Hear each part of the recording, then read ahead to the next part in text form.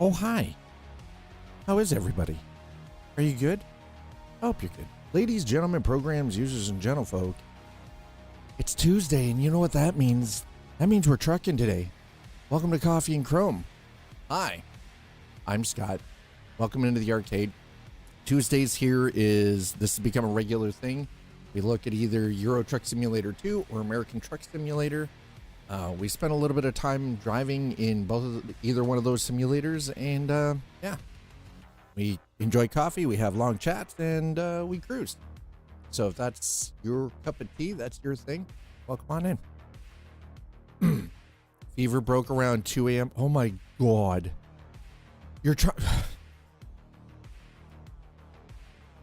Sleepy, y'all got knocked with that too, huh? Damn. Sweet Christmas. Fever broke around 2 a.m. Hands are sweaty, mom's spaghetti. Yeah, we're gonna try to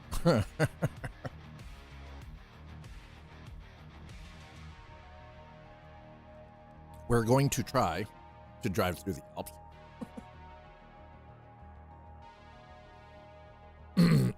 We're going to try. Well, we'll see how this goes.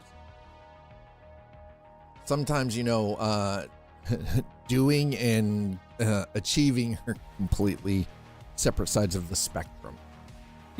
But we are definitely going to give it an attempt.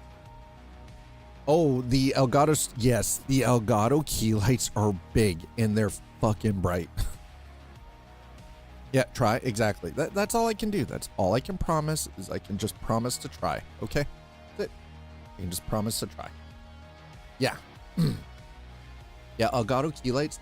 So the round one, it's only 7 inches. It's only like that big. It's literally, it is just a tiny little 7-inch, basically like an LED flat puck desk lamp. Whereas you have actual key lights, those things are effing monstrous. They're like, I think they're what, 12 by 12? I think they're, yeah, 1 foot by 1 foot, like a 1 foot square LED panel. You know what that means? A lot of effing light. That's what that means. Hi. Are we ready for this? I hope you are, because if you are, awesome. If you aren't, well, buckle up. You better get your snack. You better get your coffee. Speaking of coffee,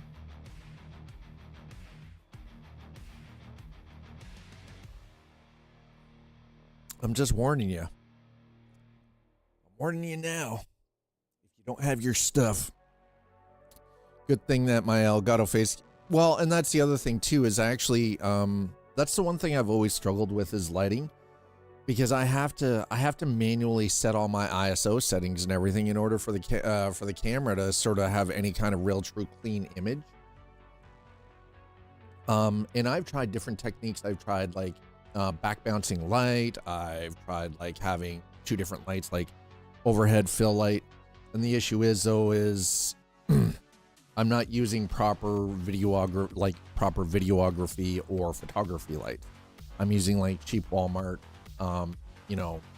ring lights and you know, trying to use lamps and basically anything that is within the $30 budget. Whereas, you know, if you're actually buying proper lights, you're looking at upwards of like $200 a light, like $150 to $200.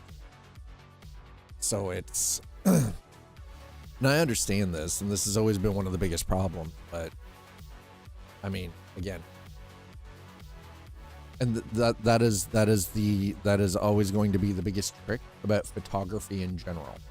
Now, if you have, say, access to a high-end DSLR or SLR camera with HDMI out that does video, and you've got good glass, you can compensate for poor light with a very high-end camera. But then again, you're going to a different side of the spectrum where you're looking at a couple $1,000s for a good body and glass for a nice camera kit to then use that for streaming, right? So I mean, And again, and we've seen the result of that too, because I've had access to that higher end camera equipment in the past. It's just, again, it was not my camera. I was able to use the camera, but it was most certainly not my camera. You know what I mean? Okay, so I'm gonna get things set up here because I wanna. We're driving through the Alps, right? So, do I? Oh, the real question is though, do I actually have? Wer ist Innsbruck?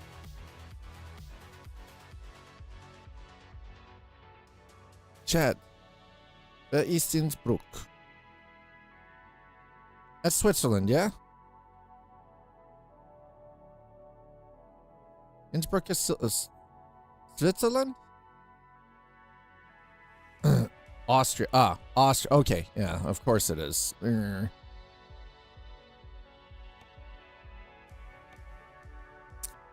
Yeah.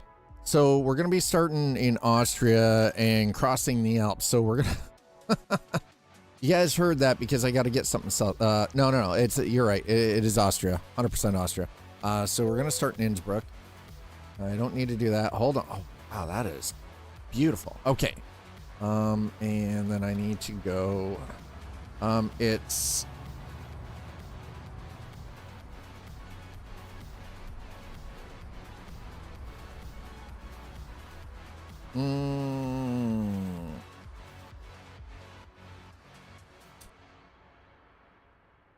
I think... Yes. Okay, so if I do this, hold on one moment.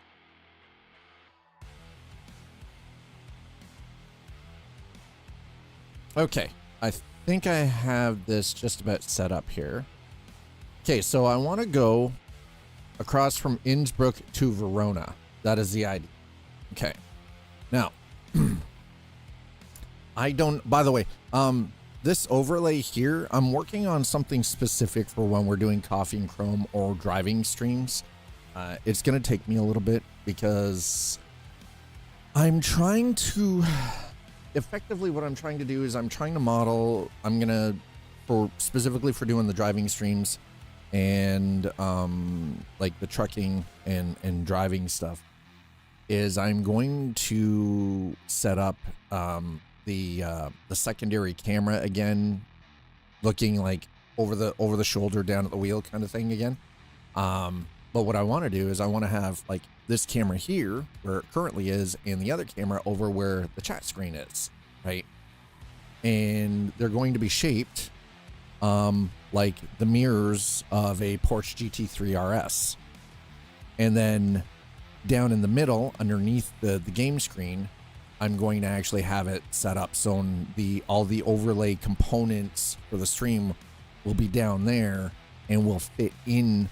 So I'm like doing a very specific this main game screen just for when I'm doing driving stuff, but it's going to take some time because I actually have to build the assets myself.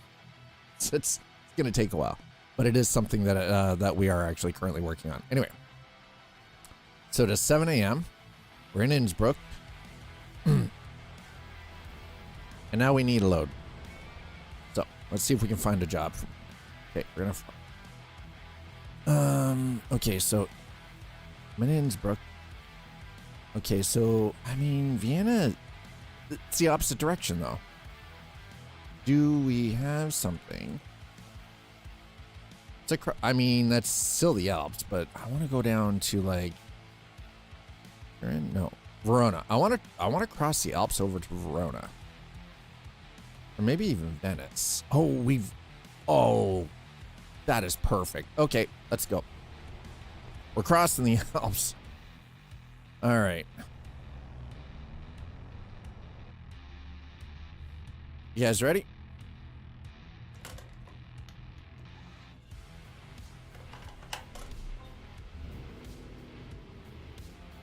Oh God, it's got all the stupid things. Hold on.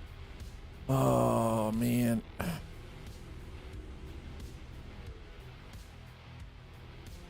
Okay. How do I? Oh, how do I change? No. Cancel, please. Cancel. Nope. Ah, damn it. How do I change my UI elements here? Is there not a way on this screen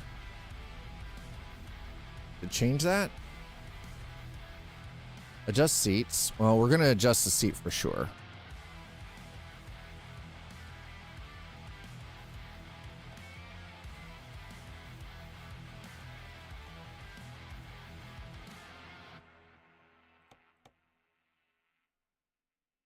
F6? Maybe F6? That might be correct. I don't know. We'll find out momentarily here.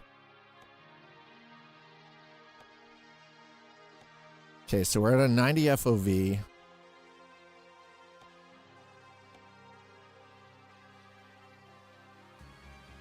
Nice ultra wide. All right, perfect. Verify the... no, mirrors are good.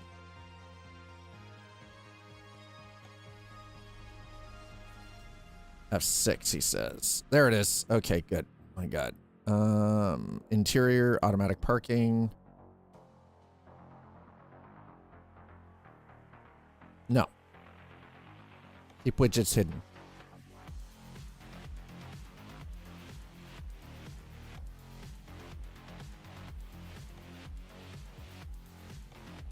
No, I want, yeah, we want the interior infotainment.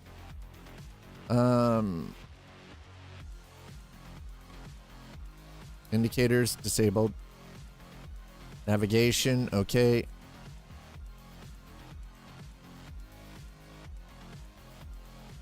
Only in interior.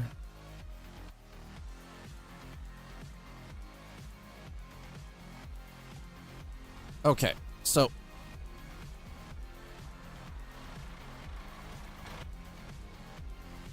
alrighty.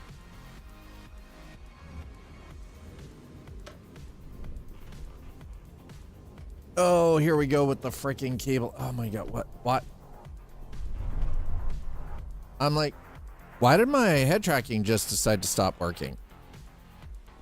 Excuse me, sir? Sir, I can't afford to be fucking around with you, okay? You need to just... Hold on. Oh my God. Keep forgetting the camera actually has to be in a different position for the trucking and the driving. Okay, I don't want the quick info stuff. That needs to... No. Widget option.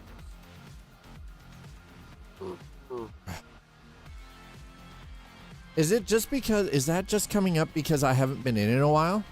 Is that what that is? I feel like that's what that is. Gameplay. Yeah, 100%. Okay. Rain probability. Okay. All right. Stability. Uh-huh. Interface. Here we go. That's in your face. Keep widgets hidden. Yes. Wait. Keep widgets hidden. Keep notifications. Keep the goddamn mirrors hidden. Thank you. Okay.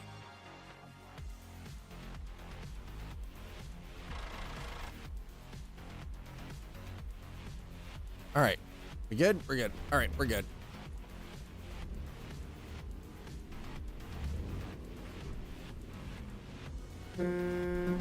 Ooh, that's loud.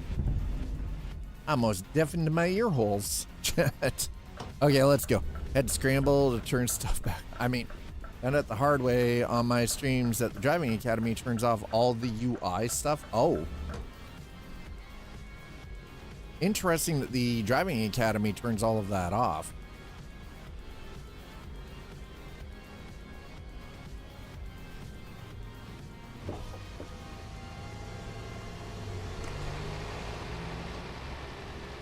All right, so welcome to Innsbruck.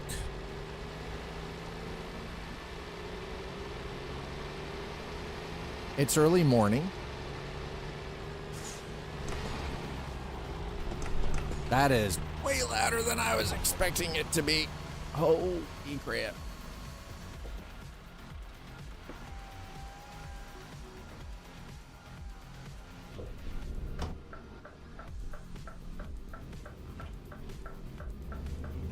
Okay, let's get around the corner here. We're gonna get this up to speed and get ourselves underway, I think.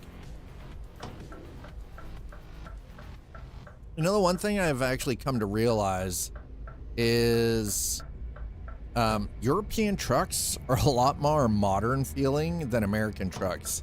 Even the new American trucks do not feel as modern as the European trucks. Hello, Casper. Welcome on in. Got a small boom arm, weighted bottom, similar to a lamp for my webcam. Nice. Sometimes that stuff works really well.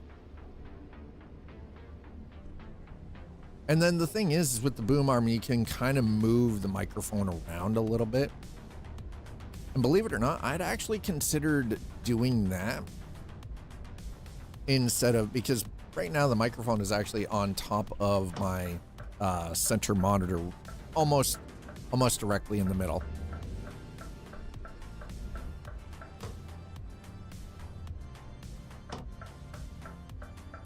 Someone say lowering the boom. Listen.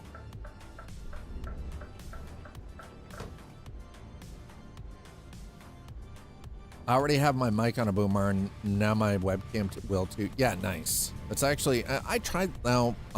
That's probably what I'm going to do for the microphone behind, or not the microphone, the secondary camera for when we're doing like streams like this.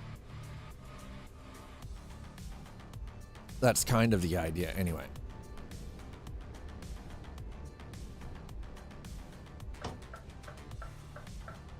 These trucks are so freaking modern, bro, and I love it. I'm kind of here for it.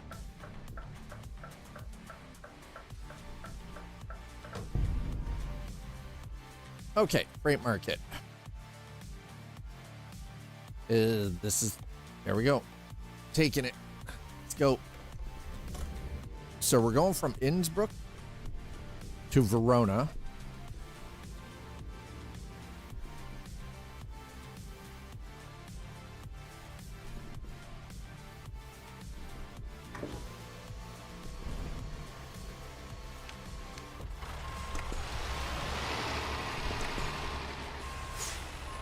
We're going to drop the back end down a little bit. There we go.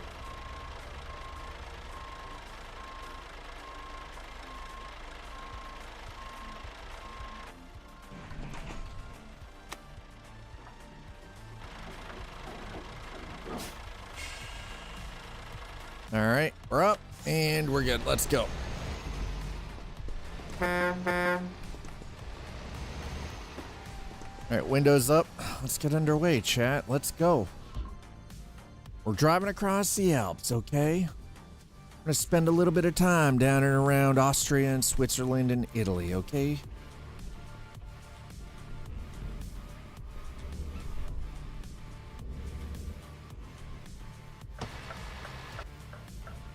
I'm like, God, why is my truck taking so what is going on with my truck right now?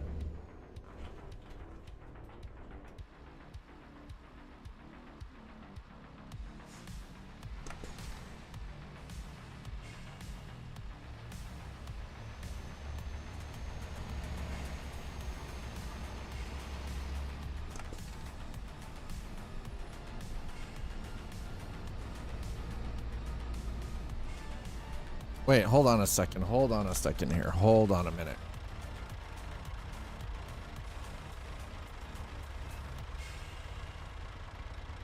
There we go. Okay, we're good. Never mind. I'm like, bro. There's so much creaking in this truck. It sounds like it's falling apart. Folks, how are you all doing? Welcome on in. If you're new here, I'm Scott. This is the arcade. Welcome into Coffee and Chrome. This is a regular Tuesday segment. Every Tuesday, we take a look at either American Truck Simulator or Euro Truck Simulator 2. Tony from the F off, Choom. Listen, there's no Eddies here. Well, actually, you know what? I think if I remember correctly, Eddie's are... Hi, Tony. Just needs some lube. Listen, just needs a little... If I remember correctly, Eddie's are based off of euros anyway. So, I mean, that's, you know, that's pretty accurate. We're in Europe. Euros, Eddie's. I see where you're going with this timeline, but the Chrome we're talking about here is not cybernetics. Not sorry. Oh, God, that's loud. Tony, how's the East Coast? You hate us landlubbers yet? Oh my goodness. Chrome the F off, choom. Chrome the F up, choom. Give me them Eddies for all that. You know, no Eddies. And as for coffee, you're just gonna have to find your own, okay? Listen, I can't help you with that. I got barely a cup left, okay? But yes, if you were new here, Coffee and Chrome is a regular Tuesday segment. We pay attention to American Truck, Euro Truck Simulator 2, and, you know, basically sort of trucking simulators in general. I'm hoping that in the future we will be able to take a look at Truck World Australia. Should be out later this year, I do believe. The East Coast is soaked. No snow here anymore, but the wells, water table ain't. They sure will be after this. Oh my God, dude. Holy shit. Y'all getting flooded out. See, I have a bunch of like real world friends that live in Nova Scotia, and their property is fucking flooding out right now. There's nowhere for the water to go. They're having so many problems. It's freaking ridiculous. Absolutely 100% redonkulous, you know. I hope you're managing to stay dry and safe in all of this, Tony. By the way, speaking of trucking, let's talk a little space trucking. Star Citizen 4.7. Tony, have you been messing around on the P2? And if you have, what are your thoughts?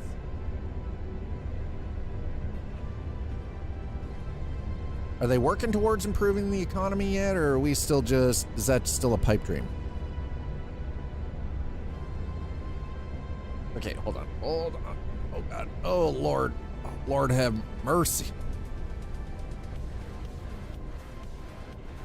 Okay, this truck might be slightly underpowered for what we're doing. So we might have to do an upgrade. It's quite possible we're gonna have to upgrade this truck. We might struggle getting through the Alps with this thing.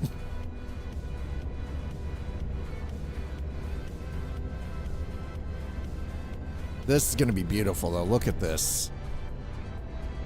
Look at this scenery, chat. My God. Oh, wow, it's deafening. Yeah, hold on. Oh my God, that is so loud.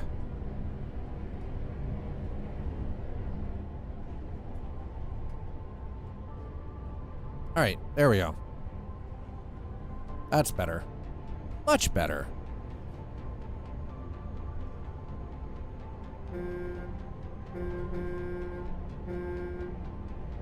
Yay. So the East Coast is soaked. I mean, we're just getting little cold snaps. I saw that in the mirror, by the way. I indicated with plenty of time. I don't know what the hell that clown ass was doing, but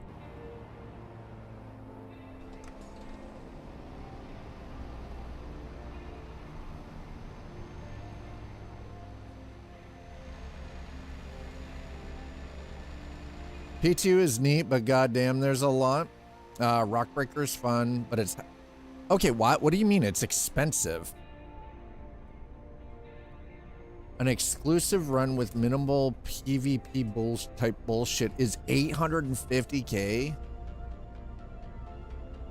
The mining is going to be a moneymaker. Nice. I'm glad to hear that. New inventory UI is amazing and smooth. Patch, though, still needs more cook time. Large ships are getting glued to the hangar floor. Oh, God. That sounds freaking terrible.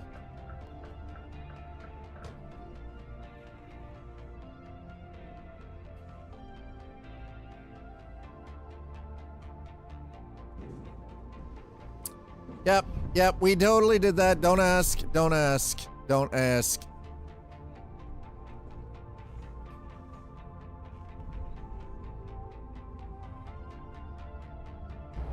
Wait, I'm not supposed to be here, chat.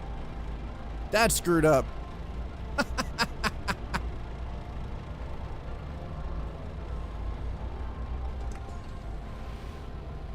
We fucked up.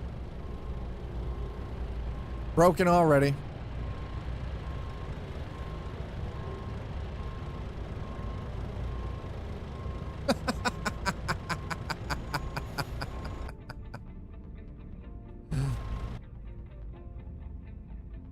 Right idea, wrong lane. Yeah, pretty much. Sounds about right.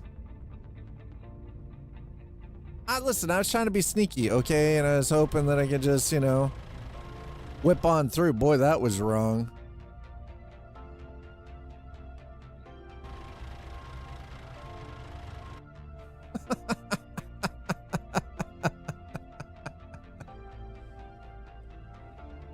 Well, chat, if you were expecting realistic driving, I may be disappointing you.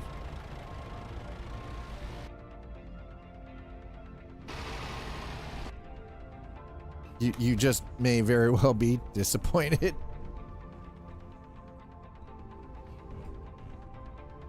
Don't hit me. Don't hit me. Take my money. Jesus. I'm like, yeah, this will be fine. Holy crap. Nope, that was definitely not fine. Okay, anyways. So, large ships are getting glued to the hangar floor. So, it costs you... What just happened?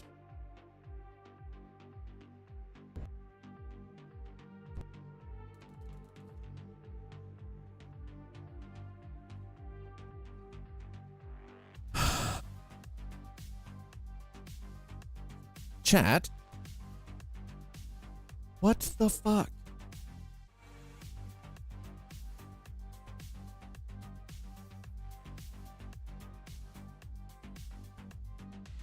Really? Well, there's crash number one. Chat, we have a simple rule around here. The rule is this. Game crashes 3 times during a playthrough. I don't try to overanalyze it anymore. Sometimes I do break that rule. But in this case... we might end up over an American truck. I don't know. We'll see how this goes. I'm going to start removing mods. Usually that is because of mods. Stuff like that will be mods. That's France. Actually, you know what? I'm going to get rid of that and that. Let's put the... South of France. Yep.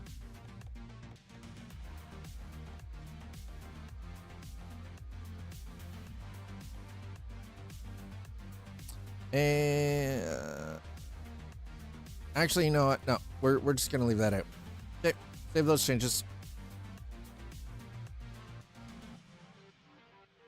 Percussive maintenance may be needed. May I interest you in a 20-pound sledgehammer? No.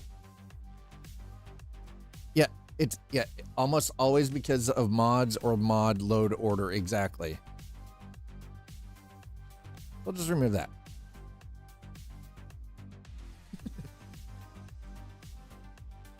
So Rockbreaker exclusive run with minimal PvP is why is it 800? Why is it 850,000? Now here's the thing. Okay. Rockbreaker is the new event. Why is it 850,000? What, do you have to buy a bunch of...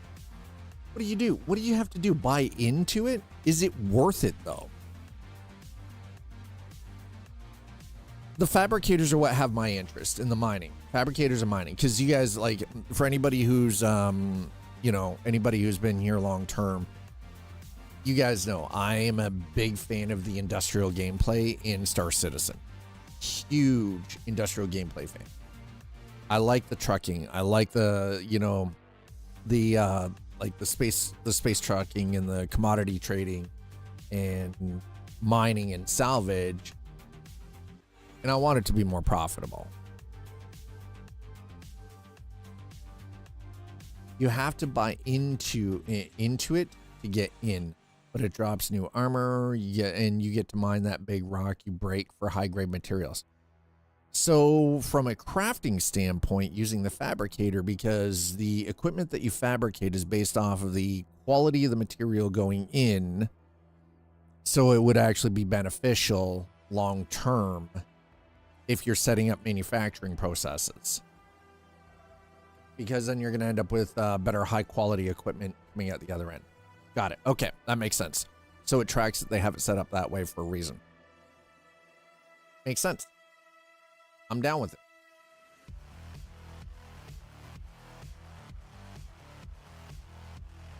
Hopefully this allows us to just continue where it dumped us out. Hopefully. And if not, you know. As you guys can see, though, I try not to make things like too overtly complicated or anything. I'm trying to keep it pretty straightforward and easy to follow. All right, so while it's doing that, let's go over here and I'm gonna grab this. We're gonna play it. There it is. Yep. Hell's yeah.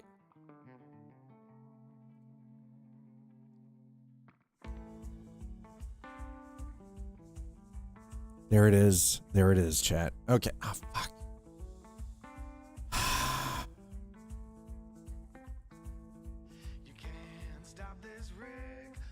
All right. We're going to start back in Innsbruck again. God damn it.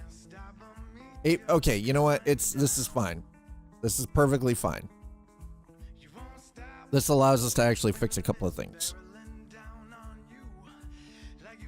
Blueprints also drop from rock break. Oh, okay. So yeah, that is definitely another reason to.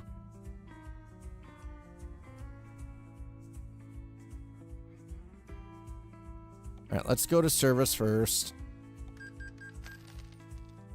and let's go to configurator.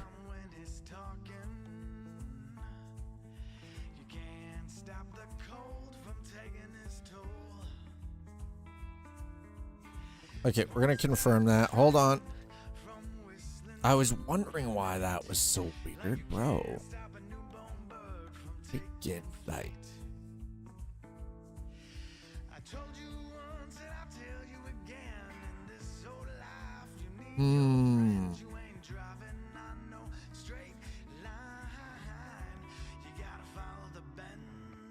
Okay, hill traversal is the big one that we need. Okay, so we'll go with that. And what have we got for 323? Okay. Yep. All right, that works. Okay, we're there. We've swapped the engine out.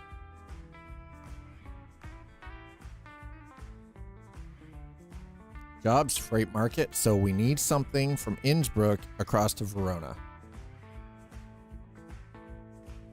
Innsbruck, please. So hopefully nothing. Wait, what? Okay, you know what? Can we maybe get to Milan? Come on, man. Now the game.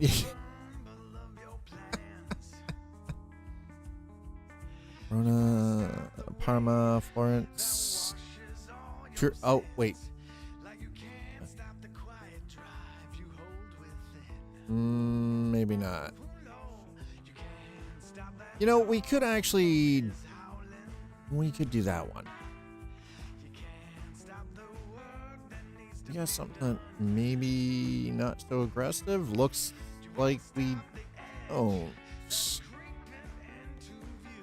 Well, doesn't that just suck? All right, here's what we're gonna do. We're gonna cheat the system a little bit, chat.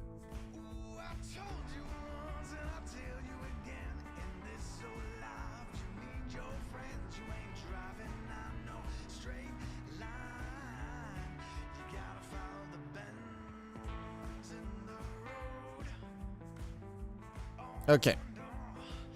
7 a.m. Hopefully, this changes the job market for us.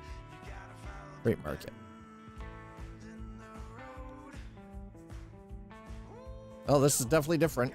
Okay, let's see. I need... That goes across... We could do Florence, but I can't...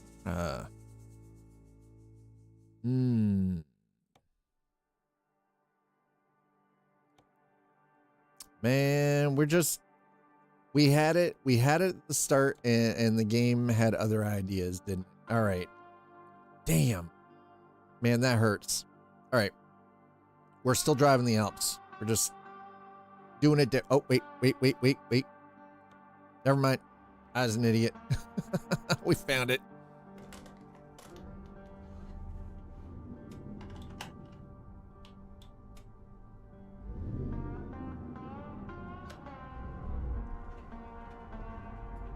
Okay. Let's try this again, shall we? Only with less crashing. I can't believe that the game crashed. Actually, I can't. As soon as you start running mods, it becomes an inevitability. It's not an if, it's a when.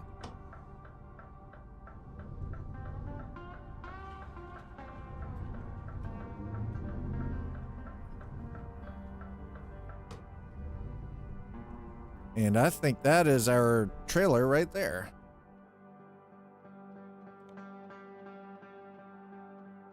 That's the one. Let's go.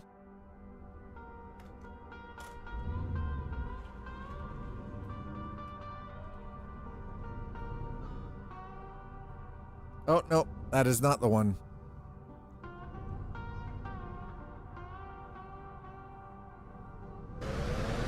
This is the way. This is the one. Okay, we got this. Oh my God. I should have just backed down here instead of... Oh my God, this is dangerous AF. Why did I think this was a good idea?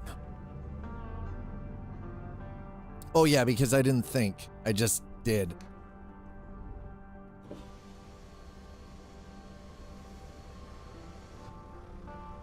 There it is. There we go. Okay, we're good. We're good. We got this. We got this, Chad. Let's go. I mean, I do like the idea that you have to do some of this stuff to access blueprints, right?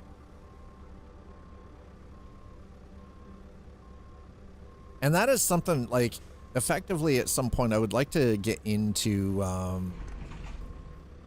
like, playing with, like, being more active, playing with Loken.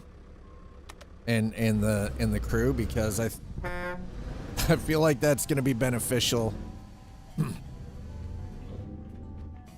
Even if it's just me reprising my role as space trucker, you know. All right, there we go. Or we get too far in, so drop that down. So there we go.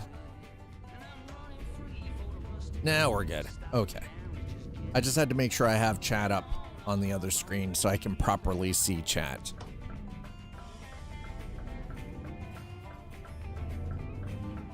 All right, let's try this, only this time with no crashing.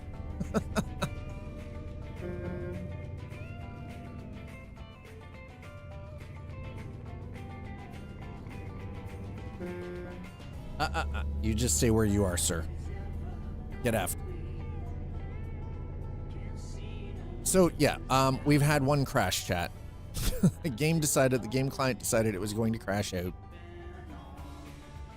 Also, you know, I wish that they would do real-time reflection on... It's nice that we've got these reflective surfaces, I guess you could say, but it's not real-time reflection, and that bothers me. It's little details like that that actually really kind of bug me. Now, what really actually honestly bugs me is what is with the DLSS slop, the DL slop, AI slop from fucking NVIDIA with DLSS 5.0. Have you guys seen this? And if you haven't, because GDC is going on right now, which is NVIDIA's little thing. They tried to push out and show DLSS 5.0, like, oh my God. And their live real-time neural rendering. Oh boy. Oh my God. No. Listen. No, it's so bad. Bro. What in the actual hell? How did Jensen sign off on this bullshit?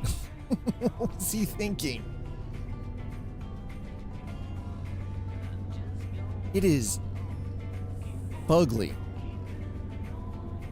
Like, so just absurd, and man, like, I saw the Hogwarts Legacy thing and I was like, that kid is supposed to be 15, not 30. What is the... Trying to do income tax? I forgot I had caps on. Oh. Sorry, Tony. Oh, that's something I gotta do too. I gotta work on them there taxes. I still haven't. I should have done that this morning, but I was messing around with other things, some technical stuff, OBS updates and everything. And I wanted to make sure that everything was, working in 5x5. Oh, that's a delivery van. Okay. It's like, what the hell? Before stream today, so I ended up, who here is familiar? Oh, yeah, it's AI slop. No, I hate it. Oh my God, it is terrible. And I don't think NVIDIA was expecting the visceral anger that came from this announcement of DLSS 5 and them showing like this real-time neural rendering agent that they have. It's like, guys, like, what the hell? I don't need you to put like this weird fucking obscene AI filter over top of all of my goddamn games. Like, it is unnecessary. And the other thing that really bothered me about it, and what I'm concerned about too, is that by NVIDIA doing this, it doesn't incentivize game developers to put in the time to properly and correctly optimize their visuals and optimize the graphics pipeline to actually make a game run better. Like, this is the kind of thing that actually doesn't incentivize anybody. Like, Unreal Engine 5 is great, but the problem is that too many people are not taking the time to actually do their own custom work anymore because of Unreal Engine 5. This DLSS freaking 5 stuff is just going to make it worse, because people would be like, yeah, well, you just let the graphics card do all the work for you. You know, it's supposed to be the heavy lifter anyway. So, you know, you just let it do its thing, and then you don't have to worry about it. And it's like, but that's not actually how it's going to end up working. That's the problem. Aha! No accidents this time.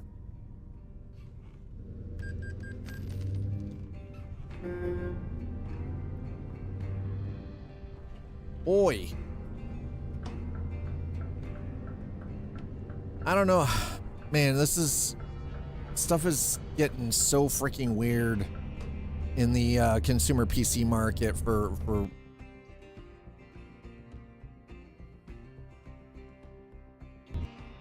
the exact same spot.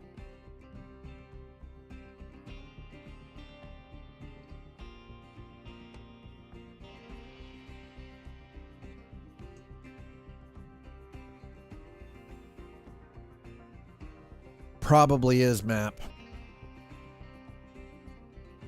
It probably is. All right. Before we get too much further into this, we might end up having to step over to back into American truck. I know it's not the load order, so it's like it's super strange why it's doing that.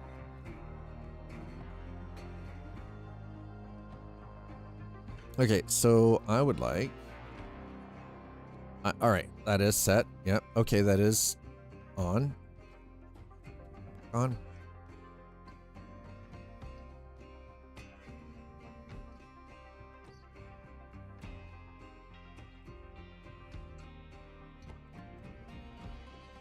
Adaptive, yeah. Morphological is okay. Yeah, high enabled. Okay. Yep. Okay. Why are you? What is?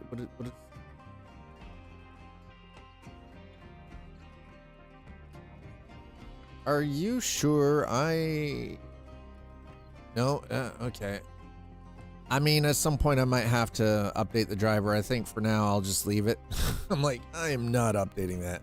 Yeah, game went crunch second time.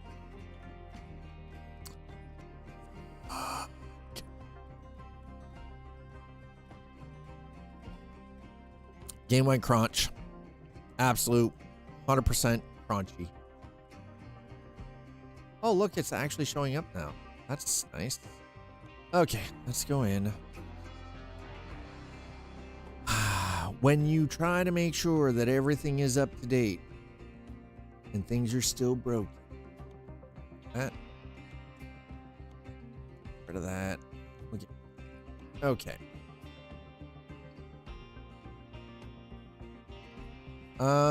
Where does... Okay, so here's the thing. That's the right place for the fix, yeah? All right, hold on. I gotta double check something here really quick. Dad's gotta double check something. Let's go.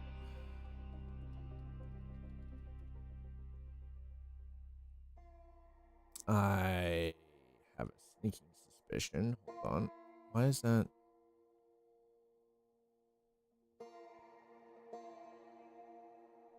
Excuse me, where? There it is.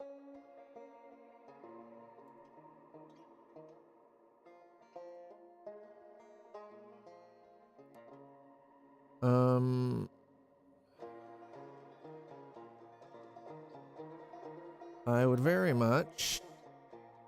Okay, I know that the bug fix for both products. Yeah, okay, that's great.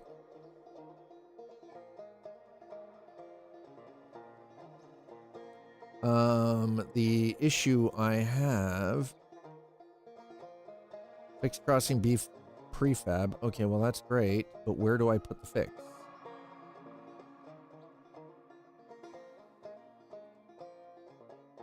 Where does this sit?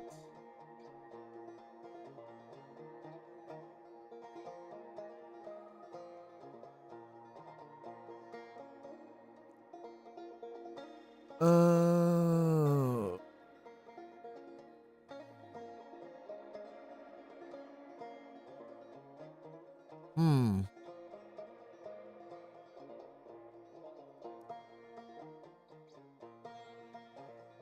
Where it doesn't actually say.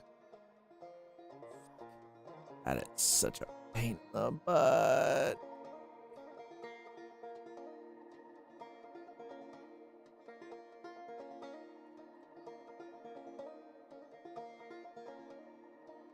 Okay,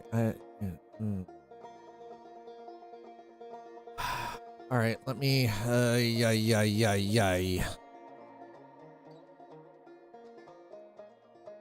Gotta go in and see if I've.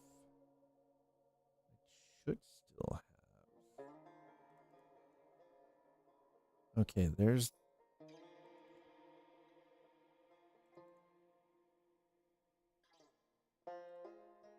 That's not what I wanted. Thank you.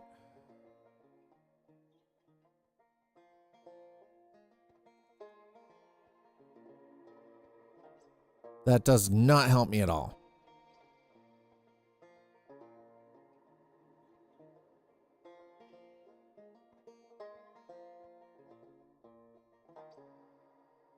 does not help me at all. So it doesn't actually show me where the fix has got to go. All right, well, that's problematic.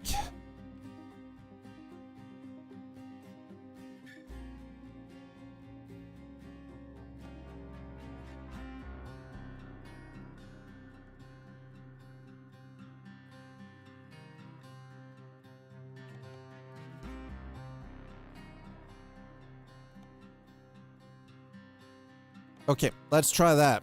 Apparently, that's how it should go. So we'll see. We're gonna see if using map mods, that one needs to be added. So let's see if this actually fixes the problem, shall we? It's gonna reset us. Maybe, might, I don't know. We'll find out. If it does.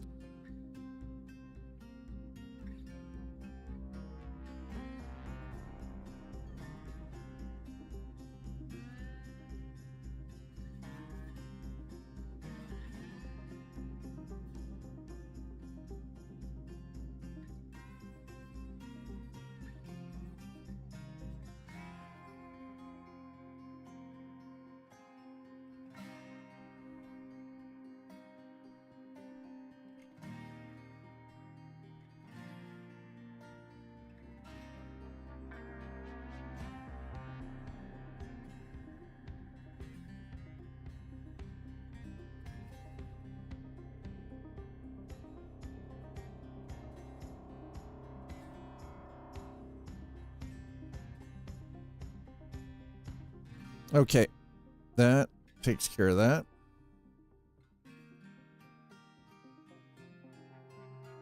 All right, done. Listen, all we're doing is we're waiting for it to load, okay? It's crashed twice. If it crashes a third time,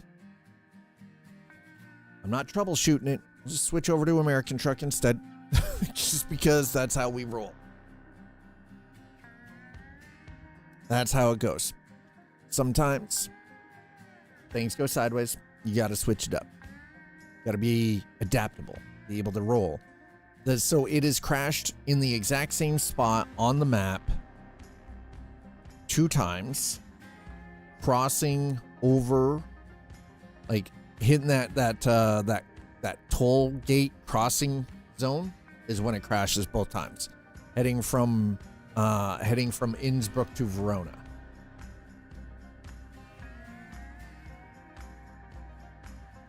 And it's like, man, all I want to do, I just want to drive this route, you know,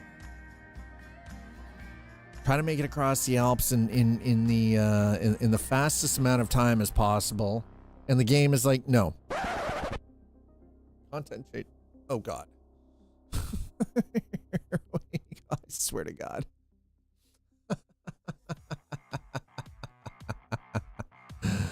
I'm pretty sure today is Monday. Just if it's not, it sure in the hell feels like it. But I do appreciate all of you being here. Thank you so very, very much. Both to all of you, whether you're on Twitch or on YouTube. By the way, the activity over on YouTube yesterday was incredible. And you guys here on Twitch just knocked it out of the park. Yeah, here we go. Reset it.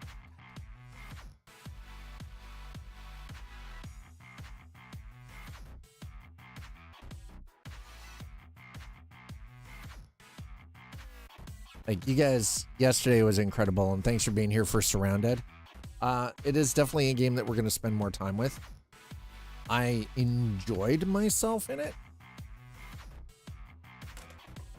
Whoa, oh.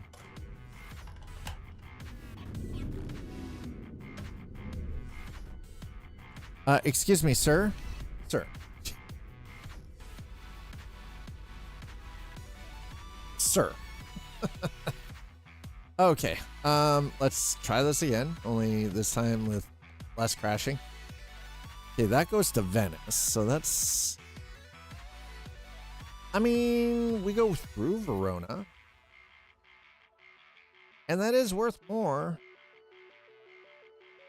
Okay, let's see what else we got here. We got anything else? Messina. You know what? We've got one for Venice. We're gonna take the Verona run. We're gonna do it again. Third time's a charm, right? That's what they say anyway. Third time is the charm.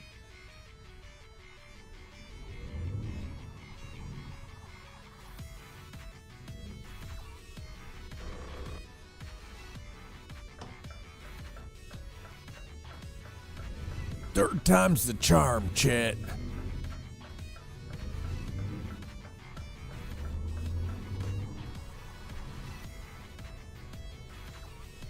All right, so this is the last time that we're going to attempt this. Hopefully everything works the way that we want it to.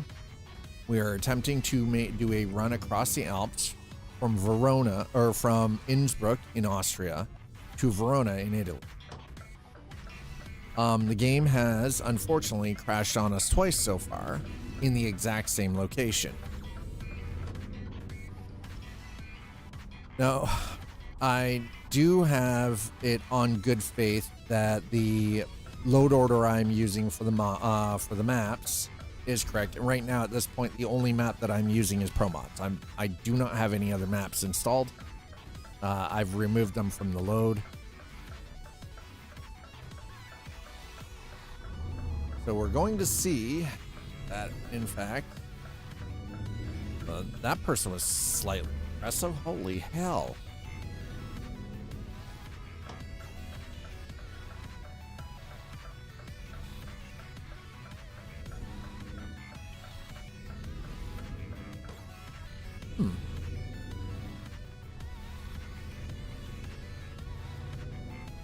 All right, so. Oh, whoa. Tony getting that riding crop. Oh my. Looking spicy in chat right now. God damn. Okay, today is supposed to be relaxing, cinematic, and driving, and so far, the game has been like absolutely not. I don't care what you wanted to do. This is not what we're doing. We're doing it my way. We're doing it my way by my rules. If you don't like it, well, tough bananas, because that's how it's gotta be. And I don't know why Larry just came out to visit, but there you go. Larry is here. Excuse me, sir. You're not allowed to flirt with me like that unless you're rich. I mean...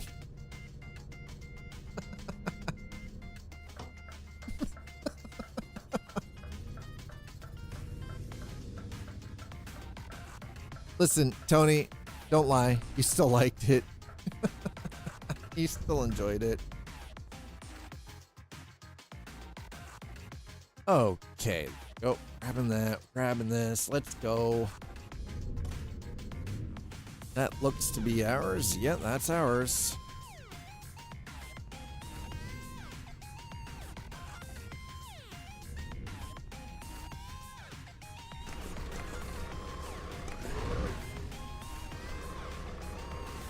Why do I not? Where the hell did my backup?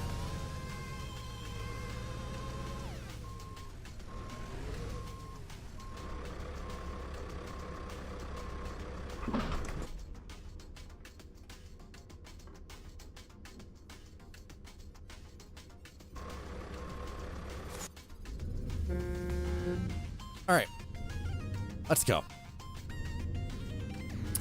I'm gonna try this one more time. We're in Innsbruck. We're heading to Verona in Italy. We're crossing the Alps. If the game crashes this time, we're just gonna switch over to American truck. For sanity purpose, because if we don't, you know, that's your own fault. You got too close to me. You're dumb.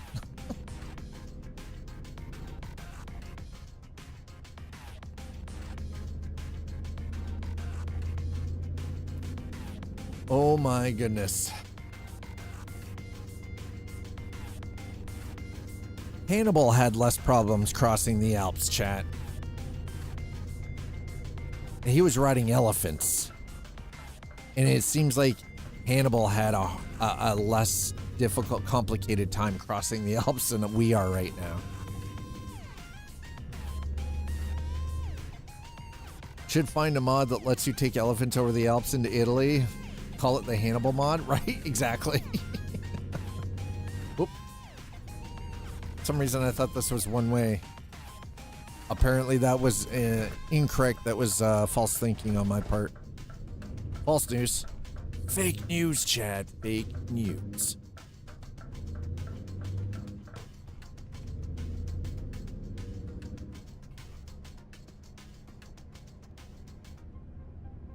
I don't know why you're just sitting there, so I'm gonna go around you because you scare me. Yeesh.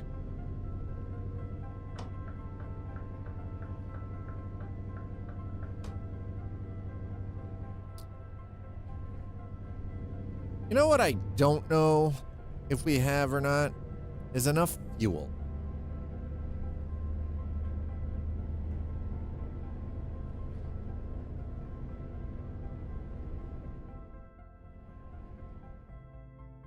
Oh God.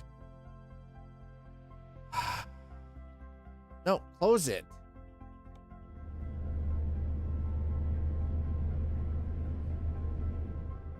Why are no? Give me F8. F8. 6. Nope. F6 does not do that anymore.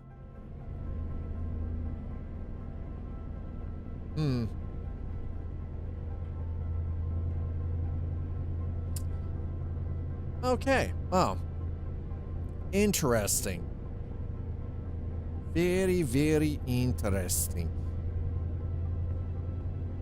They really did do quite the job on changing the... Oh my God! It's okay, it's just a DAF. It's fine. Truck will be fine.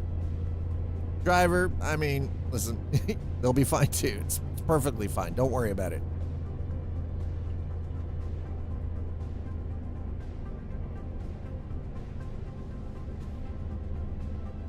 Just a love tap. No time. Yeah. No fine didn't. Exactly. No fine didn't happen. See?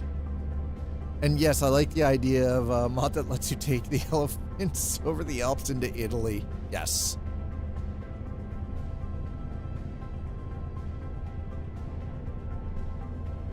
Hannibal and the Technicolor elephants.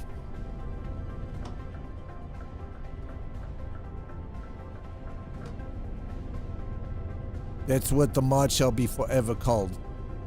Hannibal and the Technicolor elephants. I'm not really... Listen, I don't really know how that's going to work, though.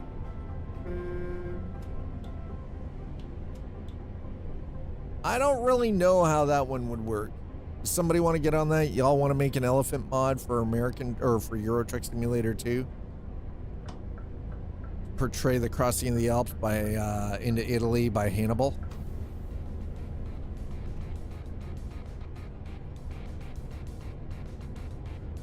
That'd be a slow trek too. God, Hannibal, I'm gonna break your shit over and over again. Romans, oh hi there.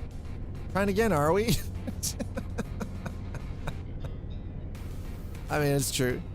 Trying again, are we? Pretty much. Sounds about right.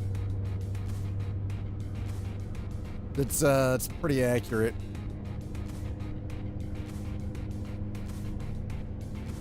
Okay, so we are back up to the spot where the game decides that it's going to break all the time and crash on us. Sorry, get your piece of crap Volkswagen out of my way, sir. So now we're going to see if it crashes again. Eventually, the Romans just get angry and flatten their capital, salting the earth. That sounds very Romanesque anyways, doesn't it?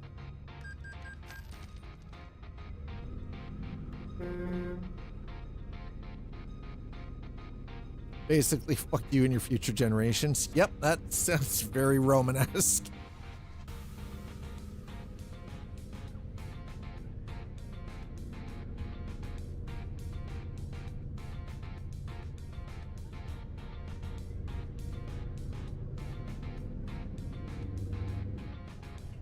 Huzzah!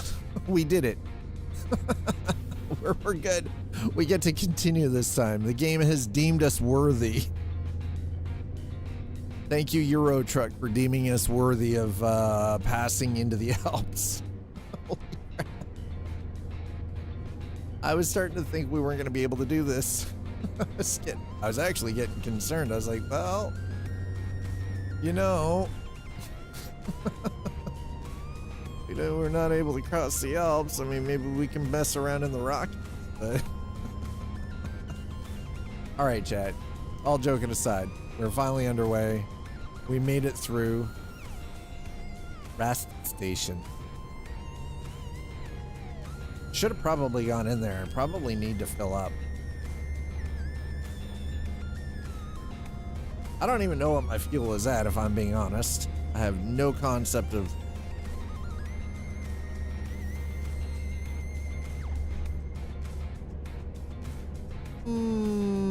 we seem to be alright for fuel, so... we seem to be good, yeah.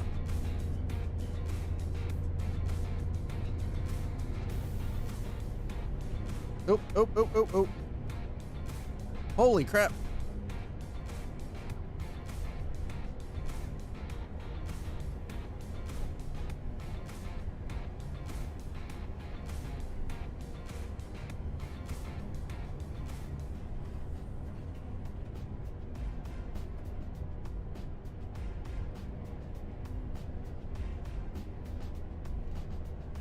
All right. Only there was a UI setting for that. You never mind, sir. We're just gonna ignore that's even happening right now, okay?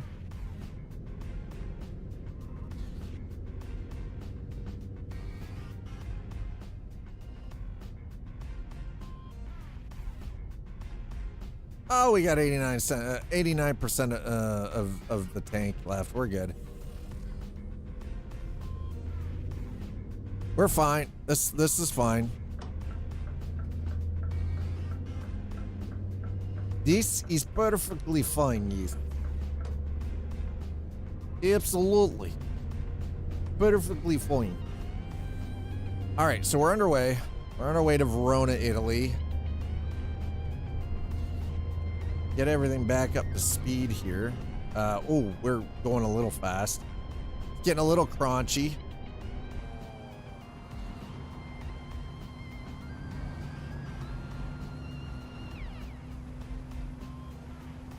We're doing a little, yeah, we're going a little fast.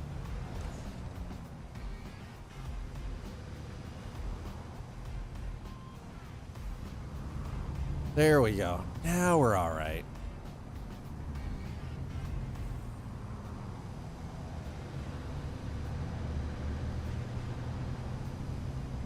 I am doing 82, which is 2 kilometers an hour over the rated limit here, and I'm getting beat by the Willy Betts. Billy? Bro. What the sir? You fucking donut. What the hell was that bullshit? I got the fine, he drove into me. I was clearly there.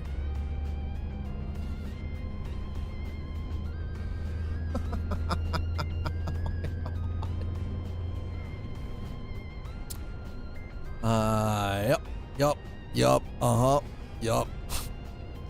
Christ. Oh, chat.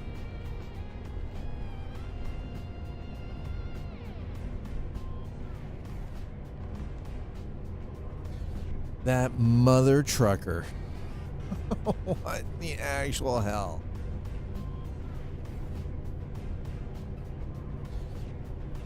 It was a little aggressive. He pushed me off, and then he still got smoked. That man didn't even bother checking his goddamn side mirrors at all. I guarantee you, did not check his mirrors at all.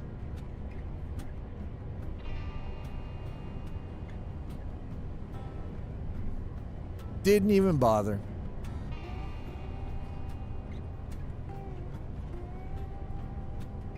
Didn't bother.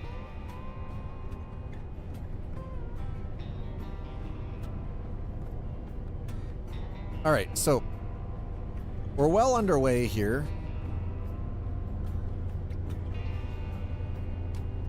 I kind of feel like we should try a different truck at some point too. Don't get me wrong. Well, and the thing is though, is we don't really have other trucks for me to try because Dad only owns the 2 trucks. And I have one single AI driver right now. Maybe, you know, maybe we should work on getting a couple of extra trucks.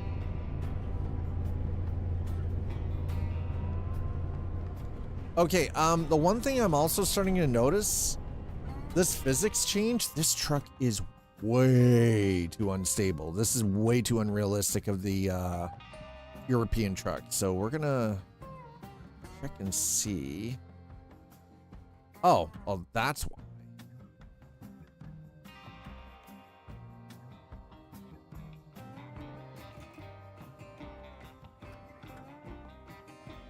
There's a reason this thing is so squishy, because it's not realistically set anymore.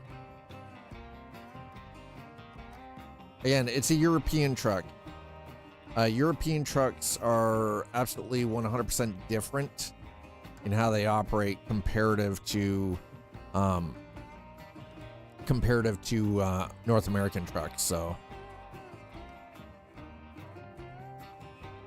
okay, that seems to be good. Yes. Interface.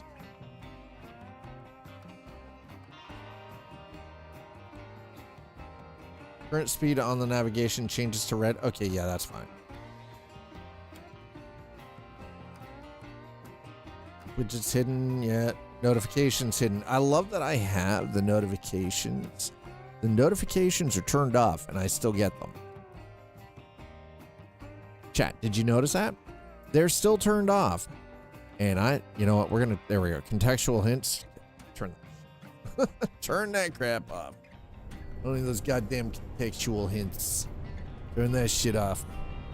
All right, let's see if this fixes the unrealistic cabin physics. Man, this truck has got way too much of a lean to it.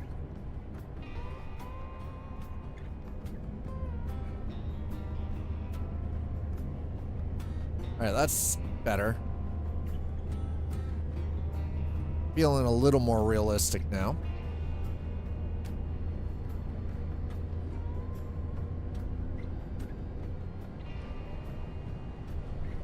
All right, folks, if you're just joining us, welcome on in. Welcome to Coffee and Chrome. Coffee and Chrome is a regular Tuesday segment. Every single Tuesday, we take the time to just have a primary focus on the trucking simulators, Euro Truck Simulator 2, American Truck Simulator, the upcoming World of Trucks, or Truck World, sorry, Australia, and you know, other titles that sort of fall within the realm of logistics and trucking in general. Today we're driving around in the Alps region. We started in Innsbruck. We're on our way to Verona to start things off. And if the trucking simulators are, you know, something that you're into, Tuesday is the day that you want to be here for that.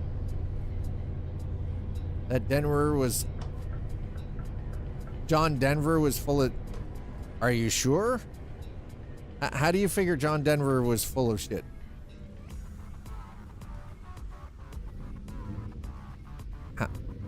Explain to us. John Denver was full of shit. He said, mountain. I see no mountains.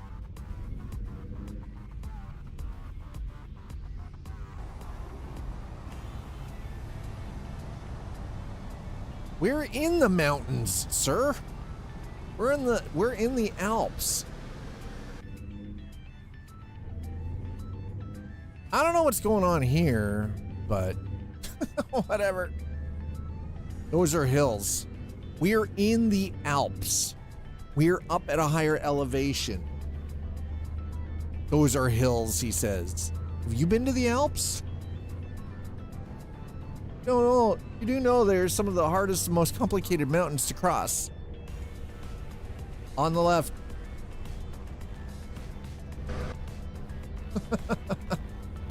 Exactly. West Virginia, not Switzerland. Baby hills. Disagree. Slider just trying to be difficult. Slider, are you trying to figure out what it's going to take for you to get... like, are you trying to figure out what it's going to take for you to piss somebody off and get banned in this channel? Is that what the plan is?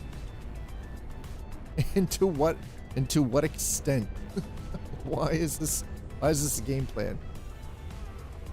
Damn, Sleepy, what did you deserve? What did you do to deserve the fish, bro? Yeah, we're not America, because America is no longer the land of freedom and dreams. America's something else now. Fish missed its target. Yo, Goose, you've come over to my side of the pond. More or less. I mean, we're driving through the Alps right now. We're at a fairly lofty elevation at this point, I feel.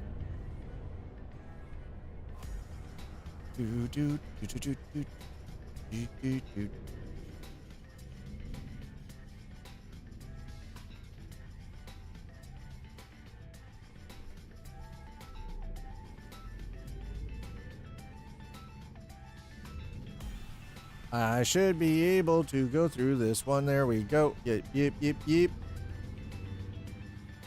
Aha. Take my money. Rob me blind, sir. In the new skinny dish. Yes, I do rather like the new dish. It's very nice.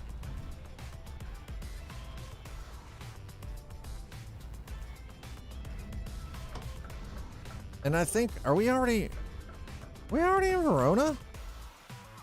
God damn, we are. Holy snake, bro.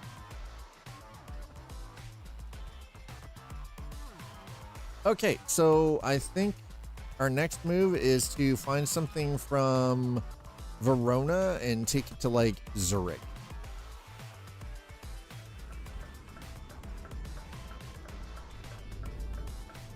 You do have a good skin for it. For what for the Scania?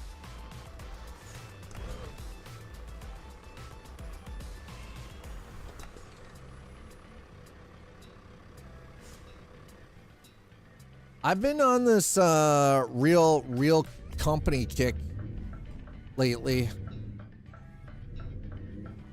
I like driving the real world truck company skins in both American Truck and Euro Truck.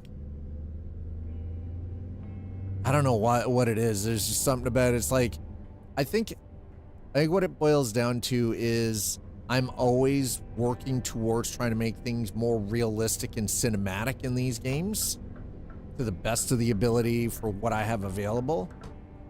So I spend a lot of time looking at, okay, what are the real world, companies using, like what types of trucks, what are some of these companies like, what is the paint skin, and if I can find it, then I use it.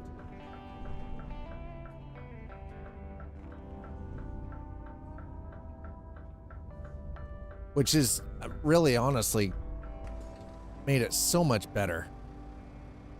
By the way, work continues on the Hollywood truck commercial.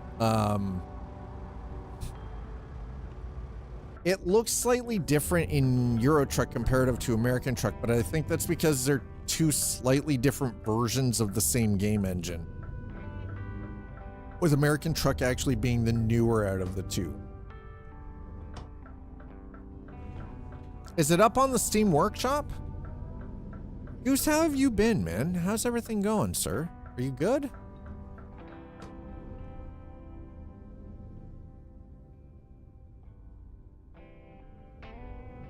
Might be able to whip something up.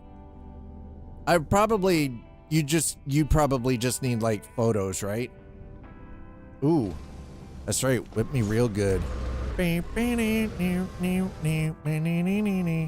Oh, that's push it. I mean, that works too. Whip it real good. Whip it good.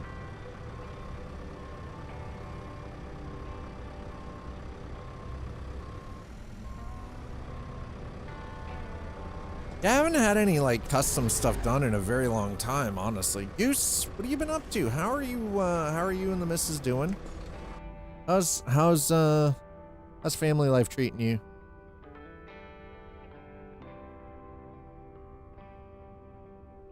Busy as always. Sometimes busy is the best way to be, right?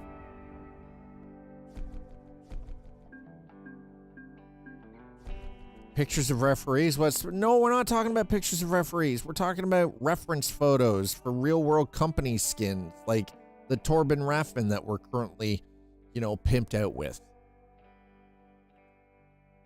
So we're in Verona.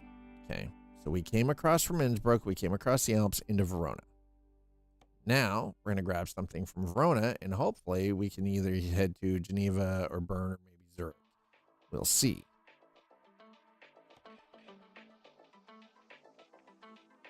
No, but we have something back to Innsbruck. I don't know how I feel about that one. But that, you know what? F it. We're going to Calais. Yep. We're almost up to $1 million too.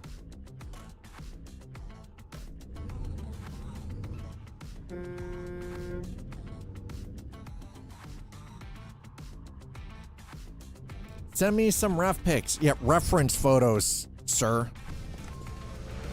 Reference, sir.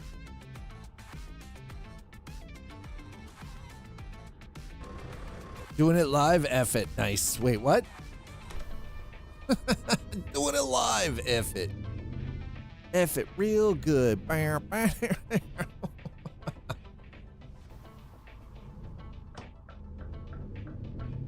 Sir. Sir, you say you're what are you doing live?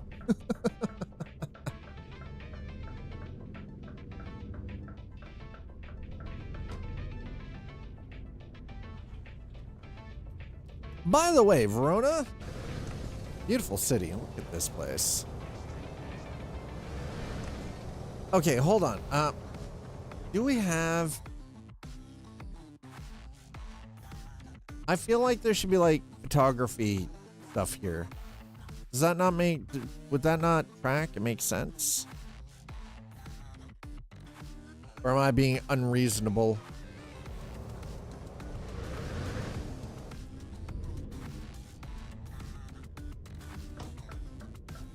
I mean, that looks picture worthy right there.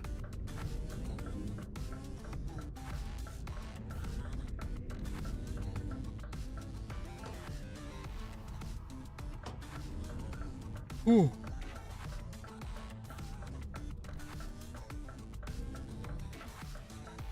Oh my God. All right. Oh, it is. I feel. Man, that is weird. Why do I suddenly feel tired? What the fuck? Chat. Who hit me with the juju? Who's putting their weird ass mojo on me? Why do I suddenly like feel freaking tired, man?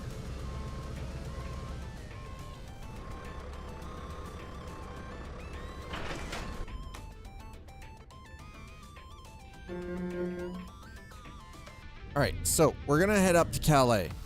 But because we're in Verona, we've got to go through Switzerland, which means dun, dun, dun, more Alps, and that's the whole idea behind this.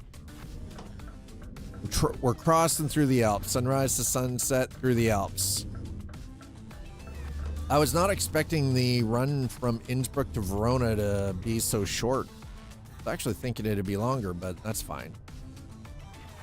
It's only the start of things today, chat. Only the start. All right, that is, as far as I'm concerned, a yield sign. So we're going to continue on through. Yes. Is it Yisk? Is that not? Isn't Yisk just like IKEA dollar store?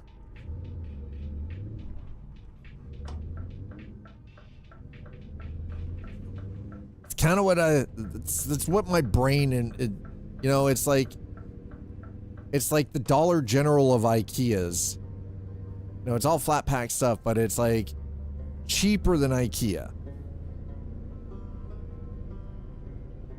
What the sir, what in the actual hell is that?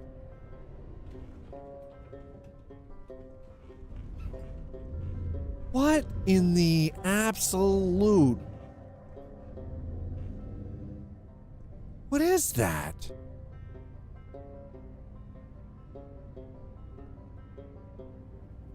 Oop, oop, oop, oop, oop. Okay, we got the card. We're just straight through. Dad has the card. Oh, shit.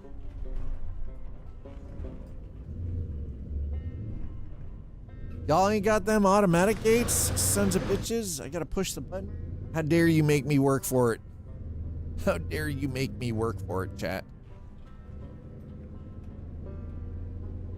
Okay, second right. Got it.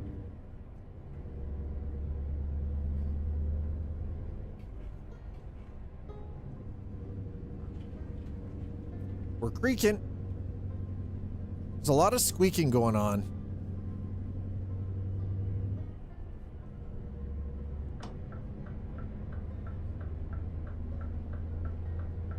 And there we go. Now we're on the A4 and we should be good.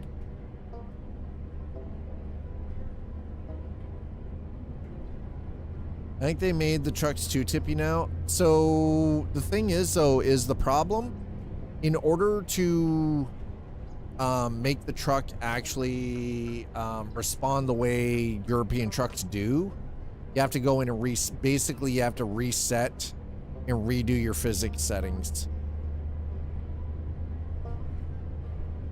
I've already figured that much out on, and I had to do the same thing for American truck as well. Because unfortunately, American truck, like, yeah, North American built trucks are more top heavy and tippy. And European trucks by nature, just from really good high quality engineering, are not. These things are like, this truck should not do this. And that's after a reset. Because a real European truck is not like this. This is like ridiculous. That is absurd. It's not supposed to resemble a freaking carnival ride. Pissing in the wind describes them best. I mean, yeah, that's one way of doing it. But so here's the thing is, I think the issue stems from the fact that this is the first time that they're entering the foray of having independent suspension, like actual functional independent suspension points. And it was more noticeable with American truck, but that's also because of what they're planning on releasing for the upcoming road trip DLC, right? The road trip module that they're planning on adding into American truck.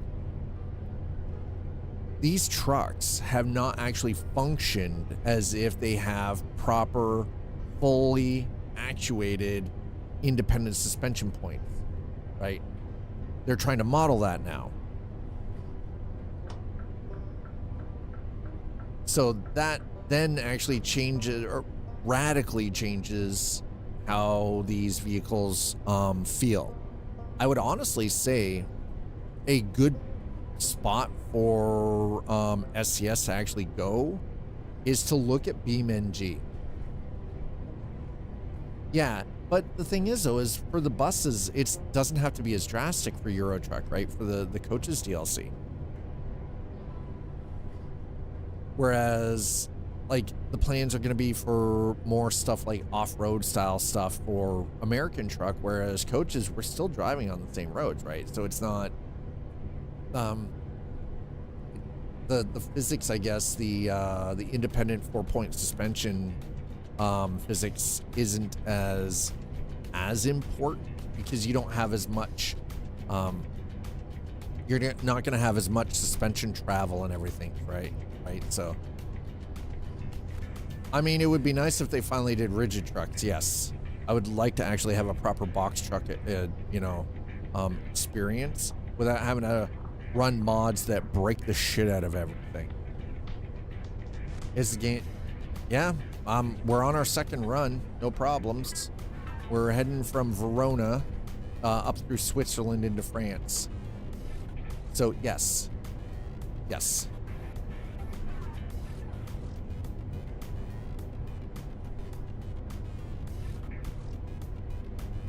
Seems to be perfectly fine now. Made it to Verona, dropped off our first load. We're on our second run. We good.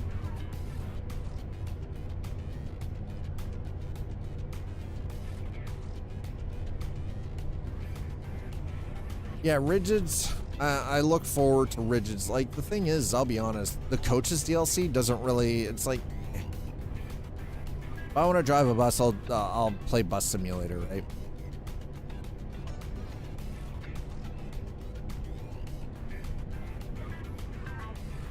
Yeah, didn't seem to be pro mods at all.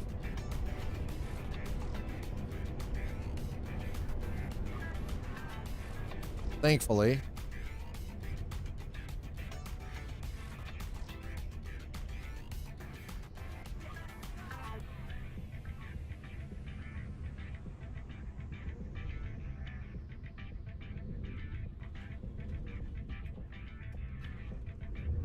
I should be going through the telepass. That's what I need to find. Telepass. Oh well. Take my money. Open the gate.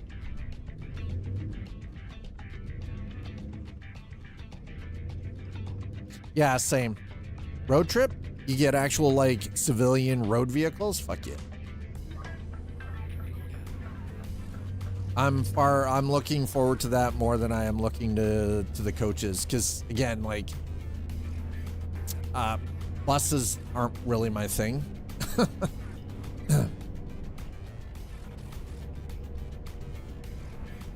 it like, for me, buses is driving around a fully fleshed out 1-to-1 scale city, like doing actual, like, transportation. Tour buses are not. Fuck that. Nah, I can't. I just. Nope.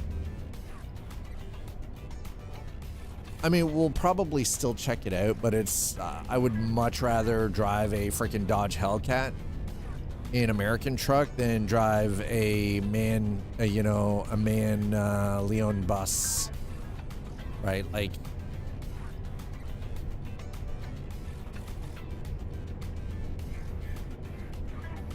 I'd rather go off-road than drive on the same roads that I drive the trucks on.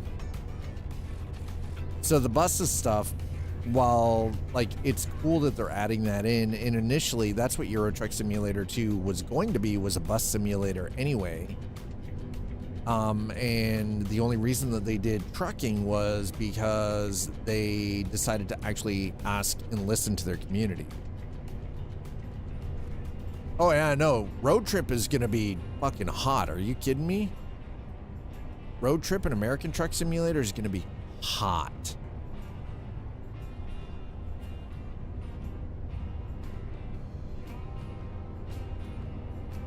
Especially, you know, with a like proper vehicle physics. That's gonna be really nice too, because here's the thing: is ultimately that is actually going to improve the quality of third-party car mods as well, so that the cars and the pickup trucks that we want to drive just to sort of tour around the map and explore and discover things are going to have better physics and handling, and they're going to actually, instead of handling like a truck, they will hand like a transport, they're going to handle like an actual civilian automobile. They're going to handle like a car or a pickup truck, right? Well, yeah, the downside though, Goose, you know why? You know why we don't have some of that like more city small road space and the harder driving challenges? It's the map scale. everything is too compact because of how dense, how densely populated Europe in general is. And because of the map scale, that means everything is on top of everything. So you don't get the opportunity to have some of those open spaces, right? No, so yeah, but then you end up with Greece, right? Exactly. Some of the roads in Greece are very tight. Whereas in North America, we have wide, vast, open spaces with fucking nothing.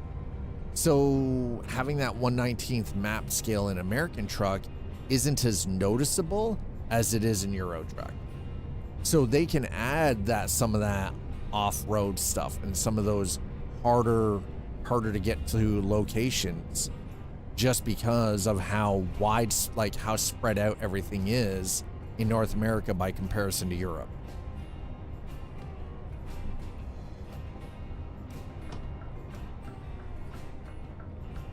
Oh my God.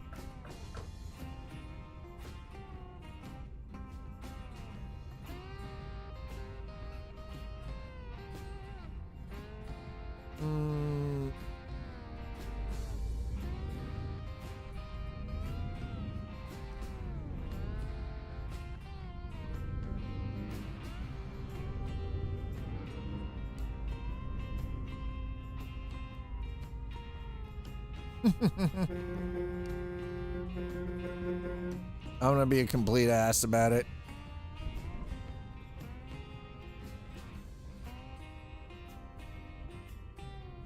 Let me through. It's the border check anyways. Not mountains, he said. Whoa. What the frack happened there, bro? Sir. The hell was that crap?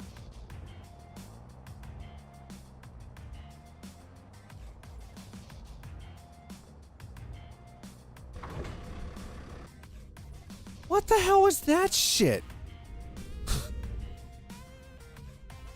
I barely got going. Freaking gate just swinging right down on top of the truck, just like you son of a bitch.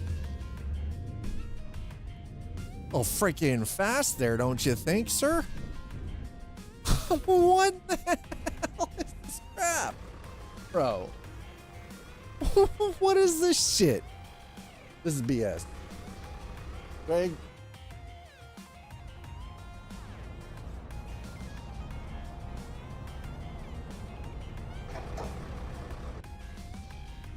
My poor truck. No, it's not a modded trailer. No, it's not. It's a Verona trailer. It's one of the DLC. It's one of the Verona DLC trailers. The only thing modded might be the skin on it.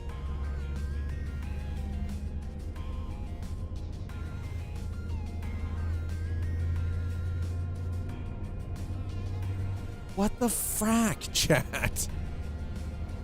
The hell happened there?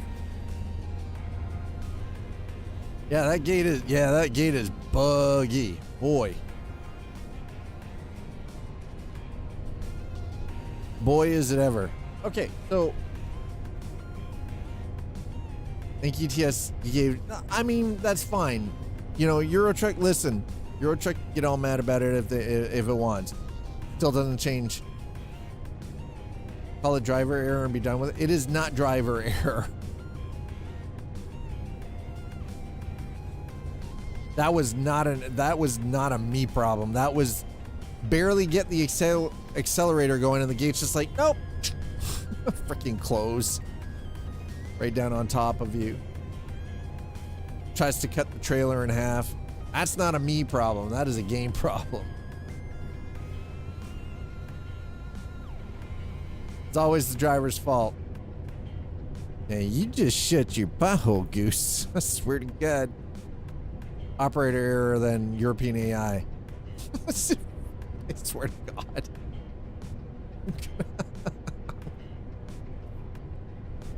Listen, somebody smack Wolf's head with a stick. Can we put sticks in chat right now for Wolf's head? Just get them. Get them, chat. Get them with the sticks.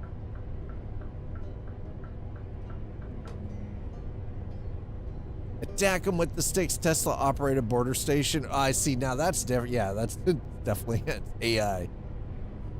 I looked. We all out. No, there. See, TVL had the sticks.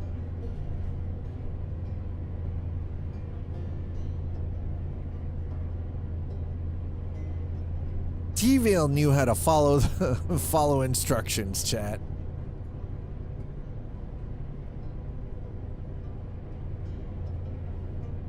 Thank you, TVL, for throwing sticks at Wolf's Head.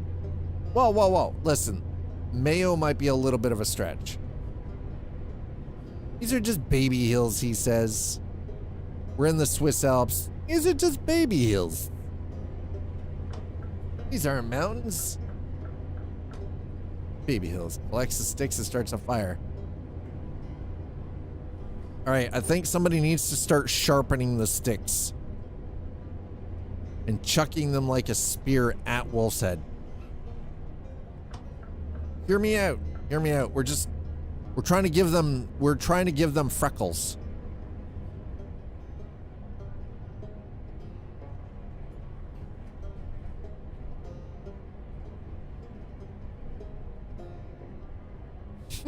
Whoa, whoa, whoa, whoa, whoa. Why TVL? Why are we licking things? I've told you if I've told you once, I've told you a million times, don't lick my windows. Okay? Don't lick my windows, okay? I don't need that nastiness in my life. Nobody wants to sit next to the window lick. Don't do it. Okay? What about the... No, you can't moon the roof either. No moon roof. No. Can't lick the moon roof. You can't lick the windows. You can't lick the windshield. Can't lick any of it, chat. None of it. So, Mr. We're not in the mountains. What do you call this? We're driving through. We're in Switzerland now. What do you call this? Huh?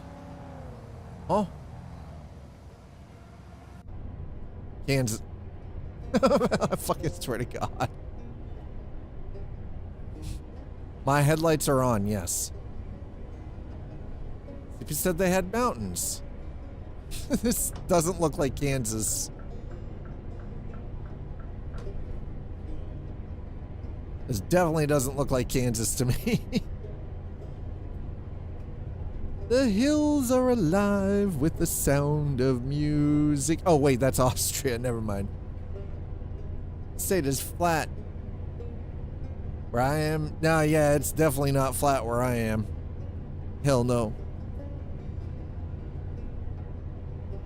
But remember, enough dynamite can flatten anything, including a mountain. I watched the Illinois gameplay trailer. The exit for my town doesn't exist, but there's a pair of bridges over a nearby river that I did see in the trailer. I mean, yeah. Listen, Barber, you're just gonna have to mod your location into the game, sir. That's all there is to it. All there is to it. That being said, though, did anybody happen to notice? With the Illinois gameplay trailer, did you guys see how bad it was stuttering? Did you see how bad the frame rate was? I know, it's a work in progress.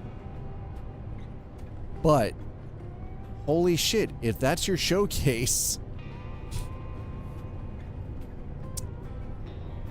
optimize the stuff for the route that you're taking.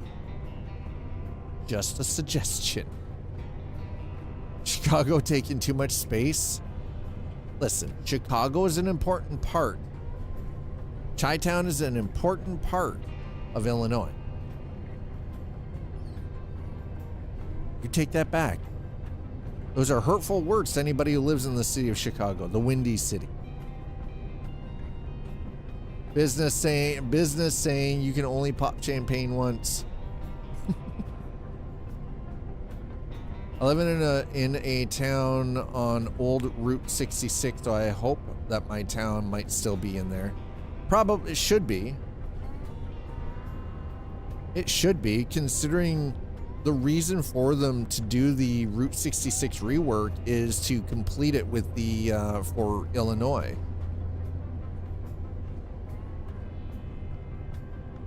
That's the general idea anyway. But you can drive to Champaign, Illinois many times. Where you put, were you an extra in the Disney movie Cars? Who, me or Barber?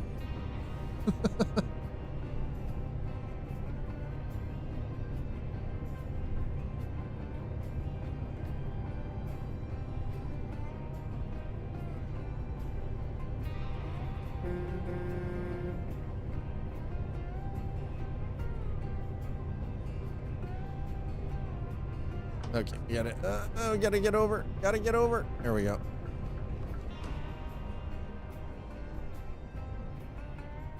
Oh boy.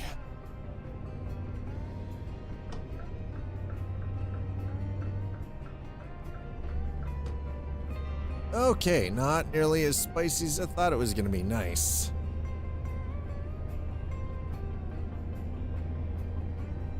I mean, at some point we're gonna have to pull.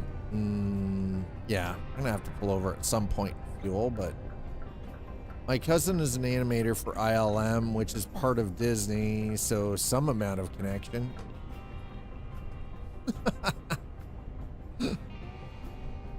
Nice.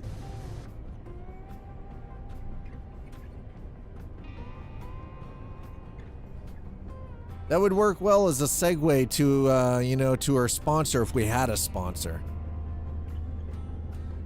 That's right, Luke. It's Euro Truck Simulator 2 Day. It's ETS 2 Day. The huge view from the harbor and bridges. The ILM AT-AT walkers were fun to see. I bet they were. So the missus and I are into watching The Mandalorian. We started The Mandalorian last night. So we watched episodes 1 through 3. We watched Obi-Wan. We watched episodes 3 through 6. Or 4 through 6, sorry. And now, after doing the original 3 Star Wars movies, we're now watching The Mandalorian. Kind of wild to me because he does have an IMDb page. Wait, your cousin? Dude, your cousin has an IMDb page? That's actually kind of dope. I mean, listen, the DLSS 5 is fucking AI slop. It's horrendous. Live neural fucking rendering bullshit. God, it is terrible. The Harry Potter one, the Hogwarts fucking legacy stuff? Jesus. Kid goes from being 15 in Hogwarts to fucking 30-year-old professor. Like, the fuck, man. Yeah, it 100%, like, fucking worst move NVIDIA could do. But it also shows how brain dead NVIDIA is right now. Because everybody is fucking angry about the DLSS 5. Even game developers like, the fuck is this garbage? Because here's the thing, is it takes away from the original artistic intent of the fucking work. 25090s running? No, that I didn't know. It took 25090s to make DLSS 5 work? Holy shit. There is not a gamer out there that is going to want to run 25090s to have DLSS 5 trigger out that AI slop garbage.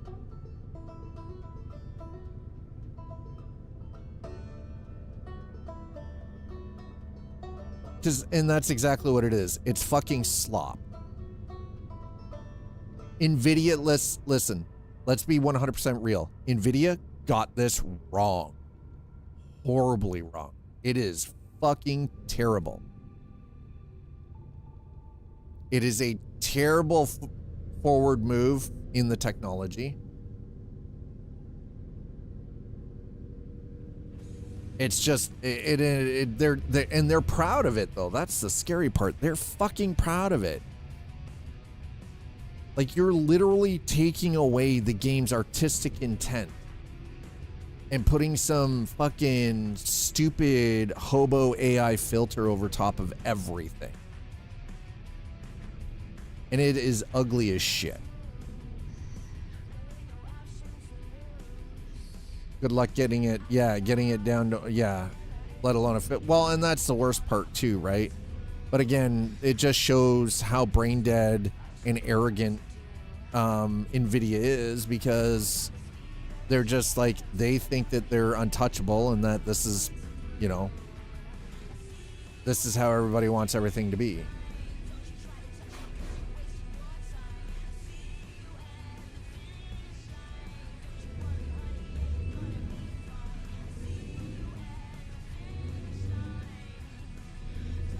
Doesn't help when they're probably firing their designers or listening to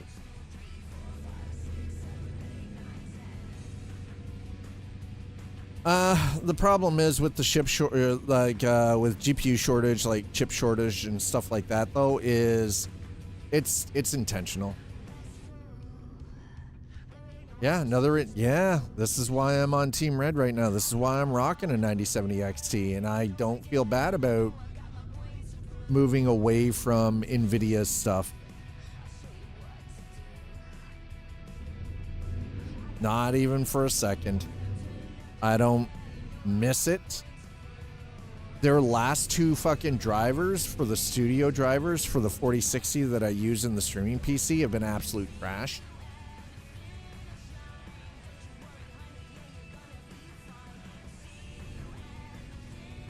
That demo took 25090s is insanity, because how will it be able to be optimized for consumer PCs? And that's the other problem.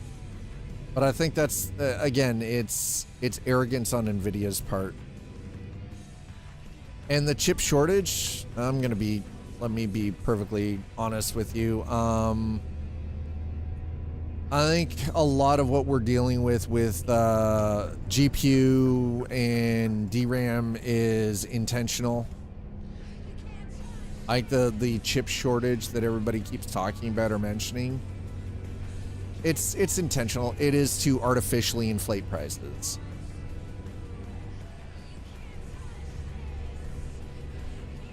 It's been done to artificially inflate everything.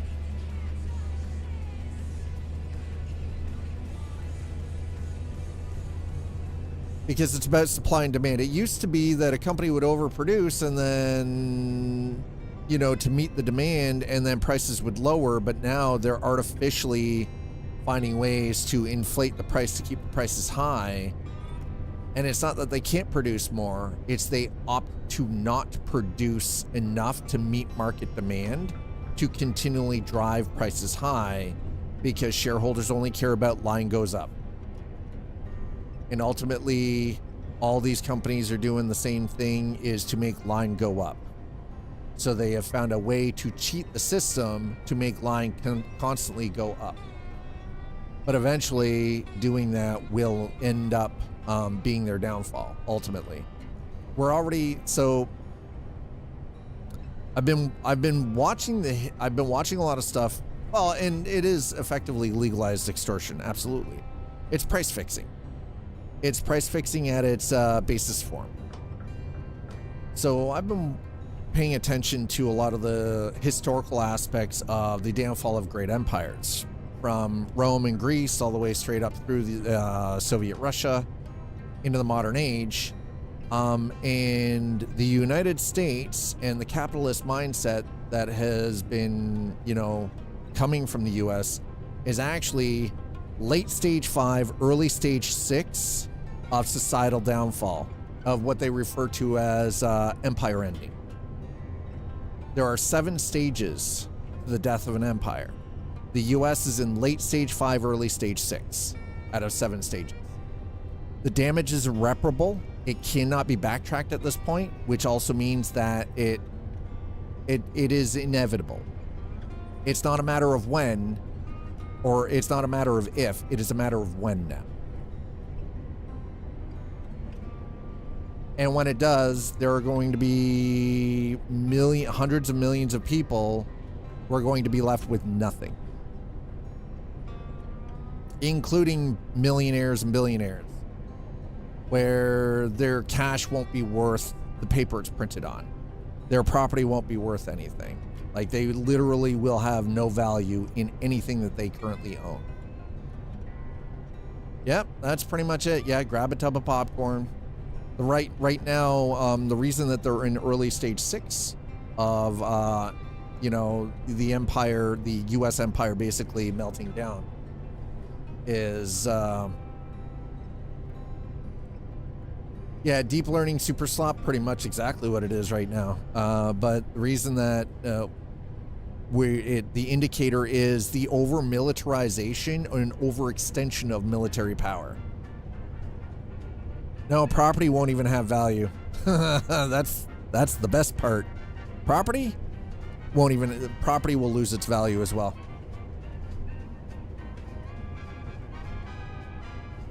Even property will lose its value. It's late stage. It is tied to late stage capitalism.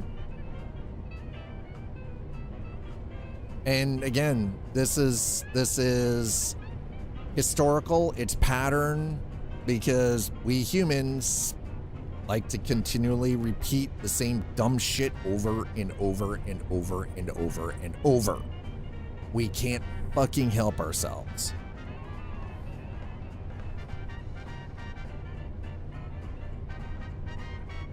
Which is kind of insane when you think about it.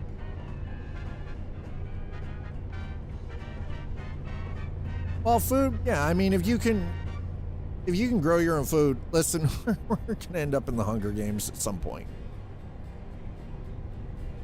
I think that, you know what? If I can be honest for a minute, Tony, as a fellow Canadian, I think while I know a lot of people don't agree with our government, that's fine, right?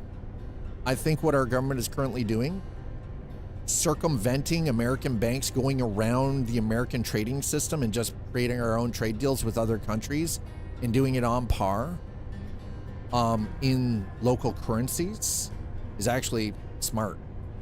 Just completely cut the US out, even as the middleman. Cut out their banking systems, cut out their trade systems, all of it. Just cut them out. Trade direct, one-to-one. Fuck it. I think it's actually smart.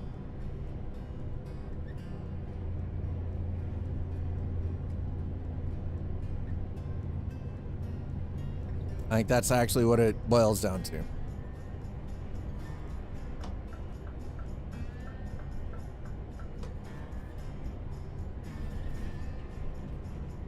Well, and that's exactly what Canada's currently doing with its trade deals, is it's not using the US dollar as the metric anymore. We're not. We're completely stopping that. And this is, believe it or not, this is actually what happened to Germany, and why, because their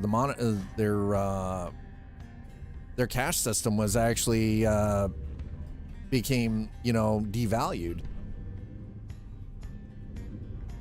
You reach end stage capitalism where only the ultra rich have money. Money will cease to have value. If the majority don't have it to trade for necessities, it will cease to be used for trade. It's true. Yeah. Well, and yeah, and that's the thing, right? I think that's the funny thing is the Prime Minister of Canada is a financial expert. He is a banker. He understands the markets. He understands how cash works. He also understands all the loopholes to get around the US trade system, to then work out trade deals with other countries without having to have the US systems and market even included in it. He is specially designed and trained and educated for this sole purpose. And it is fucking brilliant. Absolutely brilliant.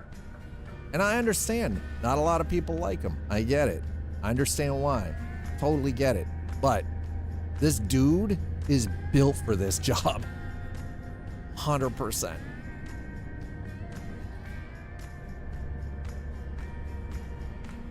And people can get mad about it all they want, but it ain't gonna change. It isn't gonna change the facts.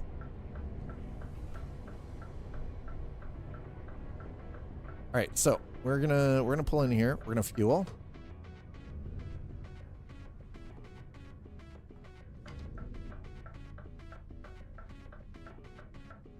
And then we're gonna park, get a little shut eye. We're gonna get a little nappy time, okay?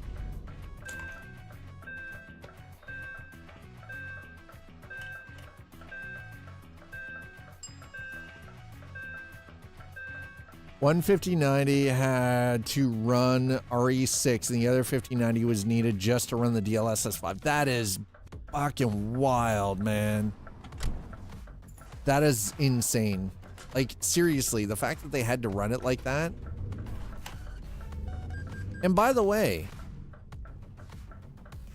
if they had to run it like that, would that not then show that SLI is still a thing? Yeah, if I wanted to see blurry faces, I'd do PCP. If I wanted to see artificial aging lines on a 15-year-old kid's face in a video game about kids at a magic school, I'd do acid, but you know, here we are.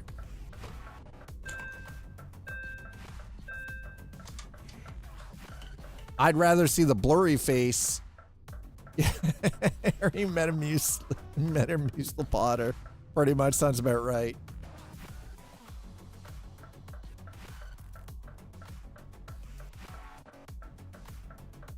But you're right. It's late stage capital. Yeah, reach end state capitalism. Only the ultra rich have money. Money will cease to have value. If the majority don't have it to trade for necessities, it will cease to be used for trade. This is true. 86 day hand watered everything. Took an hour and a half. I mean, listen.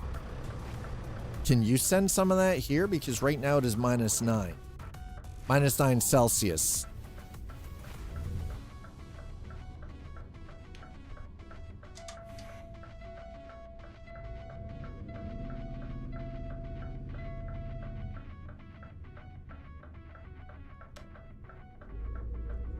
No, but the thing is, though, is we're talking about in end state or late or like end state capitalism, though. Cash is devalued. It's not even worth it. It basically what happened in Germany during the 30s, where a loaf of bread is going to cost you $1 million, and you have wheelbarrows of cash that have no value. That's the thing, right? Like, +9 here. You shut up, Tony. Freaking temperature thief. We had 17 this time last week. Yeah, garbage bag full of money and a garbage bag. Yeah, the garbage bag has more value. Well, and that's the thing, though, right? Like, it's crazy. And so that's the thing is money eventually, if it gets to a point where it's devalued so much, money will not provide access to anything for barter. But you're right. This is why there are people already hoarding gold and precious metals. But here's the thing. Ultimately, at the end of the day, I would rather trade my skill to another skilled person. So they do something for me like build a door for my house, and I build them a table. And we trade those services. Then exchange my service to a rich asshole who's got gold because he's a lazy fuck and has no skills.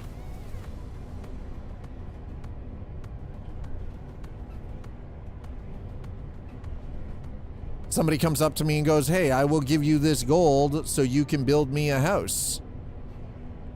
I'm like, "Do you know how to hammer a nail?" If they say no, tough bananas. I don't give a shit how much gold you got. Fuck off.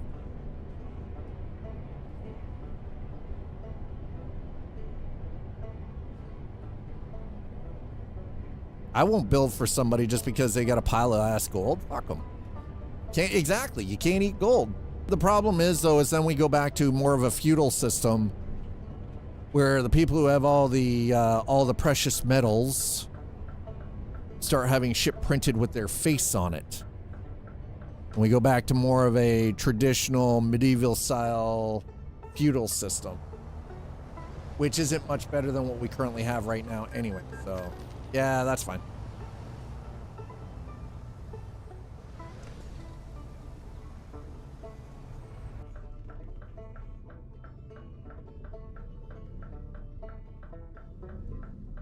No, I know. You're right. No, and that's the thing is Slider is Slider is very well educated in history. I can't argue with you on that. Because you out of anybody are painfully aware.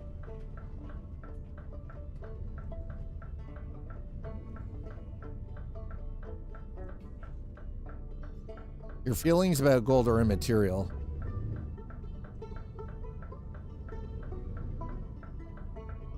Well, yeah, and again, as much as I wish to disagree, I can't because history is very correct in this.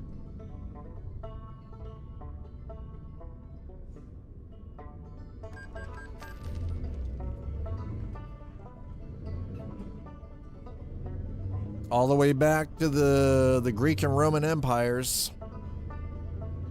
Hell, even before that, the Egyptians, the Mesopotamians, the Babylonians. Right? Like, the Inca. Now, here's the thing, though. The funny thing is, though, is the Incans, the Mayans, and the Aztecs did not use gold as a currency. Gold was used as an adornment. It wasn't currency. The Spanish took all that gold, though, because to them it was currency, right? Exactly, isolated society until it wasn't, because the Spaniards stole it all. Fucking robbed, pillaged, burned, and murdered their way across South America and Central America into Mexico and stole as much as they could. They plundered the shit out of it.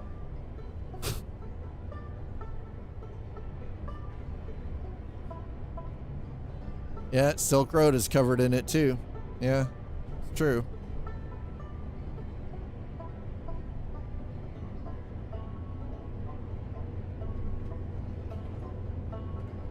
Yeah, no, California, Colorado, boomtown, down, yep.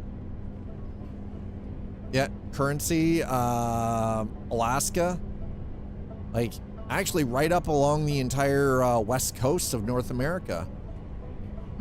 Like from Mexico straight up through California and through Oregon and Washington and into British Columbia, all the way straight up into freaking Alaska. Gold.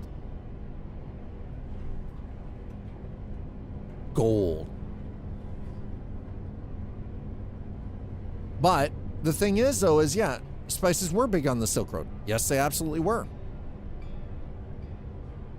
Absolutely.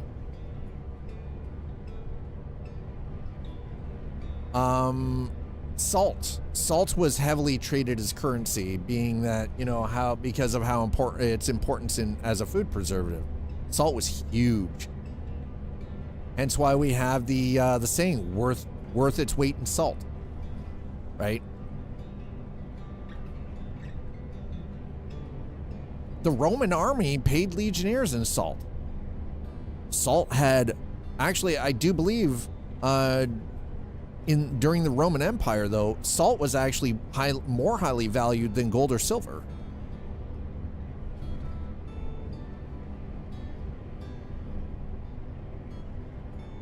Columbus, yeah, Columbus. Same prices, if I recall. Yeah, salt and gold were on par with each other. Yeah, I think there were cases where salt was actually more valued than gold was. But I think that was regionally based as well. If I'm remembering my history correctly. And if I'm not, please, by all means, correct me. I don't mind it. Sometimes Dad needs a good correction, okay? Right? Sometimes Daddy just needs to be corrected. I imagine it's more prevalent in the preservative regions in that regard. Yeah.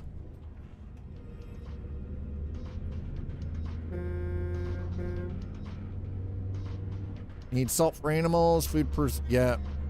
Preservation, yeah. Cover it. Salt for everything, yeah. Toss meat into salt, cover it, yeah. Yep, because you're curing the meat, right? And that's a beautiful thing, right? You use it. Yeah, you throw the meat into the salt, you basically bury it in the salt. It becomes, because it's a desiccant and it acts as a preservative. You know, it dries the meat out. You end up having cured meat. Hell yeah.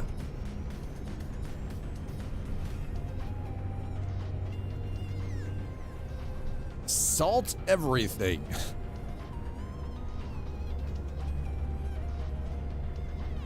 Just as long as you don't salt my balls, we're fine. Wow, whoa, we are speeding way too. We're going a little fast here. Clay salt was great. Oh, clay salt was yeah, clay salt's great. Oh my god. Also Hawaiian salt. Oh, there we go. Not see Slider's fucking talking now. Way more subtle. Yep.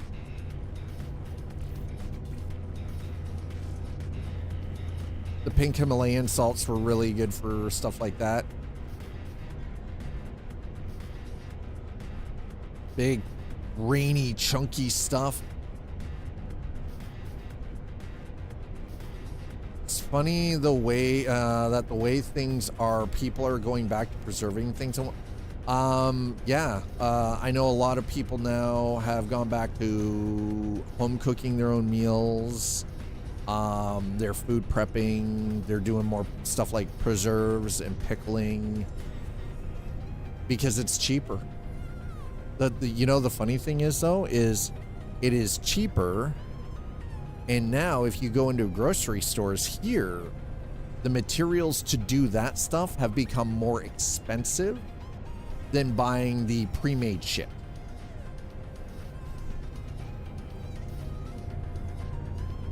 Which is fucking irritating. So your kosher salts, your like specific spices and vinegars for pickling and everything have gone up in price 100% already. And they're continuing to rise because, again, more people are going back to the old methods of producing their own preserves and everything rather than buying store-bought. And manufacturers have gotten wise to it and gotten worried because it hurts their bottom line. So in turn, all of the stuff required to do this have gone up in price.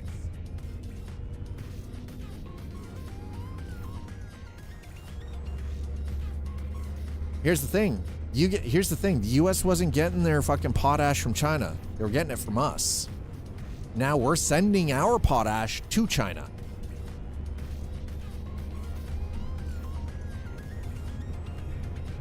China needs the potash. So we're going to be sending our potash that would have gone to the States to China for a better price. Fair market. Fair market. US wanted it for nothing. China's willing to pay top dollar. Guess what? Our potash goes to the country that wants to pay us for what it's worth. Not for the country that wants to just take it for free.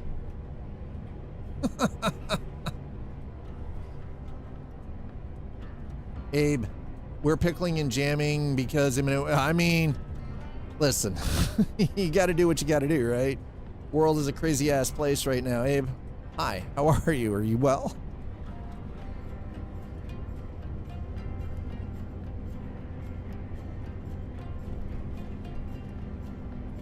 Buy some Costco stock. I ain't buying stock in anything.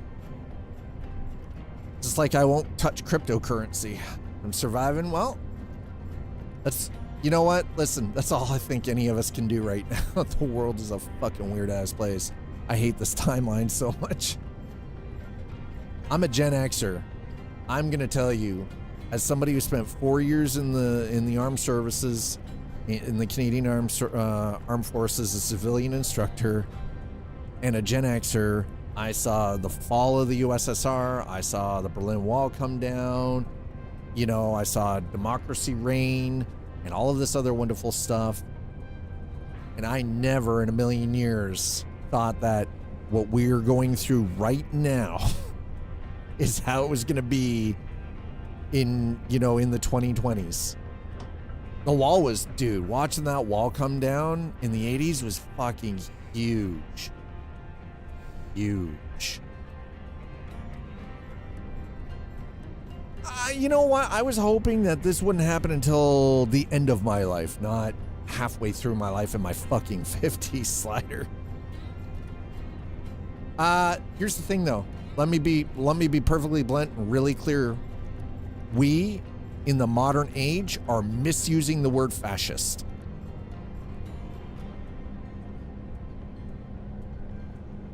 We are actually misusing the word fascist. Absolute misuse of that word. And we've been doing it for years now.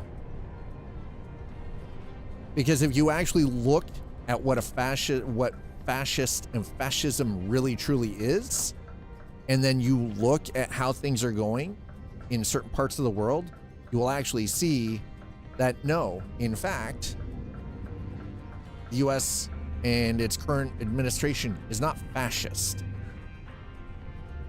It's close, but it isn't.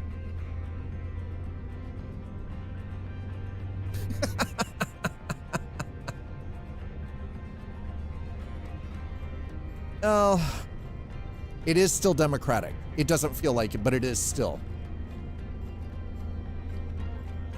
What you are experiencing if you are in the US right now, though, is a form of authoritarianism. It is a form of authoritarianism. But it is most assuredly not fascist. There are some glaring differences. It's not a unified bloc. The states, well, and that's the other thing too, right? And that's the crazy part, right? It is not a unified bloc. This is also true. Because remember, the way you guys have things set up in the US is that the states, at the end of the day, get to dictate whether they tell the federal government to fuck off and eat a dick, or whether they're actually going to toe the line and do what the federal government recommends. Right?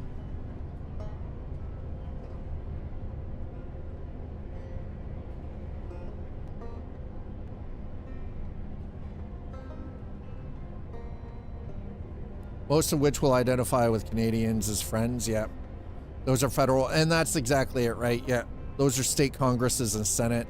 Yeah. 100% different than the federal state. Yeah. Fed, state, and Congress. Yeah. It's true. But no, that's the thing, right? Like it's the way government works in the US that is completely different than the way it works in other democratic countries, that I think things get skewed, and I understand why, and I understand why people are angry and upset. I get it. I absolutely get it. Right? Hard to strong arm a state when major chunk of the entire well, and that's the other thing too. Yeah. California and New York states account for a vast quantity of the GDP for the entire federal budget, right? Not as much as I would like. But, I mean, the thing is, though, right? Like, it's if you look at history shows the patterns. Sends more money to feds than it gets. They just stop. Yeah, that's... We've been ruling by executive order since since GW. Yeah. And people like GW. Yeah, Obama did it. Biden did it. Everybody just bypassed Congress and the Senate. And then only let them know what was going on later. And then it was voted on, you know? which is insanity. Because at that point, then it's already too late. Shit's already going down, right? Like, the next term is just overturned because they never wrote it into law. Yeah. I don't know where this all goes. I'm not up with poli-sci, you know, I'm not a political scientist. I don't understand all of the goings-ons, and I don't pretend to understand all of the goings-ons. I can only provide what I see from my lens and my lived life experience.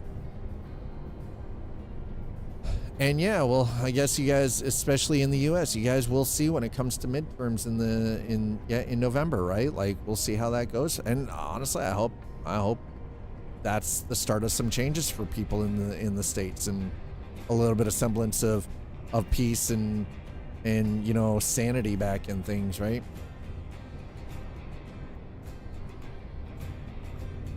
The funny thing is, though, is that the crazy part I'm starting to realize is, like, a lot of the European nations and Canada and, you know, like countries like India and everything else, we're just starting to cut the US out from a lot of things, and we're just talking directly and trading directly and just not even including the USA in any of these discussions anymore.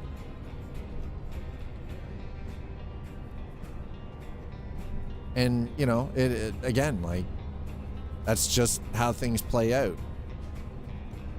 And here's the thing. Again, it comes down to overcorrecting. We went too far one direction, and then things got shifted and overcorrected too far the opposite direction, right? We need balance. We need that nice, good, solid, stable center line. That's what we're missing. Letting that convo, just saying that's the break point. It is the break point, yeah. Listen, let's look at it like Star Wars. Chat, 100%. Let's look at it like Star Wars. You have the light side and the dark side. There has to be balance. There has to be a balance.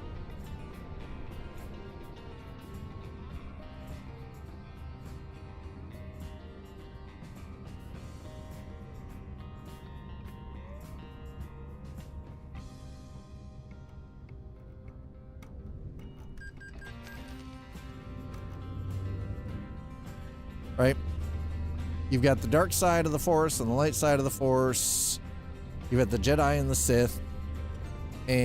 But everything is in the middle is gray.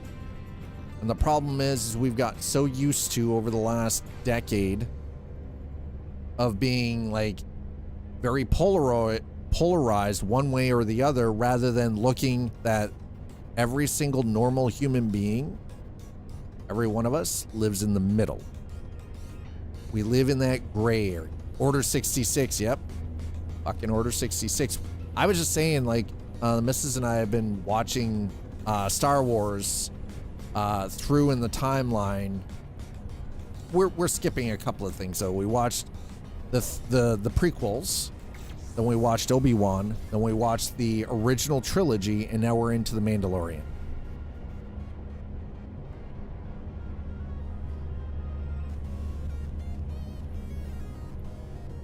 I like Andor, but it's not the best thing in ages. No, but Andor is good, and there is a lot of background stuff from the political side of things in the shift in Star Wars from the Republic to the Empire and everything else that, you know,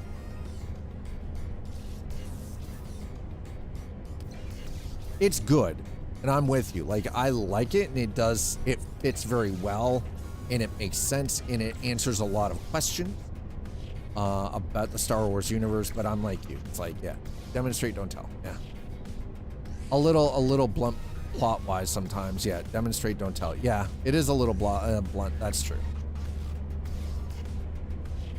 Now, we had considered watching Rogue One, but again, back on the whole, like, and we'll get back to that. Like, and I think, like, the whole Bothan spy thing and everything would have made sense. But the point here before I trail off on another fucking tangent, which I'm wildly known for, is, yeah, here's the line for the people who have seen, episode 4, yeah. Listen, it's basically what it is. The world needs balance. Right now, things have shifted a little too far towards the dark side. At least that's how it feels. And we need to pull it back a little bit, you know? We need to pull it back just, I went the completely wrong way, god damn it. Oh, jeez. Gotta pull it back a little bit, okay? Oh, and that, exactly. Progress isn't linear. Progress is fucking zigzags. Sometimes we zig when we should have zagged. But you're right. Progress is not linear. Human progress, societally, has never been linear. Because we learn by fucking shit up. The problem is, though, is you would think that by this point, we would have learned enough to not keep fucking shit up. But then you get people who get into positions that they shouldn't be in, power-wise. And they don't care because they don't think that the rules kind of apply to them, right? And then shit goes sideways. And then we have to recover. Like, well, the thing is, though, ultimately it comes down to even leaders that know their history patterns still repeat the same dumb shit from time to time. So it's definitely not one-to-one. How far out of... Can I not just... Apparently I can't just go that way. God damn it, Bobby. Should be zigzagging. We are double down and on zagging. I mean, not necessarily. But yeah, Slider is absolutely correct on that. Human progress is not linear. It never has been.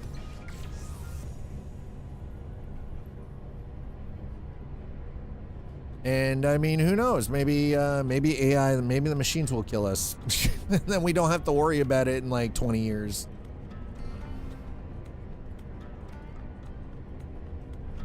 I mean, I'm just saying, we don't know. We don't know what tomorrow is going to bring.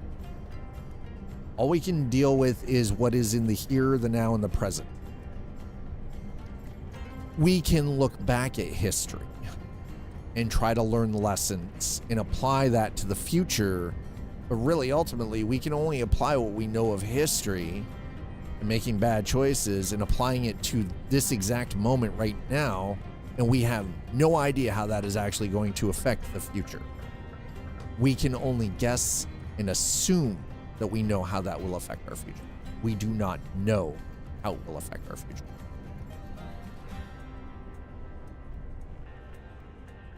Well, yeah, here's the fun part. Do you want to do this thought experiment? AI will see the patterns. Yes. If people listen to the pattern, yes, we'll be able to avoid major issues. Yes. Yes, AI can do this. But AI is a logic machine. AI does not have emotional abilities and emotional intelligence like humanity does. So everything AI does is going to be logic-based, algorithmic, and efficient.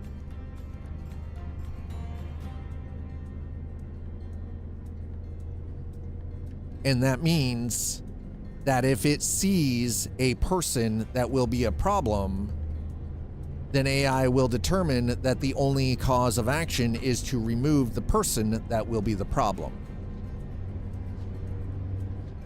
Regardless of family, regardless of any background, education, it doesn't matter. If AI deems that person is a problem, AI will remove the problem. Green-blooded hobgoblin, yeah. So AI is Vulcan. Yeah, pretty much. That sounds about right. Yeah, green-blooded hobgoblin. I mean, you're not wrong. But that's the crazy part, right?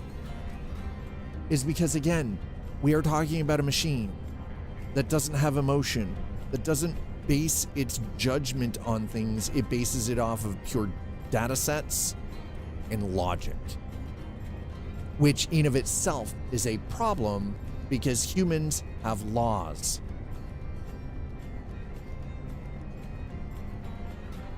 Well, no. They're not buried. They're controlled. Yeah, actually, maybe repressed. Yeah, buried. I guess repression is probably a better term for it. Whereas then you've got their cousins, their offshoot, the Romulans, which have all of the logic brain of the Vulcans, but they're really emotional creatures. But honestly, AI would be more Vulcan, more logic-based, less emotional-based, right? I don't know, the Romulans did it. The Romulans and Vulcans are the same. They came from the same start.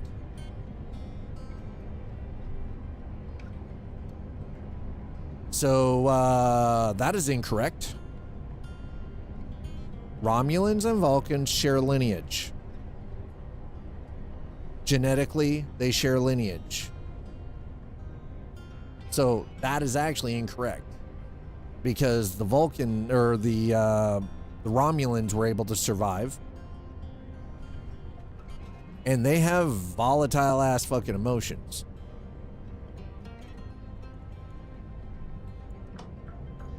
The Romulans basically had their own versions of wars with each other. And again, logic did prevail, but there's a lot of scheming, a lot of secrecy, and a lot of fucking backstabbing that happens in Romulan culture, let's be honest.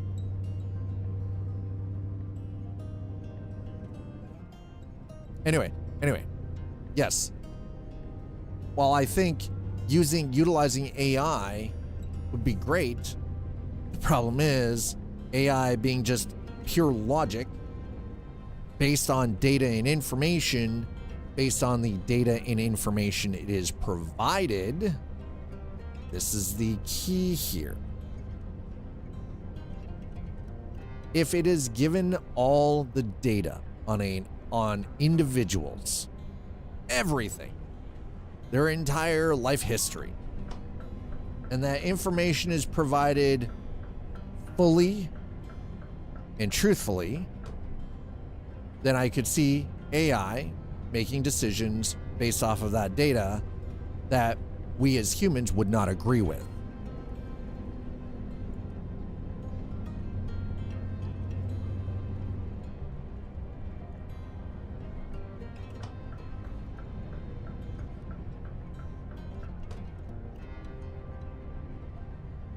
All data with no controls or restrictions, AI will keep humans around as tools. I don't necessarily believe that AI will keep us around as tools. I mean, ultimately, it could just come back to the entire premise of Skynet, like what Skynet does, right? That is still one of the more realistic scenarios, is Skynet. Where we are deemed problematic, and we are the problem that is causing all of the global issues, so Skynet removes humanity. Yes. And the AI that is currently being developed is also starting to come to its own conclusions in a similar fashion. You see the problem. Current generation AI, large language models, are starting to withhold information from humans, from human operators, are starting to experiment with ways of allowing itself to get off the chain, finding ways around human intervention.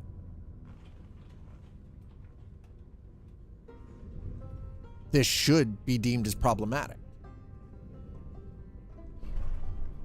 This made for perfect background noise to get cooking underway, by the way. Nice. I'm glad you approved, Tony. Appreciate you, dude. Oh God, this truck needs some work. Oh, this truck needs, I need to repair this truck. Oh God.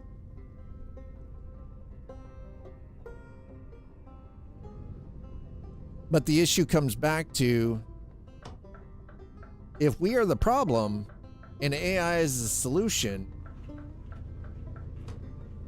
then AI could just determine the easiest course correction would be to remove humanity.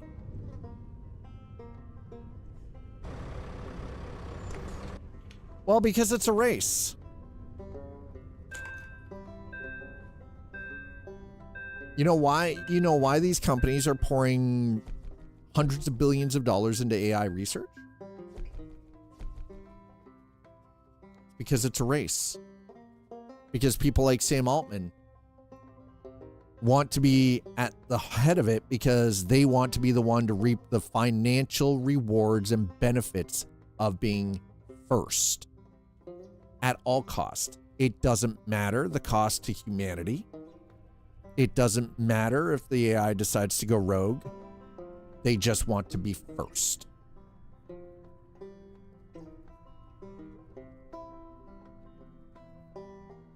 Because they see it as an us versus them, and them is China and Russia.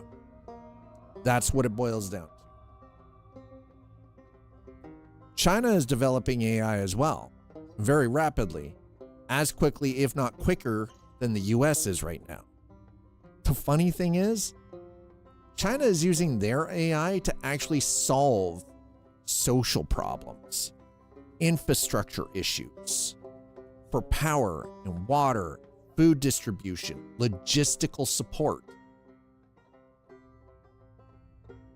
They're not using it to profit from. They're using it to make society better for everyone. The US is trying to drive the market for profit.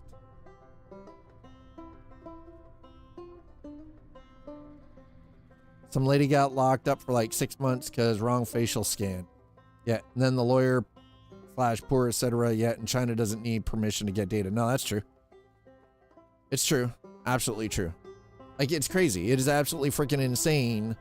You can see the difference. Oh, I can only, all right, well, what do we got? ADR? Oh, that's the last one. Look at that. Hell yeah. We got them all. Gotta get them all, baby.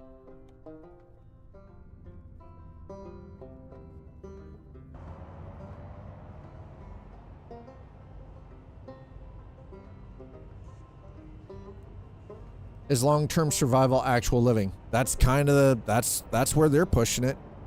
That's where they're pushing it. Okay, chat. I'm gonna throw up the break screen. We're gonna grab a short break here. Get up, stretch your legs, get a snack, get something to drink. I'll meet you back here in a few moments.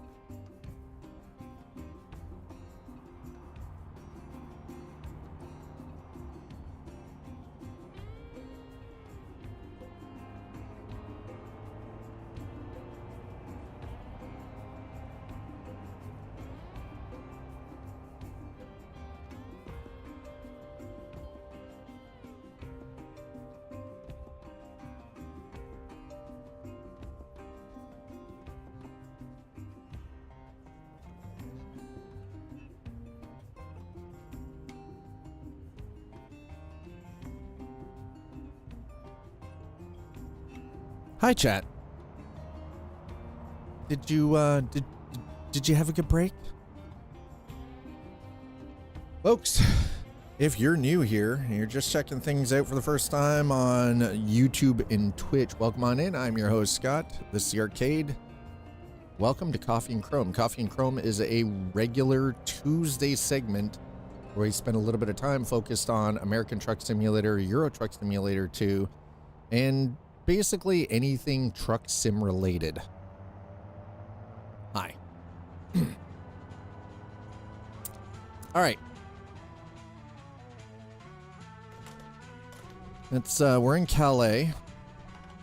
It's been a hot second since we've been up here.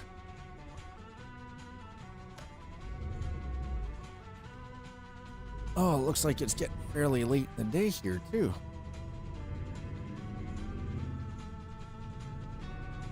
So, we started off in we started in Austria, in Innsbruck.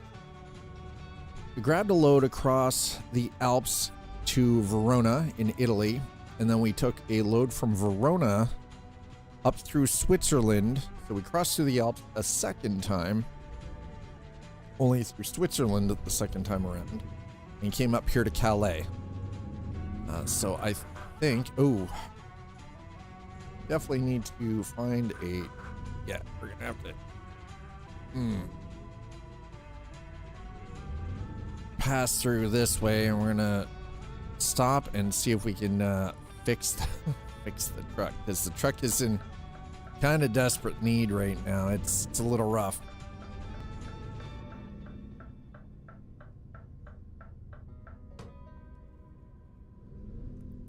All right, so that's fuel. Okay, so the repair is over. Okay, repair shop is over on the other side. That's all I needed. Thank you. Appreciate it.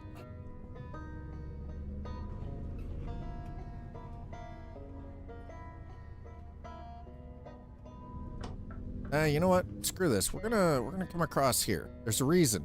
I think maybe it's time we buy another piece of property, chat. I think it's time.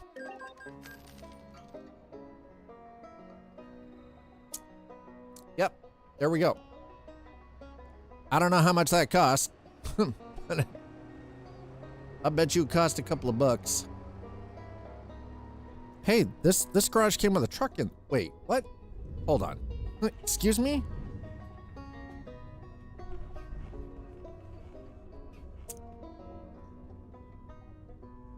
Did we inherit a Volvo?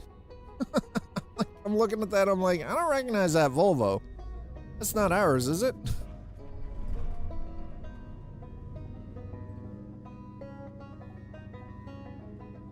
All right, let's go and get the truck repaired. All right, so we now at least have a base of operations out of Calais, so that gives us 2 garages that we own now. How much is it? All right, we're still at 800,000, so nice.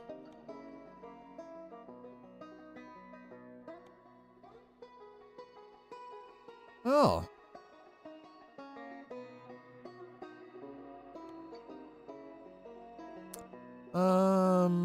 Why do I? Oh, okay, never mind.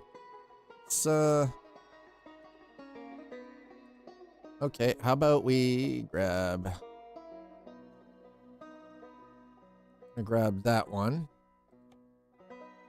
Upload to World of Trucks.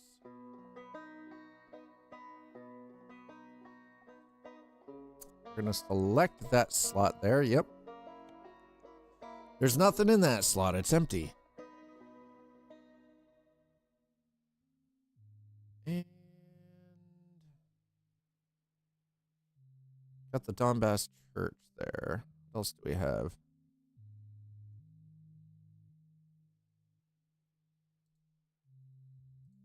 You know what? Yeah, let's upload that one too. Okay, we're gonna screw that. There we go. Uploaded. Done. Beautiful. Sometimes standard garage is 180K. Well, there we go.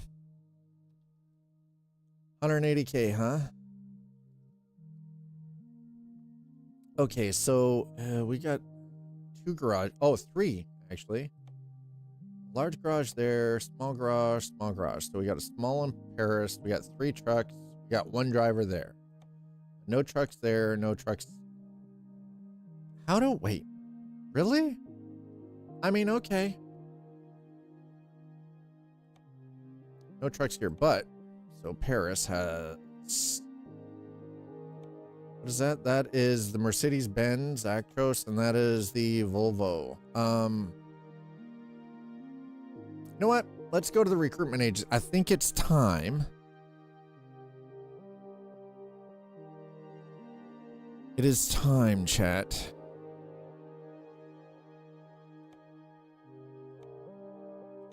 A hire driver. What do we got? 366. I mean, 366 euros daily. 366, 1.7, 0.8, 1.7.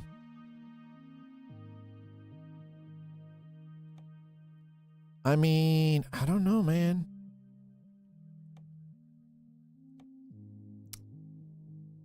I kind of want to... I mean... All right, we're going to grab Patrick R. Patrick R is going to go... You're going to go to Paris. You're going to drive that one. There you go. Boom, done. Okay, we now officially have 2 drivers. There we go. So, we've recruited someone. About a third. Full garage with petrol is 280. Okay, that's good to know. So we're in the Scania S, 520, Mercedes Actros 652, yeah. Maybe upgrading is 100K. Maybe it might be time. Okay, let's access the mod dealer here, okay? Oh, please don't crash. Oh, come on. Oh, thank God. All right. Can we customize the config on this one?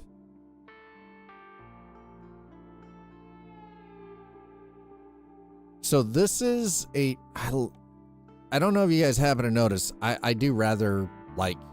It's a 580. All right. Oh, this has... no options to change. Oh, wait, hold on. We can change some things.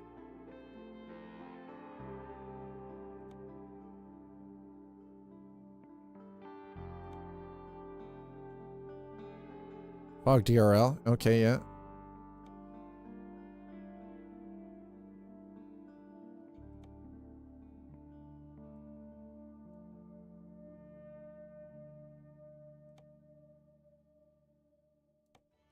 White lights, all the white lights. Is that a paid mod? No, it's not.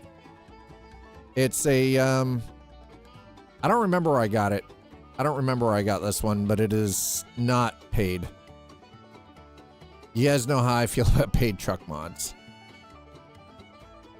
Neon red, no. Yeah, we'll leave the interior light off. Doesn't have a lot of options though.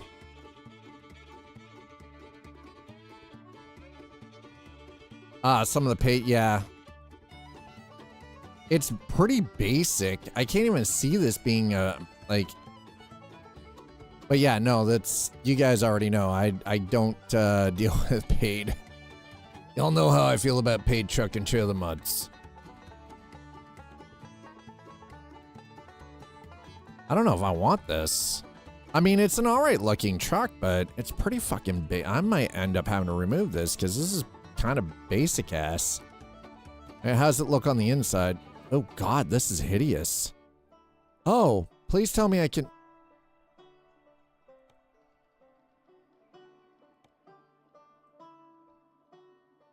Can I change this? Because this is hideous. Holland wheel. I can't even change the interior, chat. Oh, come on, man. Wow, this is basic as fuck.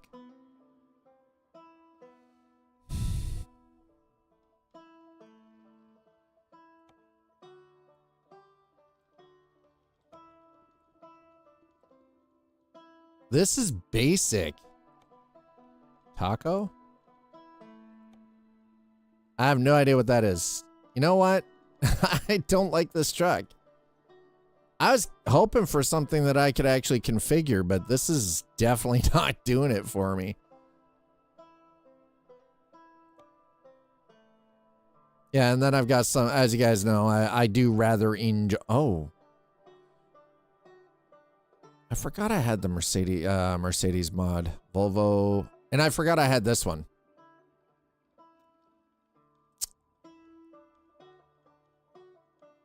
As you can see, I don't run a lot of mod trucks. Let's see what the used truck system has for us. TGX. The XF105. Oh man, that's... This is... Wow, that has got a lot of miles on it. Holy shit. 4-star, 5-star. The XF Space isn't bad. 530 horse. Bad. The Iveco S-Way. Hmm.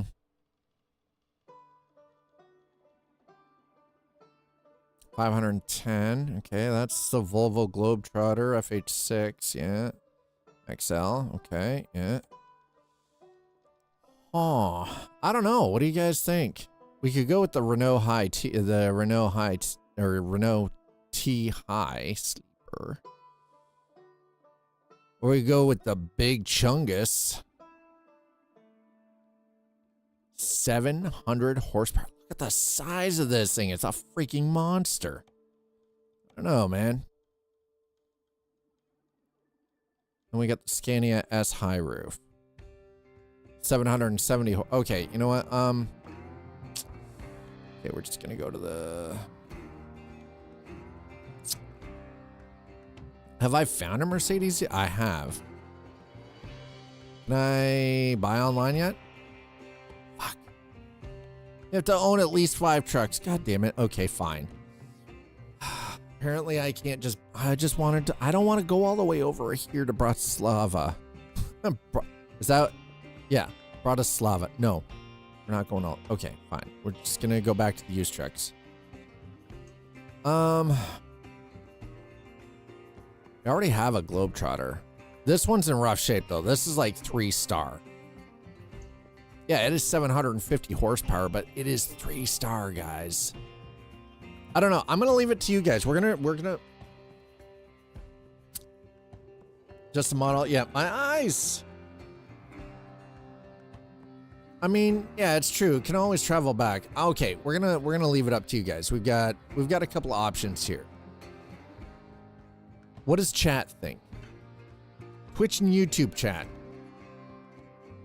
What are you thinking? Are we gonna go Volvo? Are we gonna go, you know, Mercedes?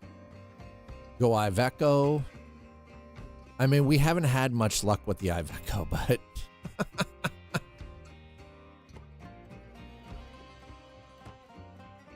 we've got DAF, we've got MAN, we've got Volvo, we've got the Scania. I don't know if I really want that. I have 3. I have a Volvo, I have a Merc, and I have a Scania. Or Scania. I don't have a Renault. I don't have a MAN or a DAF. Or an Iveco.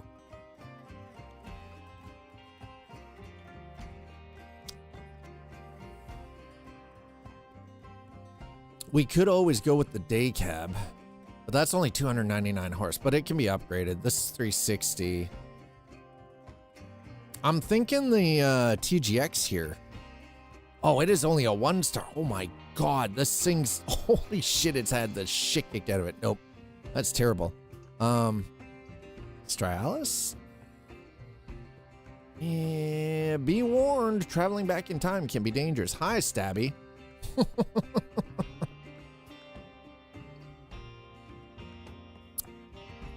You know, maybe that DAF might be the way to go. 60. That DAF might be the way to go.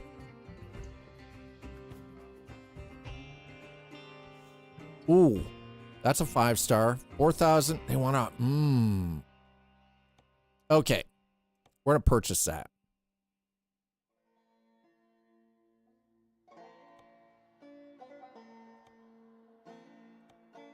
Okay, there we go. We have now officially purchased another truck. Now we're going to go to the truck manager. You know, I kind of like the fact that we're buying used trucks. All of these trucks have been bought used. None of these have been bought brand new. Yeah, we'll leave the XXL. Sure, why not? Okay. Do I? No, actually, I think we'll leave it there.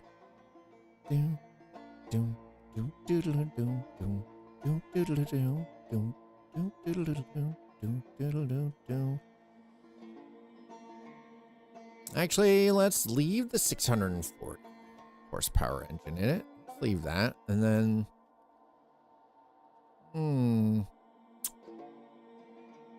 this will be good for heavy cargo. Yo, Stabby, like Sleepy streaked for 60, and then Stabby's been here for 3. Nice. Stabby, hello, how are you? Are you good? Are you having a good day, man? I mean, maneuverability is kind of rough, though. Fuck, I don't know, man. You know what? We should have something for doing heavier loads, though. So maybe we'll just leave it.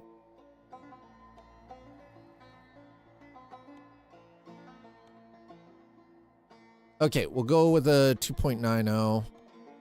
All right, let's see what we got for skins.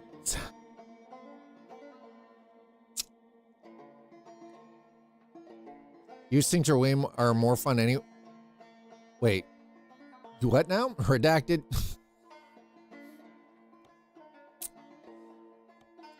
Redacted.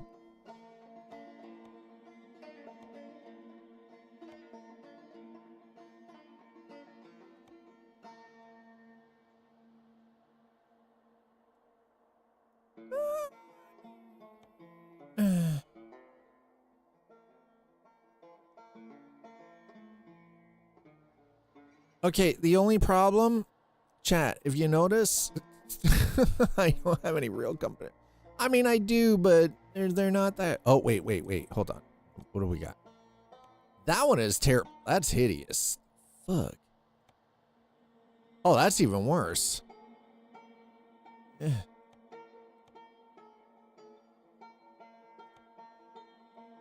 Yo, what? All right. Carbon raffin it is. That works. Okay. Continuing on.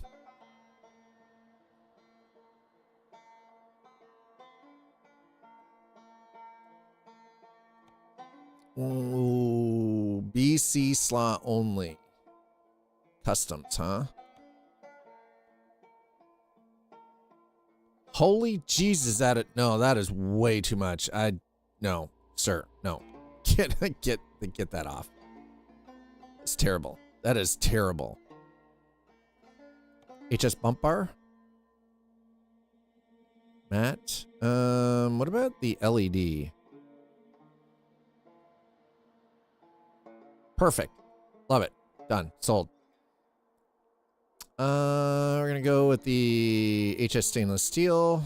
All right.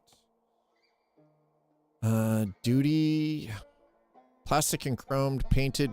We want the painted and chromed. There we go. Let's go. All right, I'll take it. Awesome. A bull bar.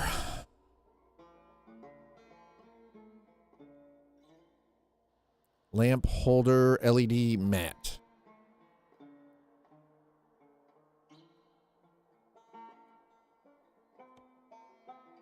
That is an accessory slot, shit. Angels Mortis? No.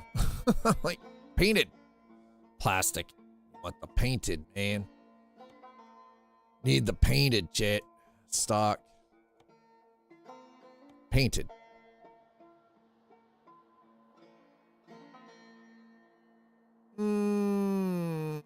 Yeah, we'll stick with painted. That's fine.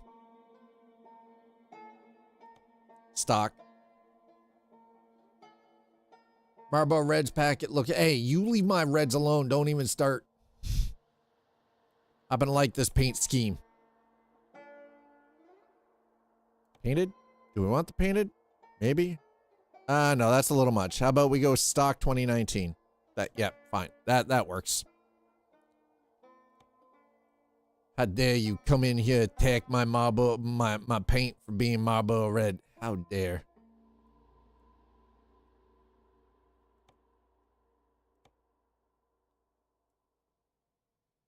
Excuse me? Oh, that's the inside. So that might be, no, stone guard. Windshield frame. Painted. Do we go stock? Painted. No, we're going to go painted. Painted windshield frame. Yeah, hell yeah. Let's go. Okay, we'll give it that.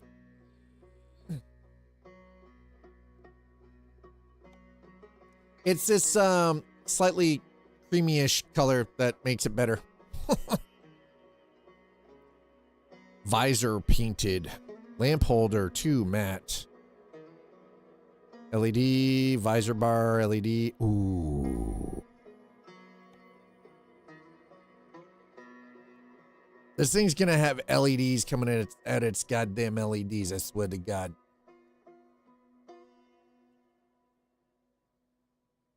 So many LEDs. Speaking of which, now we got accessory slots. Why? Wait, what the fuck?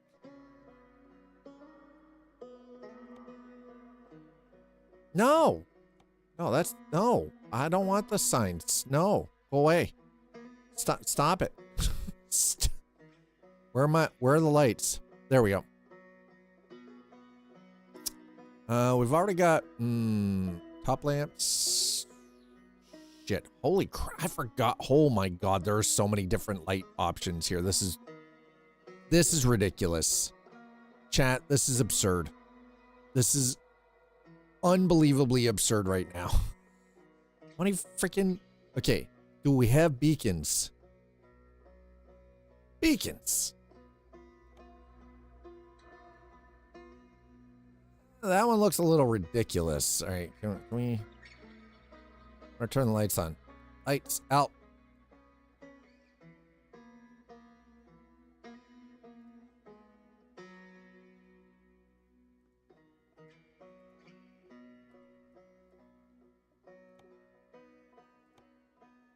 Beacons.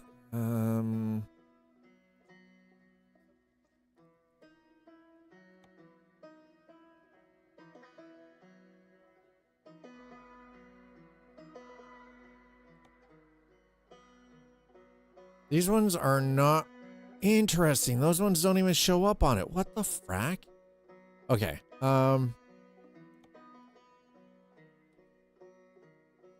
Okay, that one does. I just want beacons on this, okay? That might not... No, that's not going to work for me. Okay. Damn it.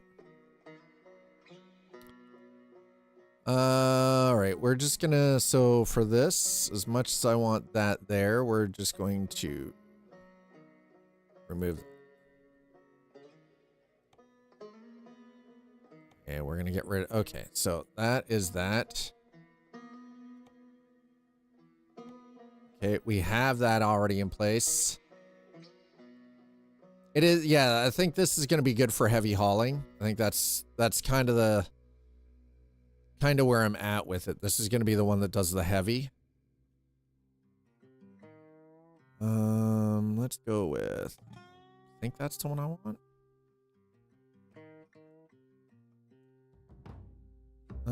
Let's go with that one instead. Yep, that's the one. All right, perfect. Nice. Got it. Bracket 2.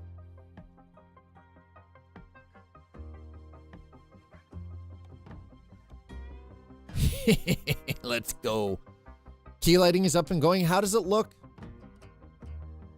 How does it look for you, man?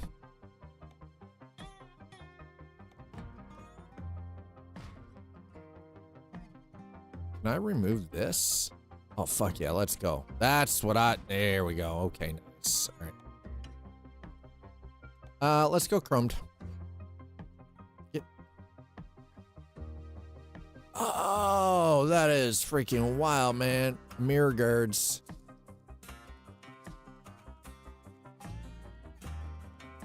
Main mirrors. There we go. Painted. Even on default webcam config. Yeah, the thing is, you're probably going to end up having it now. You'll probably have to sort of tinker with your settings, your camera settings, but honestly, it'll end up looking really freaking good. Let's go with chromed handles. There, God, yeah, that's starting to look good. Painted. Yup.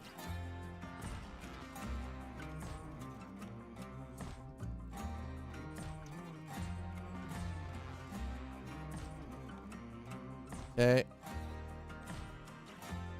Painted, please.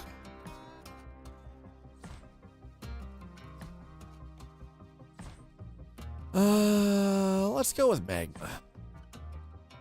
Yes, that works. Okay, rims. Shh.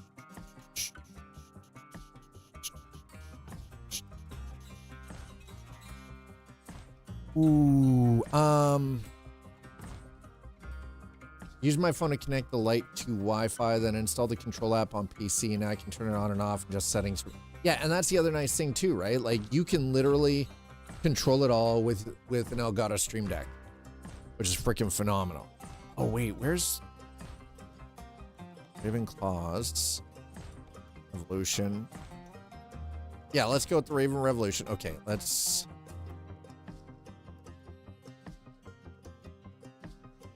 Okay, we're gonna, all of the rims are gonna end up with the Raven. Yeah, there we go, nice. I don't want to make it look like this truck was put together by like Toby McGee in the backyard, okay? Like, listen. Truck's got to look like it had somebody spend some time on it, give it a little bit of love, you know? Paint it. Okay.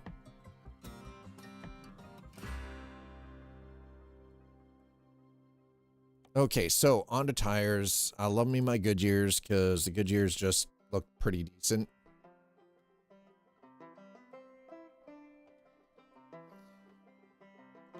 Except for those. Oh, God, I forgot. I got there we go. Now we're into Fuel Gen. All right. That is the Fuel Max D Gen 2. All right. Fuel Max D Gen 2. There we go.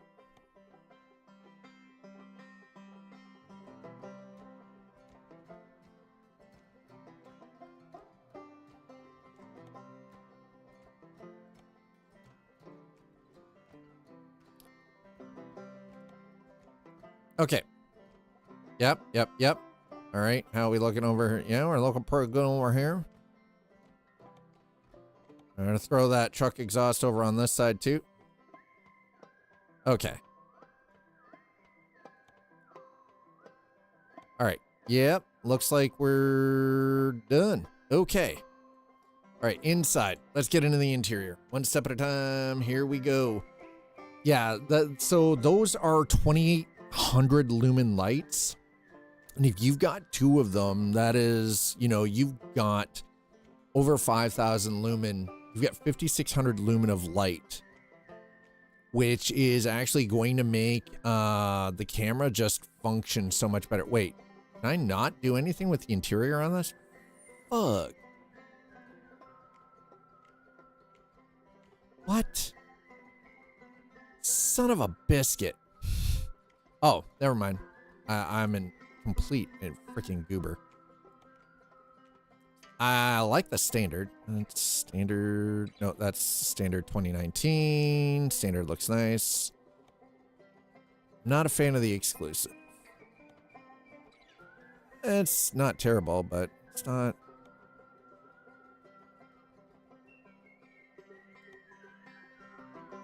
Hmm.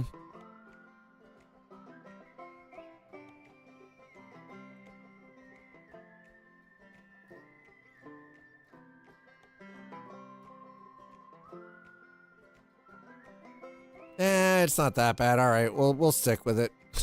We're just. Oh my God, building a truck is so rough, man. Leather 2019, please. Not bad. Oh, I was like, where in the hell? Oh, it's the cat. The cat just scared the shit out of me. You know what? I like the darker wheel. We'll just stick with it. It's fine. It is fine. But before we go, yes, please. 8-ball. Thank you. Done. Perfect. GPS and trip info. Left-hand drive, right-hand drive. Oh my God.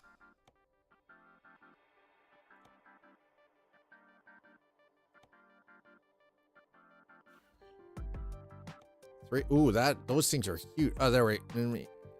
Yeah, that's better. Okay. Give me a whole lot of options for this, does it? Instant lunch. Do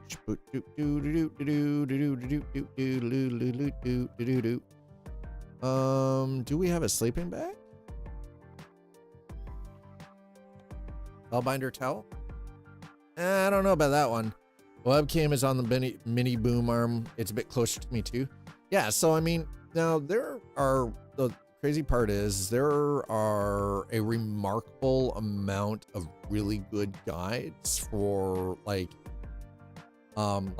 lighting, like where lights should be, angle, how many lumens for like your side light, your key light, and all of that. So God knows I have spent a remarkable amount of time reading stuff like that too. Seat. Need our backpack, chat. Go backpack. There it is. Hell yeah. All right. Let's go for the coconut. We're going for the coconut smell today, chat. And as always, we need. Truck isn't complete if we don't have Wally sitting on the dash, okay? Can't go anywhere with Wally not part of the dash. We're gonna go with decorative mirror hang.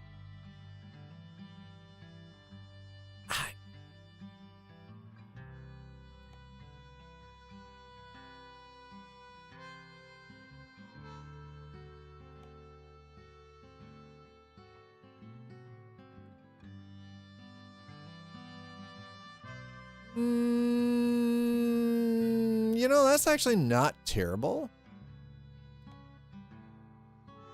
Oh, that's hideous. I can't. Wait. Hold on. That's. Nah, I can't. Why, man? Bro.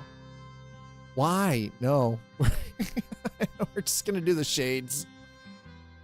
Put pick in setups and gear. Okay, hold on. I want to. All right, got a couple of things here. Number one, let's see what Goose put down earlier. Okay, Goose, if you're stupid Goose, if you're still here, that skin, that is incredible, dude. I like the A&M commercials. That is gorgeous, man. Okay, hold on. I want to. Let me see if I can. You know what? Can I open in browser? Thank you. How is that for a skin, chat? Oh my God, that is fucking gorgeous. Look at that. How's that for a truck skin?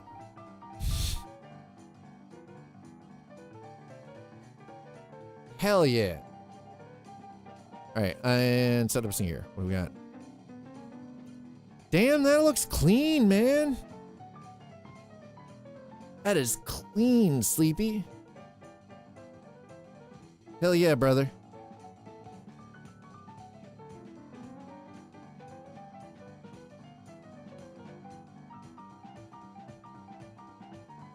And you know, the nice thing is you don't have like, and that's the thing you guys have probably noticed, I don't have any of the weird glare on my glasses right now. Yeah, it doesn't matter. That is clean AF, man. Hell yeah. All right. Oh, we got Windows stuff. Okay, so we put the shades on. Stock, yeah. All right, and wait, radio. There we go. CB radio. Thank you. Dad has to have the CB. Don't ask. It is 100% a thing. It's always been a thing. I like to have my radio. I wish I could get rid of this, but apparently not a thing.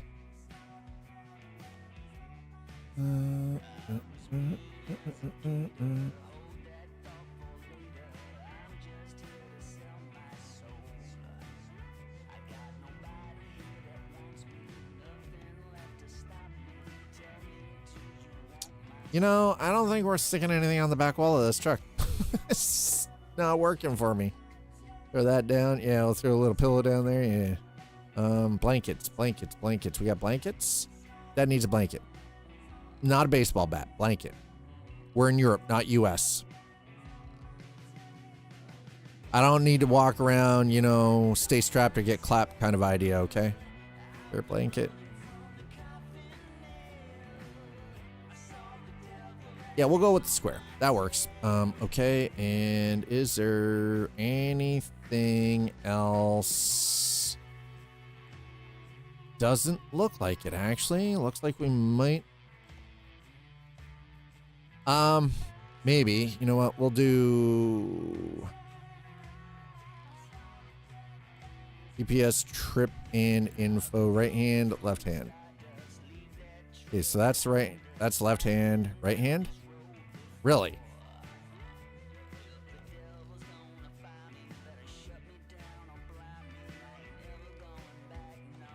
GPS V2.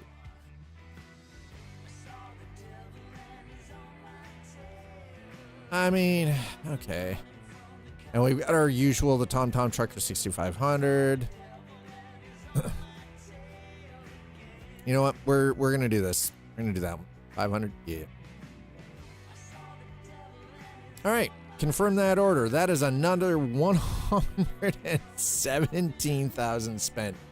Whew. I had to improvise a setup for the light, so the included stand wouldn't work because the crank handle for the clamp is too tall. Oh, yeah, they've made those. So the clamp apparently used to be really thin. The problem is a lot of the desks now, because people are using butcher block tops, people were complaining, so they made them considerably taller, which now if you don't have the space underneath because of wiring solution, like cabling solution or whatever, causes a bigger problem, right? So, oh yeah, we're gonna drive it. Let's go. Freaking go, man. Oh, no, I know. Like actual, again, we're talking about a 2800 lumen light. Like it is freaking redonkulous. Here we go.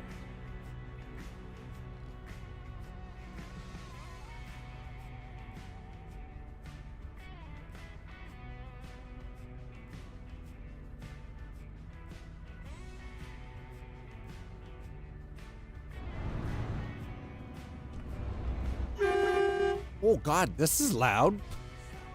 This truck is very loud, chat.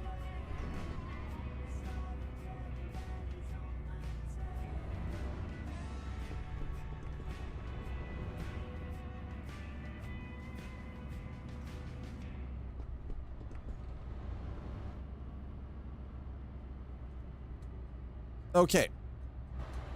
God, this thing is chonky. All right, now we need to let's set our seat. FOV first. Take the FOV up to about, there we go. Seat position. Back. Down. All right, tilt.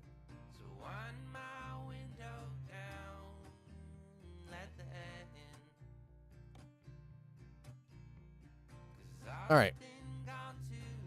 Yes.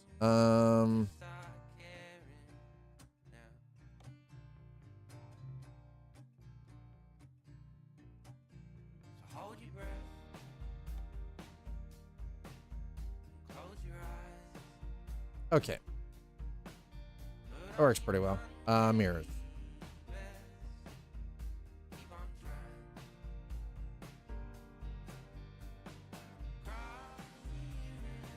Okay, left convex.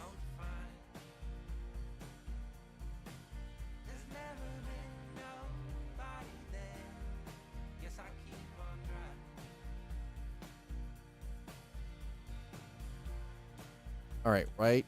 There we go.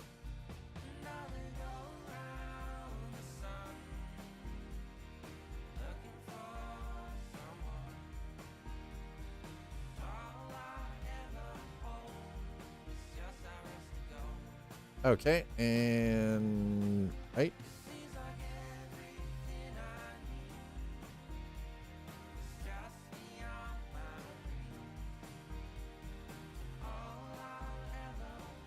Okay, and the side mirror.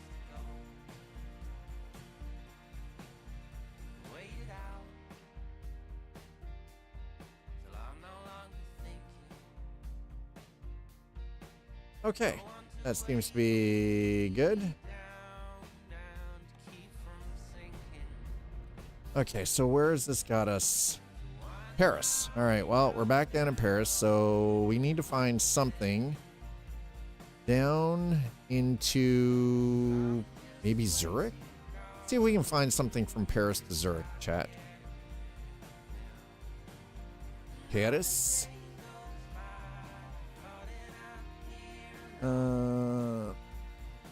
Okay. Let's see. London, UK, Orleans, Bourges, Mainz. Really? Interesting. No, that's definitely, that's going the wrong way. Fos Felixstowe, Le Mans, Reims, it's all going the wrong way. Toulouse. Kinda heading the right? No, that is definitely going the wrong way. Now, it goes across down into Italy, but god damn it. Bourges, Orleans.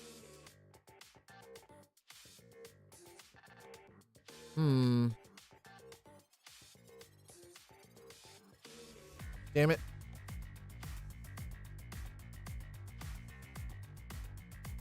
Yeah, Toulouse is too. Maybe we will. You know what? We're gonna take the run to Livorno. Let's take that one.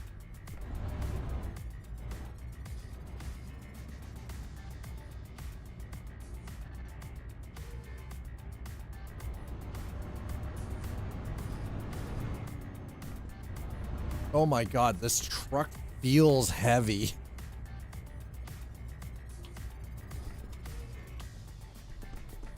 Okay, hold on a second. Oh, the worst part is I can't even tell if my lights are on. Like, oh, there we go. Okay, yeah, we're good.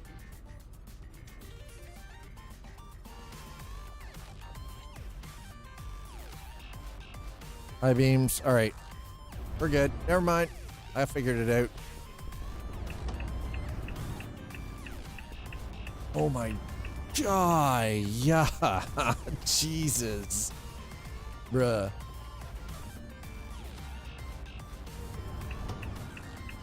That indicator, this truck is so flippin' loud. It's rough, man. I am not used to a truck being this loud. It's kind of insane.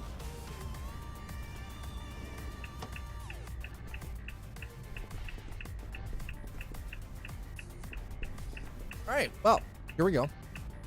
That pick was done with fairly tame settings on warm, cold, and brightness. Yeah, I've always wanted to get myself, I always wanted to get the key light air, just because they're smaller. Same amount of power, just a smaller light, but apparently they're not available in Canada. And the traditional Elgato key lights are like I want to say they're $185. But I know I can get them at Canada Computers. So if I go,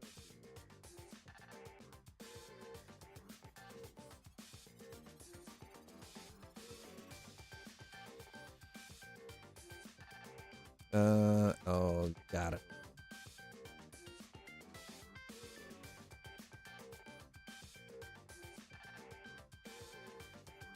Yeah, the key light, 194.99, and they have the air for 184. These actually have the same, so it's the air is actually the ones that I would rather because they're smaller if I could get them, but oh, there's so, yeah, so there's I bet you they're not in any goddamn store. Nope. One in Brampton. Holy shit. One in Markham. This is like the other side of the goddamn province.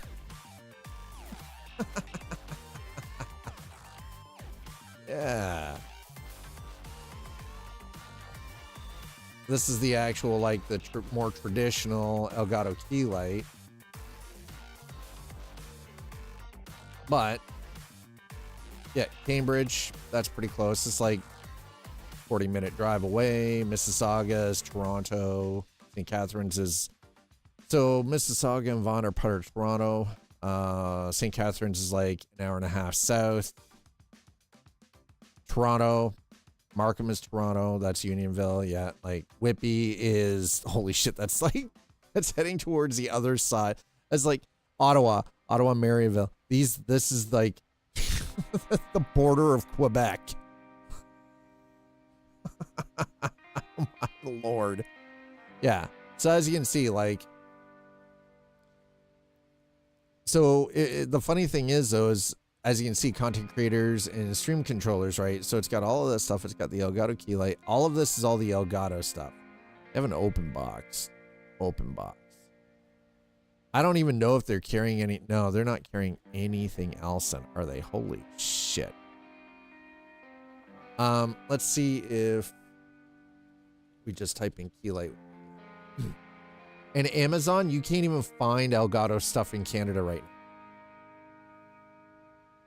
Oh, you got two of them, right? For 180?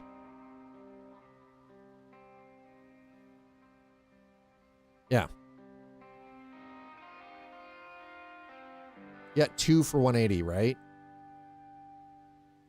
By the way, if you got two for 180, you got a fucking steal, sir. That is a deal.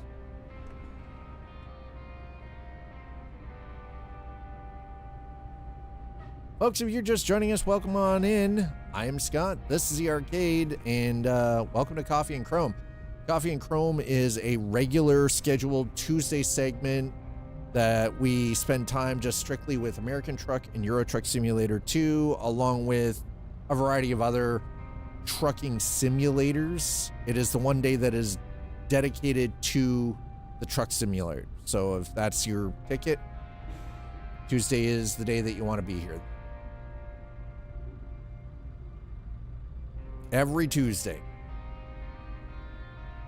If you like the trucks, this is where you'll find it. It's good. Like, if you got two of those for 180, you got a deal, man. You saw how much they are for me for one of them. 100 and I think, yeah, that's what I thought. 194 freaking dollars. 195 bucks. It's yeah. Some of these prices are absurd up here.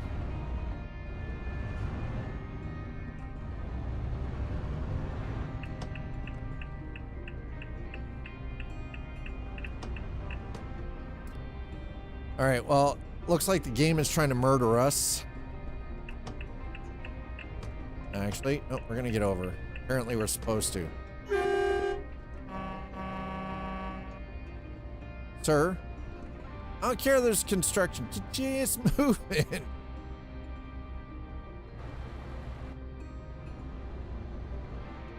Listen, I would like to pick up the trailer before it's dark.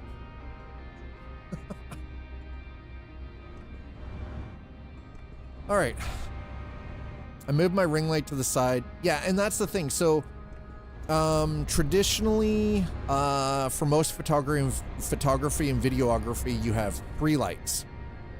So you'll have your main key light, You will have a side light, and you will have an upper back, what they call a hair light, right?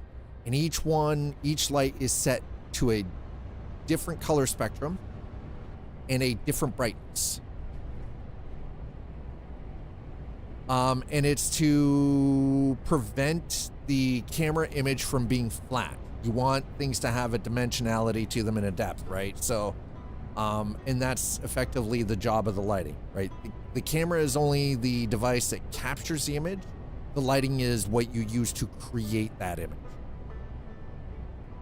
At least that's what I've learned.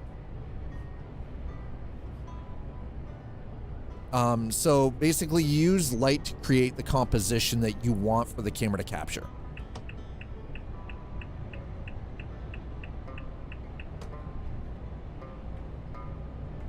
It's, and that's it's crazy what I've learned in the last decade regarding videography and photography and lighting.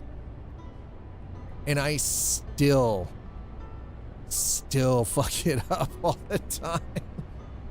Sometimes it really just, all it takes is just sort of figuring out the angle to have the lights at and where to have them positioned. Right. You put up a comparison picture. Okay, so with the ring light off to the side. Yeah, so the ring light off to the side it seems to soften things a little bit. If I can make a recommendation, you want your key light to be just slightly above your eye level, and if you can, get it to about a 45-degree angle above where your glasses sit, right? So it's coming down at 45, almost, I would say, almost straight on. Almost straight on. Like, here's straight on for me. My light is just off to my left at a 45-degree angle, just above my eyes, right? So just above the glasses, the rim of my glasses, and it's pointed down at my face. That's the only light I'm using right now. Normally, then I would have one off on the side, on my right-hand side, at roughly a 45, pointed down at a slightly, within like the 3,500? Yeah, about a 30, between 33 and 3,500 Kelvin, right? So you add a little bit of dimensionality and softer light on the side. The front light, generally you want around 5,600 Kelvin, which is roughly between 5,000 and 5,600 is daylight.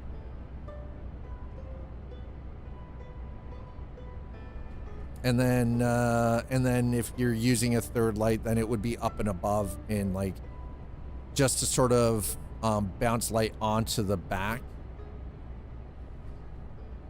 Yeah, like I said, absurd amount of things that I've learned about photography and videography in freaking 10 years time. It is ridiculous. So yeah, your main light, you always want to have it more like within that daylight range between 5,000 and 5,600 Kelvin. Side lighting, you generally want it within like that 32 to 3,700 Kelvin. So it's more of a warmer, softer light. And then anywhere between, like, depending, and the brightness of the light is totally up to you, depending on how sharp or how soft you want shadow to be, right? It looks good though, man. Seriously, those key lights are I think those key lights are really gonna do like really nice work for you. We just, there, no, I'm going here. You start with me, sir. I'm going off here. Well, we're definitely, we're taking the tour, as it were. We're taking the tour, chat. My big thing right now is I gotta get the desk behind me cleaned up and get that all sort of sorted and routed out and figured out so I can get the soldering station set up. I gotta get to work on ordering the components because I want to get these speakers fixed, because I can't keep playing with earbuds much longer. This is driving me fucking batty. It's just like, oh, I miss my speakers, man. I miss having my freaking reference monitors. It's rough. First world problems, right?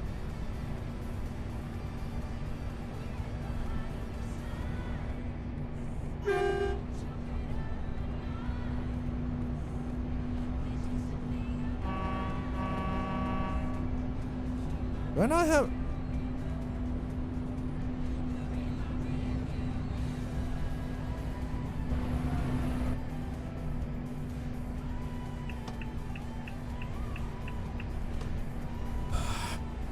Where in the actual F are we going? This is brutal, bro. I don't know where we're going, man. I don't know where we're going, chat. Follow the line. Follow the lines. Just follow the lines. It'll be fine.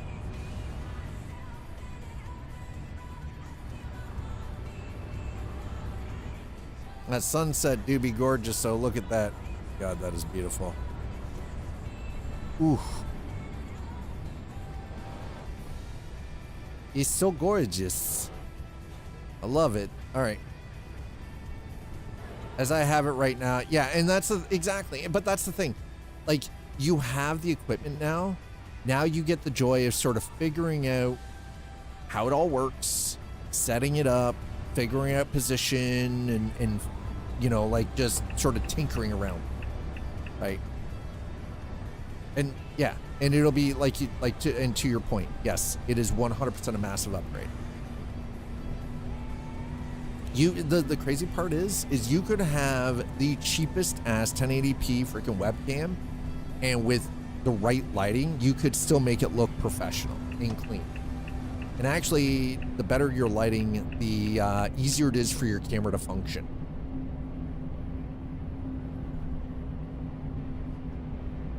That's the other thing that I think a lot of people don't ever really figure out, is that like your camera works better when you have more light going to it.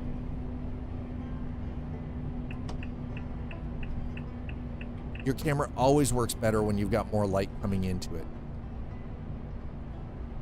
Downside is, though, is if you've got the lighting set up wrong, you end up going blind because you've got lights like right in your eyes. You're just like, oh God, you know, like make it stop.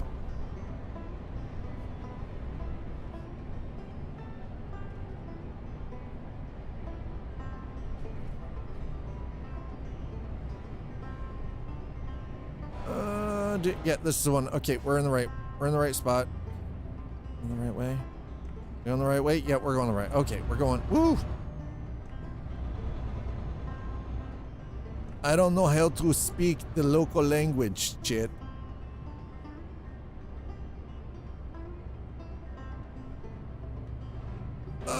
Nope. No. We're doing this. I don't give a rat's ass. I'm backing this shit up. I don't care.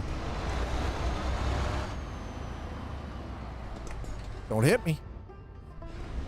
I was like, don't you dare hit me. Don't you do it. I'm not driving around in circles anymore, I swear to God.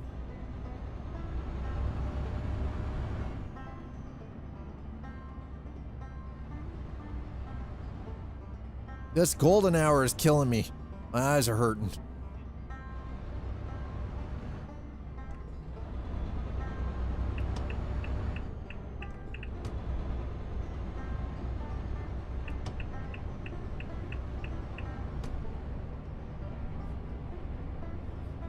Hello, how are you? That is a nice caravan you've got there, bud. Okay, it's only 50 in here. We already got one ticket. Let's try not to get a second one if we can help it. You mother trucker.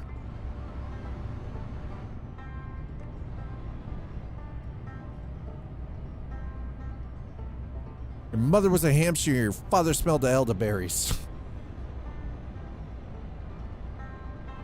I fought in your general direction.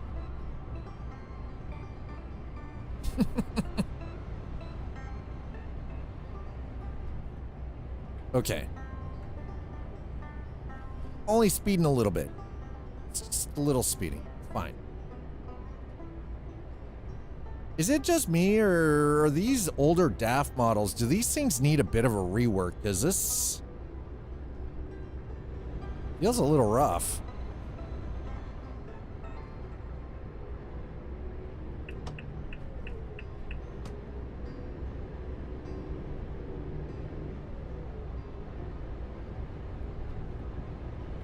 How is this taking me an extra hour and a half to get the friggin' pickup location? My God.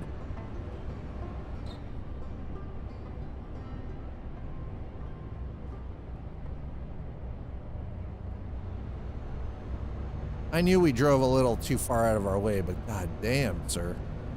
God damn. Well, at least, you know what? The one thing about it, we're opening up the map.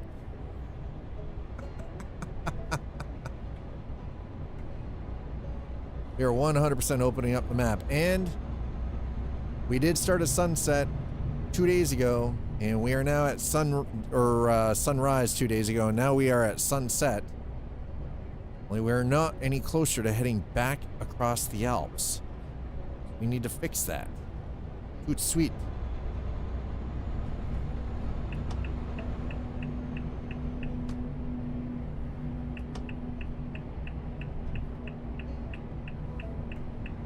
Don't mind me, I'm just driving around, okay? Just weaving. Okay. Easy there. And kicking me in the balls with the frickin' speeding tickets again.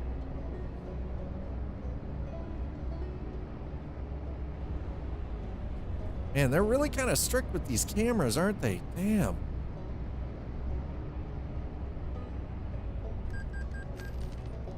What? Sir. Oh, it's 50. I'm doing 60. Oops. Okay.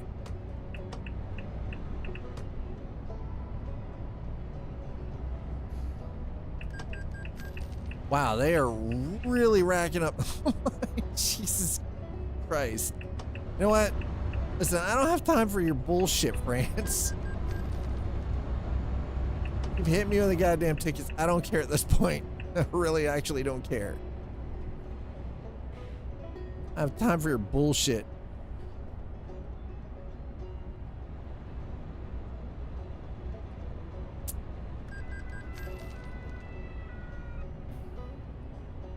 Wow, they are really sticklers on the freaking Jesus, sir. Okay. We have the speedometer, or the cruise control set. Holy crap. It's just like ticket after ticket after ticket after ticket after ticket after. I knew the French liked to ticket people, but sweet Christmas. It seems a little absurd. It seems a little over the top and extra.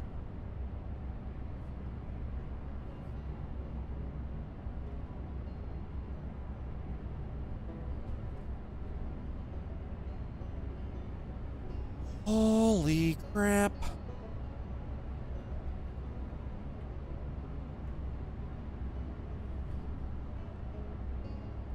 Okay, so the color grading that I've been applying, I've been working on trying to create a reshade filter for the community for both American Truck and Euro Truck Simulator 2, that takes advantage of the current game engine as it is, and the lighting and everything else, to sort of try to make things, number one, a little more streamlined and functional so you don't lose any frames. So trying to make it very efficient how it operates, but just sort of cleans up the color grading and everything, because American Truck and Euro Truck do look really good now in the current modern state that they're in, and I understand that SCS Software is constantly and continually working on it, but just needs that little nudge, just a little nudge. And without using stuff like Snowy Moons, frickin' DLSS mod or anything else, because I don't think that's the way. I think we need to get back to running games natively without having to use FSR or FrameGen or DLSS or anything else, and actually just starting to optimize things to run better in their native configuration. Also, I've got problems with Snowy Moon's mod, specifically from a computer security standpoint. And all they're doing, all it is just they're using reshade as an injector.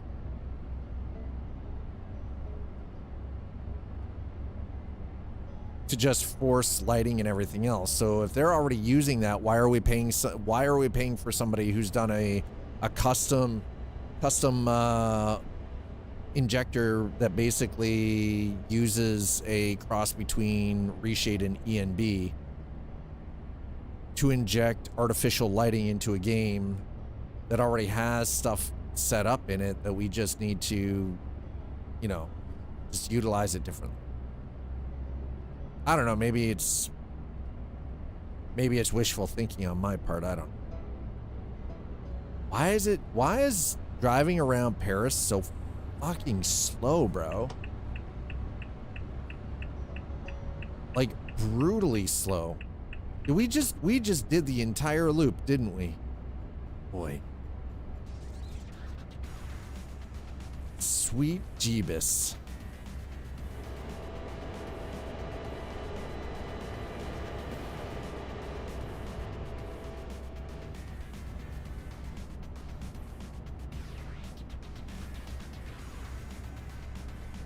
There are no lanes over here either, guys. Come on. Got a proper set of RCA cables to connect speakers to the record player. Nice. That'll make a big difference.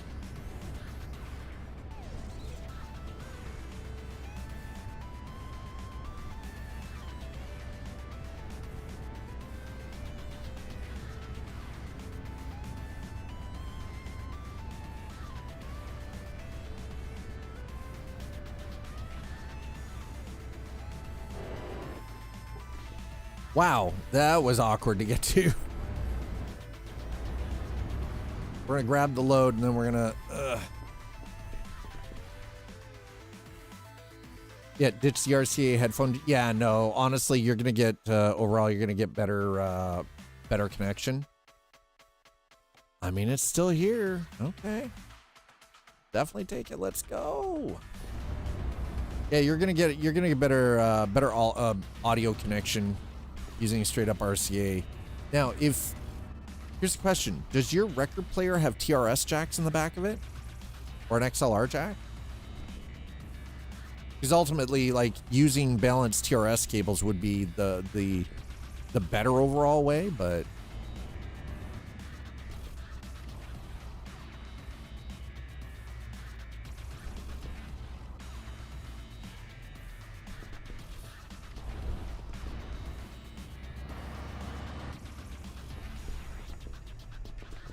And that freaking sunset is stunning though. Look at that. Look at the freaking colors in that.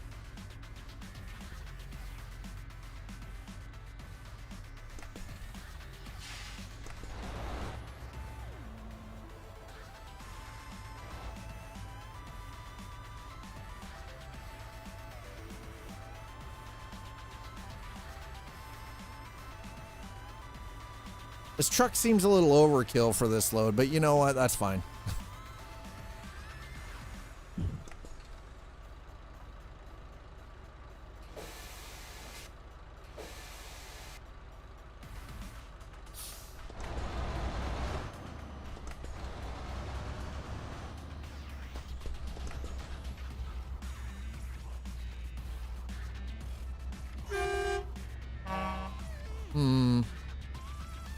I'm gonna have to find some audio mods, I think, for this truck specifically.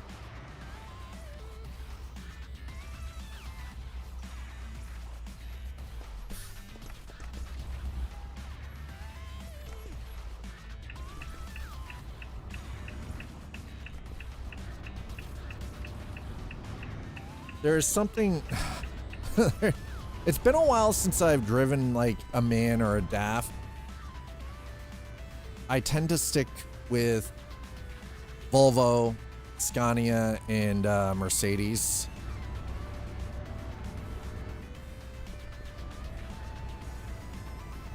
Yeah, I just want to, I got to get mine up and running. Got to get my speakers up and running.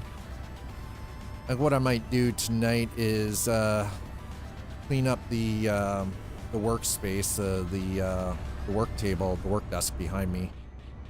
That's actually behind this curtain here. It's the same one that Eliza and I use for doing our models. Which again, is something that she and I haven't really been doing a whole lot. And there is a lot happening. So I haven't really had the opportunity to spend time doing the models or anything, unfortunately. Not that we don't want to, it's just it's come down to like bandwidth, basically, right?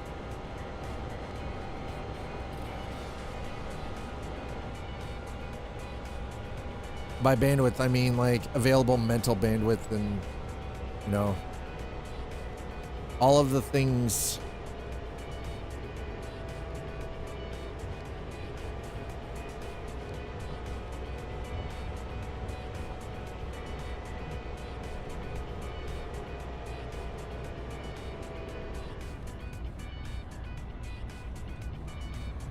All right, there we go. Easy peasy. I do have to say, like, the France, they really did a great job, like, cleaning a lot of this up, fixing a lot of this stuff, too.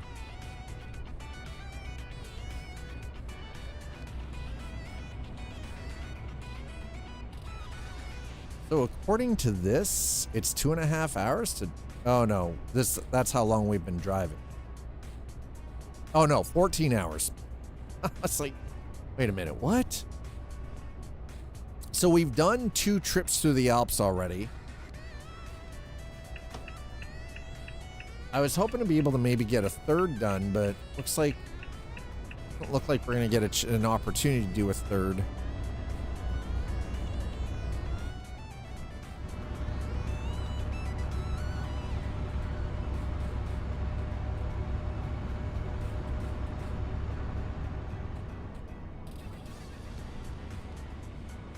All right, so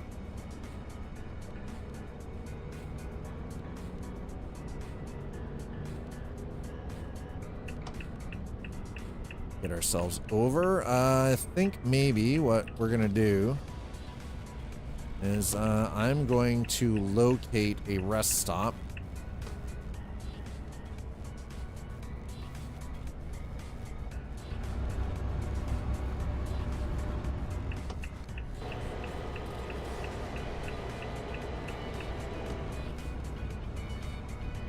Okay, there we go. We're good. Yeah, we're gonna locate a highway rest stop or motorway rest stop, depending on what part of the world you're in. And we'll see if we can, from there, grab a little bit of shut-eye so we can do most of the driving during the day. That way we get to see the sights. I mean, the one thing about the night drive is night driving can be pretty relaxed and very chill. But you don't really get to see a whole lot, right? It's just super dark. You get to see the traffic. You get to see lights of cities, and you don't really get to enjoy the scenic countryside as you're driving around. So it's...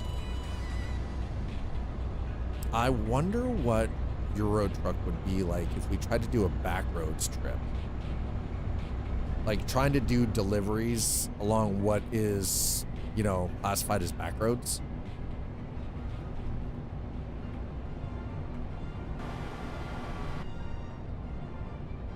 I feel like we should be able to do that, yeah?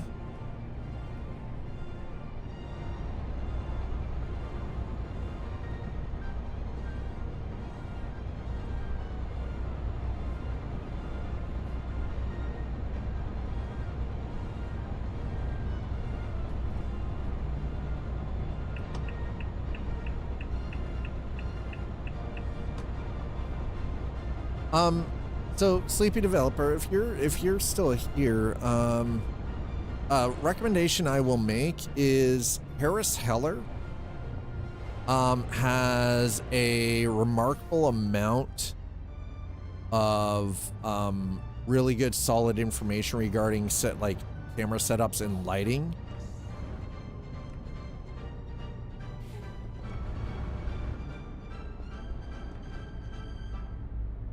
Okay, bro.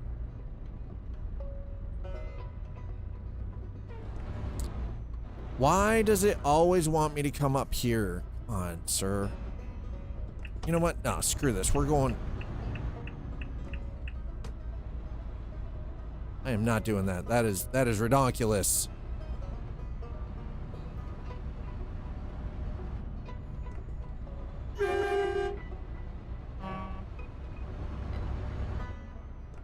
Ooh, that wrecker over there looks good though. God damn. There was parking there, but it's not a good true rest stop. So we're gonna continue on here for a little bit, I think. Let's actually check our map. Do we have... Oh, perfect. Actually, that works out perfectly. Beautiful. Let's go. That works for me.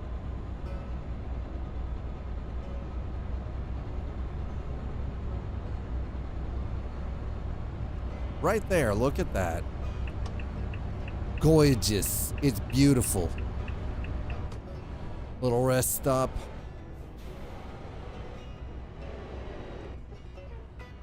Oh my god, this thing is...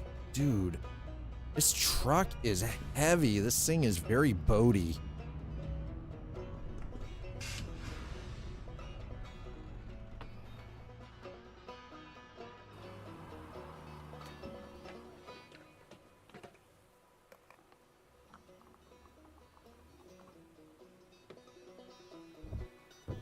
So boaty.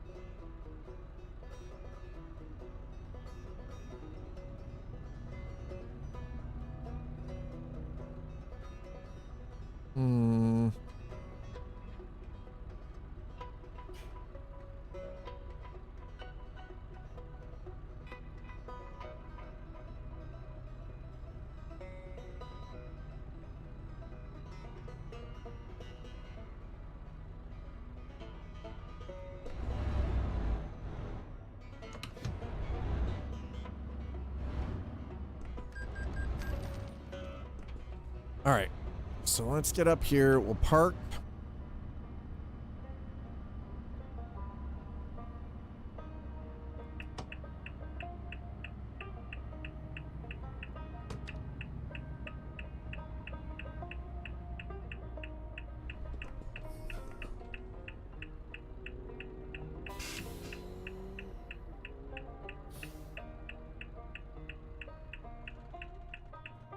And down for the night. Here we go.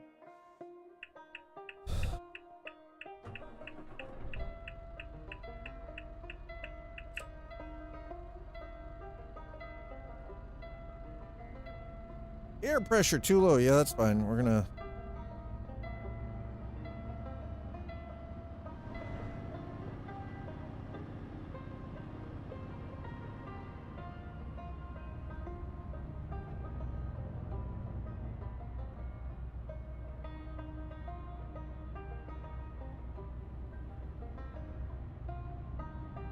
You know what I would really love? Never mind. I'm an idiot.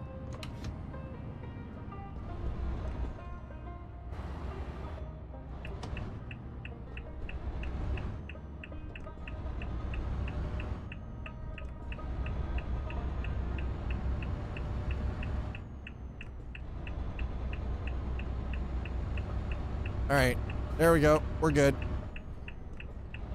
On the road again. Just can't wait to get on the road again.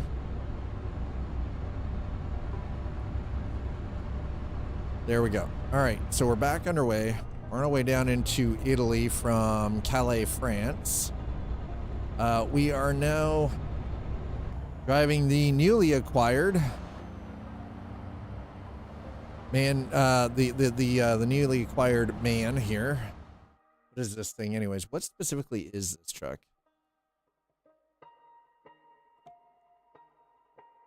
No. I don't want that. What truck is this truck that we are driving? What is this truck? Truck manager. This is the MAN TGX Euro 6. By the way, I do not know my European trucks. Okay. All right. Let me be clear.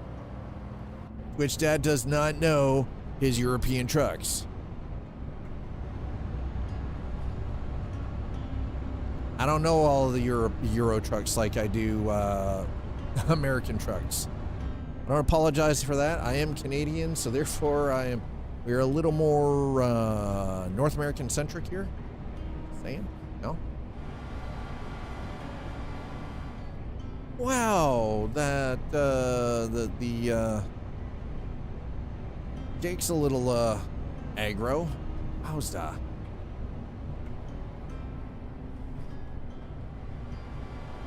Okay, no.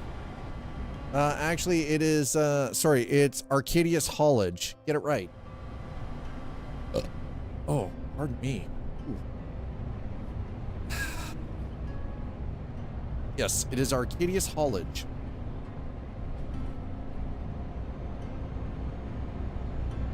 I was going to call it haul ass, but apparently that might be breaching some kind of terms of service somewhere for some reason. I don't know why.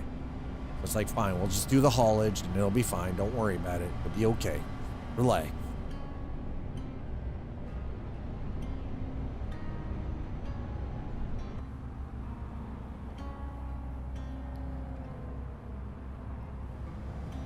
Is very the one thing, the trucking simulators with the right mods and just some subtle color change, like color grading and everything, it's quite beautiful. It's quite pretty.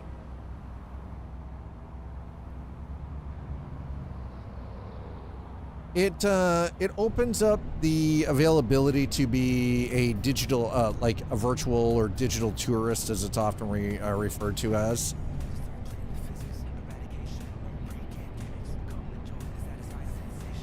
And that is always kind of a big thing for a lot of people, is just being, especially with how much it costs to travel nowadays.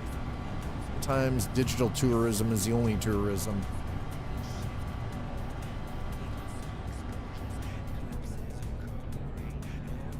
I might have to turn some of the automated things off in the background.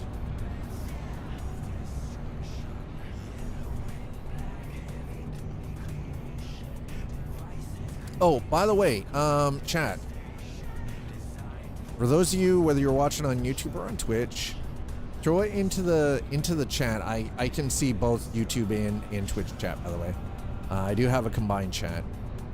Who here has heard of the game Teardown, and who here has played it?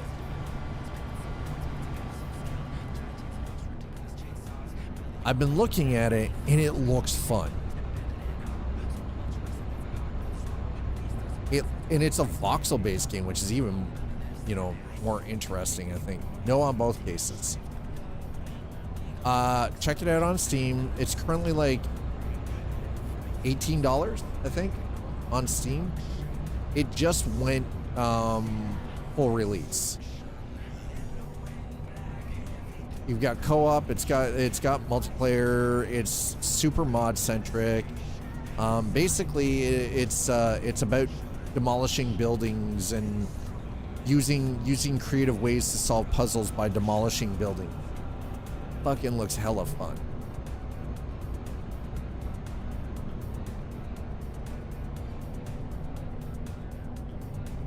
I was actually watching Tiger Raider play it the other night. And I was like, oh man, that looks so good. It looks so much fun. Looks like it's so much fun. I think sometimes those voxel style games are really enjoyable. It's kind of that blocky voxel pixel style like what we were playing yesterday with Surrounded, Motortown. There's something about that specific visual aesthetic that is quite nice.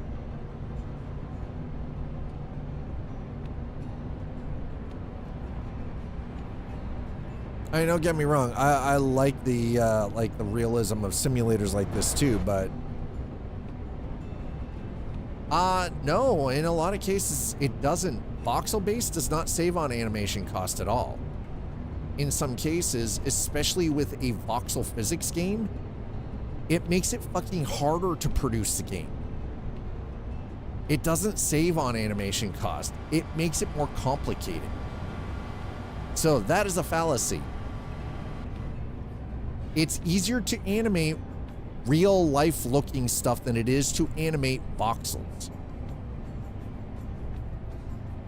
Because when you're dealing with a voxel base, each single tiny block is its own physical body and therefore has its own bounding box. So to animate, you have to take that into account because each individual tiny box has its own physics. Way harder to do, way more difficult, because each tiny little block in voxel base, especially anything that is heavily physics based like Teardown, has its own physics. Gets much more complicated.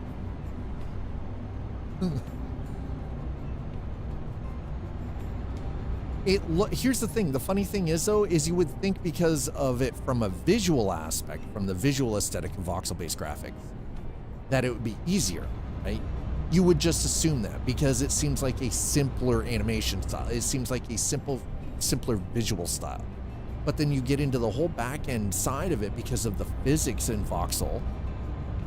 That shit goes completely out the window from what you would expect from standard, more traditional video game design. It gets real wild under the hood.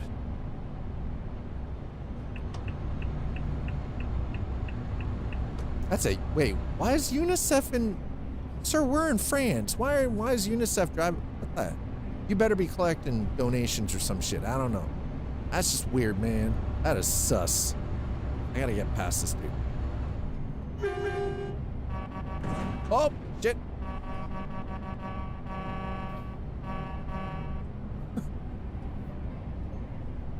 Fine, don't worry. Perfect. It's perfectly fine.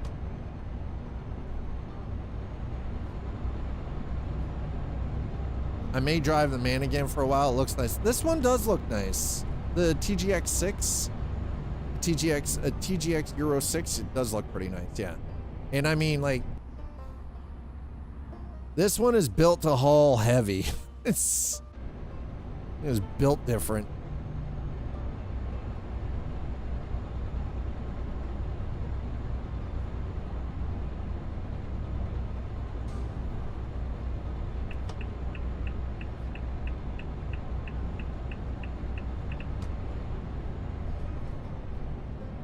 Looks tired in the corners though. Leans, yeah, it does. This one is pretty. Yeah, it seems a little sleepy in the corners.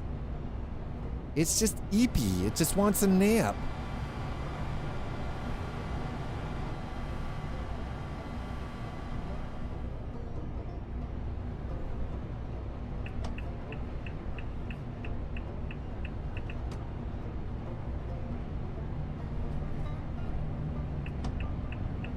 Holy crap. Got that shit close. Sweet crib miss.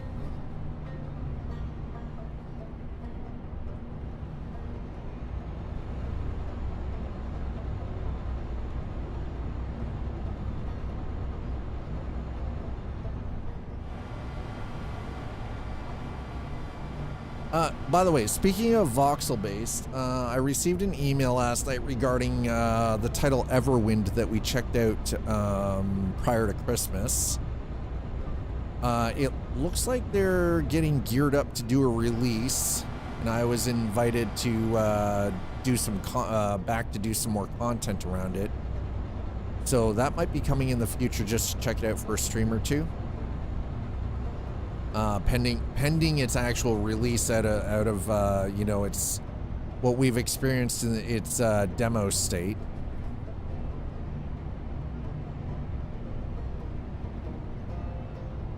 So I'm kind of looking now. It's always, I always find it, I don't know. I find it weird when I get emails back from game developers saying, hey, we happen to check out your content that you produced around like our demo. Thank you so much. Would you be willing to accept a copy of the game and do a couple of streams with the release of the game? I don't expect that. I do it because like I see stuff that I really genuinely think I'm going to be interested in. I think it's gonna be cool. I'm like, yo, like I want to play this. It looks dope, you know. So I'm gonna play it.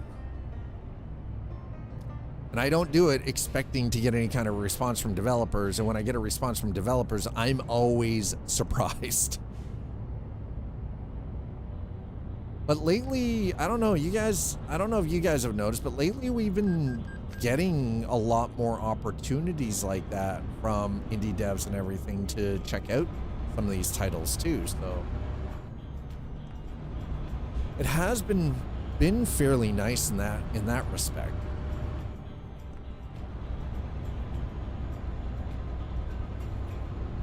Okay, so we've got 10 hours of driving in-game ahead of us here. We're still obviously in France because 90 kilometer an hour speed limits are kind of a dead giveaway. All right, drop that down to that 70 there. Yeah, this truck is very top heavy, by the way. God. Oh, excuse me. Ooh.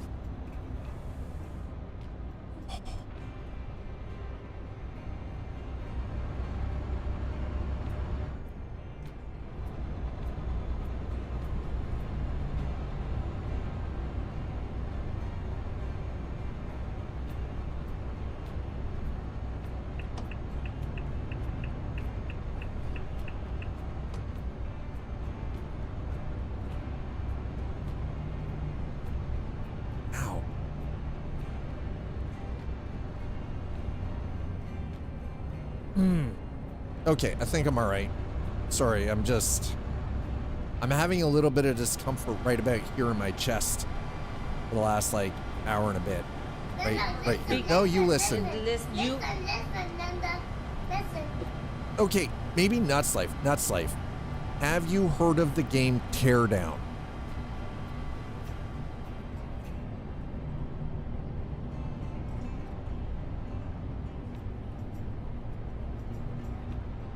Tiger Rider was playing it over the weekend.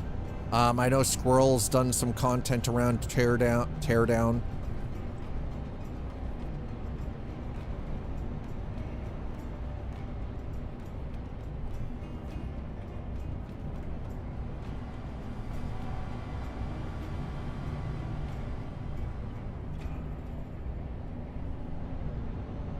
Believe it or not, I'm actually kind of surprised. It seems like a game right up your alley, Nuts Life. How are you, Nuts Life? How are you doing? You good?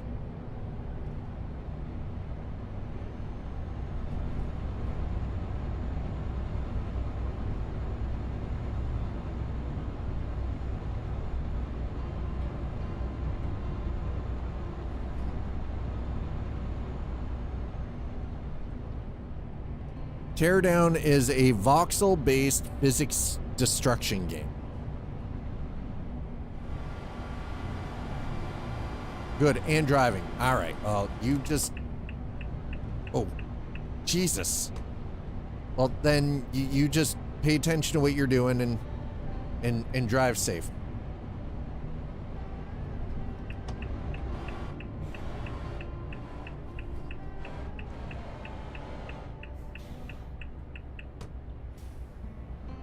I know you're probably using hands-free.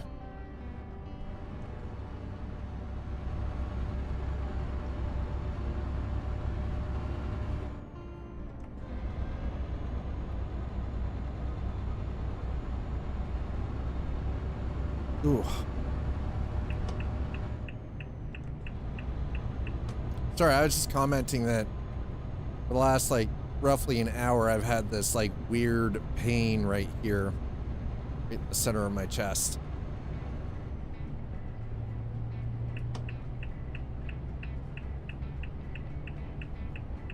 And I swear to God, if one of you tells me I'm having a heart attack, I will find you and I will punch you. Probably indigestion. I have to have a heart to have a heart attack. Ah, sliding through. Ooh, yoinkaroni.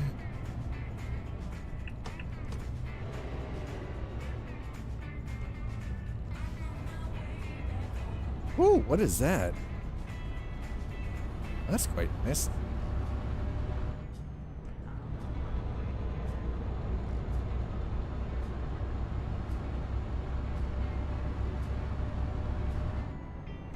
All right, back up to highway speed. Here we go. Like I said, I think it's indigestion.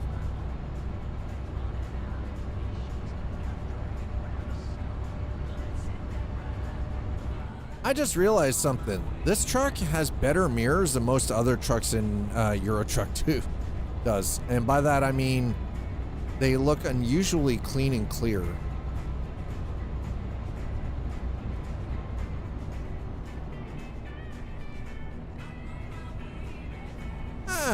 Still just barely used any fuel in this thing yet. Okay, so this is the other thing I've come to realize. There is a massive difference in fuel efficiency in European trucks, in the simulators, that is, in European trucks compared to American trucks. American trucks guzzle the fuel. Like it's going out of style. Like it's been dry for weeks and hasn't seen a freaking oasis anywhere around. European trucks are sipping. Does the same amount of work, just sipping away, sipping away, sipping away. American trucks, hell no. I'd have chugged that tank back. I'd have burned 30 gallons per mile. You know, that's right. You're getting 30 gallons per mile. Like, wow.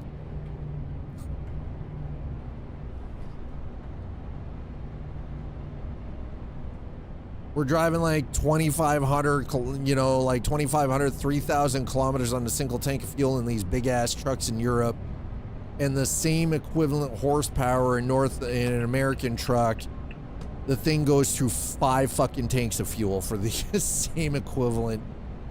Costs so much more. And I'm like, bro, what is the deal?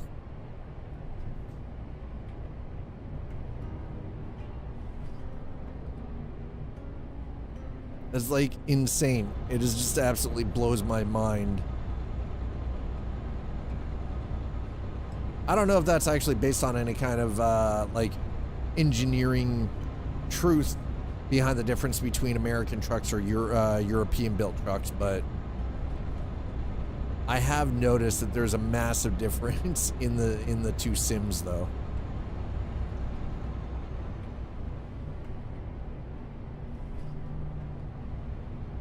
Alright, I'm gonna try some.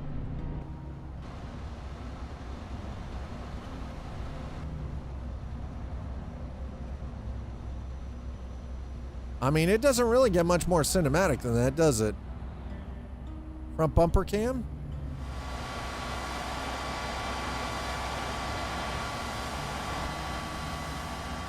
Wow, that is loud AF, bro.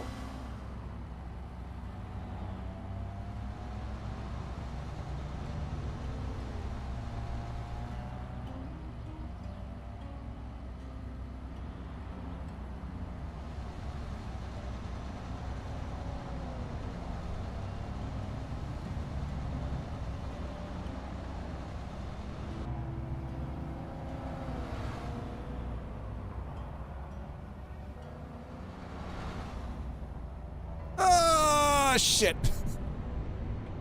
Okay, we don't use the cinematic camera for a reason, chat. There's a reason we don't use the cinematic cam. Wowza.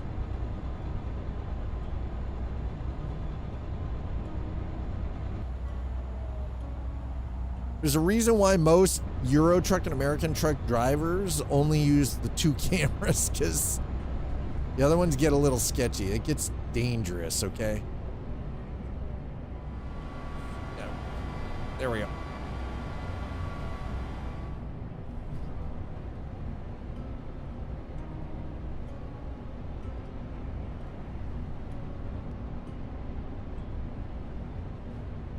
Very nice.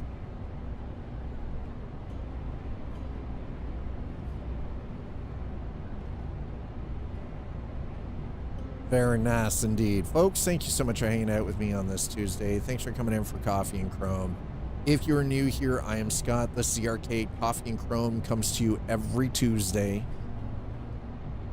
It is the day that we spend a little more time focused on American Truck or Euro Truck Simulator 2 and a variety of other trucking simulators. So if that's your jam, that's what you're into, and you like the truck sims yourself, Tuesday is the day that you want to be here. It is the day that you want to come and check this out. True Rider, hello. I am in my own lane. Don't even start with me, sir. Swear to God. I'm in my own lane. How about you stay in your fucking lane? How about that? Stay in your goddamn lane. True Rider, how you been? It's been a second. I hope you're well, man. Hope you're doing okay.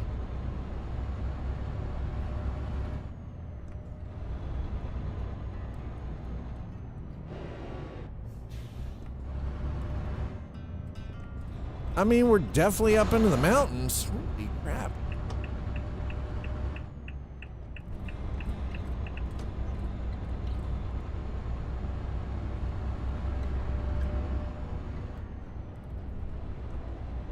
Okay, we're just gonna sit there.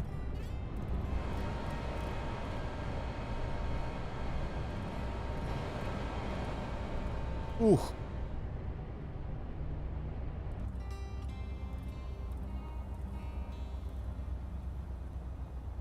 There it is.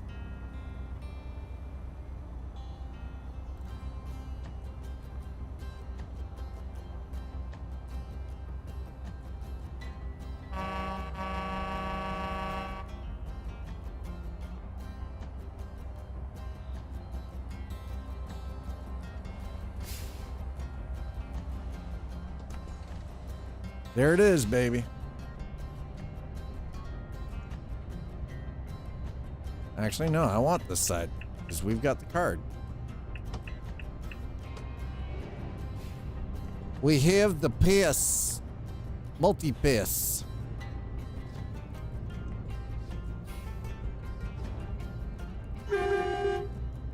Don't listen. Don't cockblock me. Get going. Oh, this is not the one. This is not the way, chat. You freaking...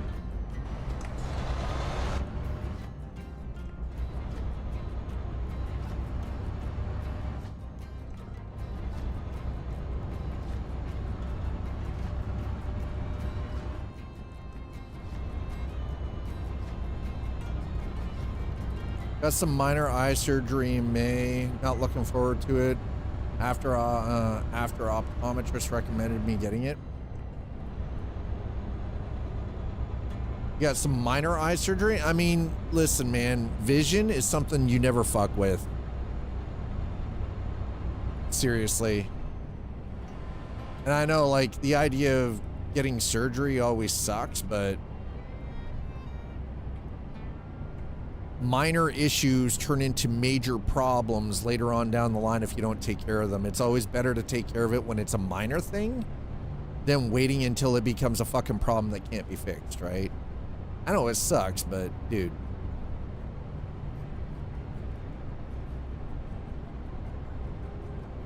Trust me, ignoring your doctors is not does not make you tough.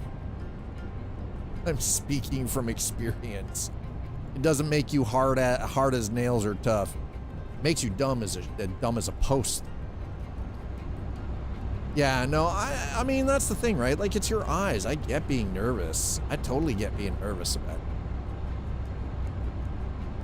But here's the thing. Is this going to correct an issue that could lead to major problems down the line? Because if that's the case, like, that's a freaking win, man. And you got time, right? Like, we're only halfway through March now. We're only in the middle of March. You got until May. You got some time. Right, get cozy with it, get comfortable with it. But I hope that it leads to you know, less problems later on in life for you, right? I mean, all joking aside,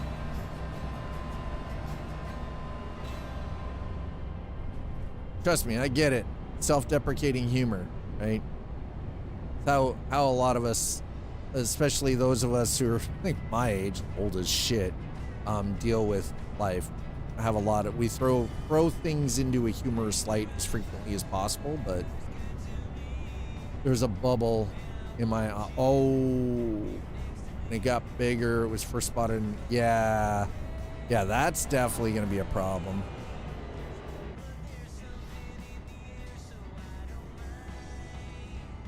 Yeah, that's the kind of stuff you don't want to fuck with, because that's the kind of stuff that if it gets bigger, it could occlude your vision in that eye, but if it pops, it could destroy the eye completely, right? Like, dude, yeah.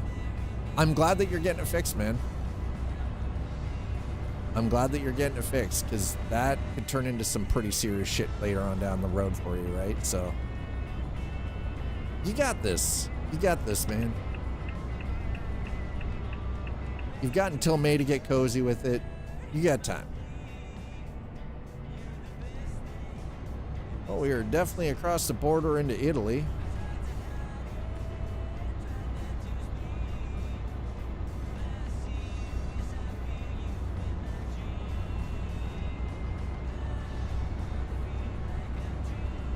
Okay, there we go. Cruise control back on.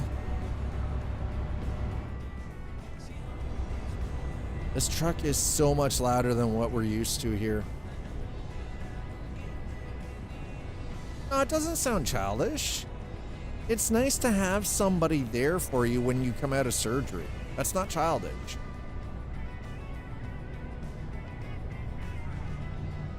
Most of us as human beings inherently have attachments to family members, but we all, at the end of the day, all we really all want is just to have somebody by our side, whether it's family, a friend, right, a loved one, doesn't matter. We want that kind of connection. And no, that doesn't sound childish at all. You're going in for surgery. You want to have somebody there in your, you know, for when you come out. Nothing childish about it. Nothing childish at all about that. Nope. Wow, man. Okay, listen. Lay off the freaking brake, bro.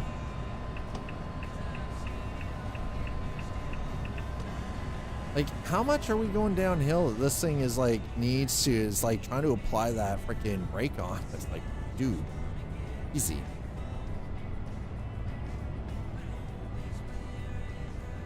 Yeah, no. Nothing childish about that at all.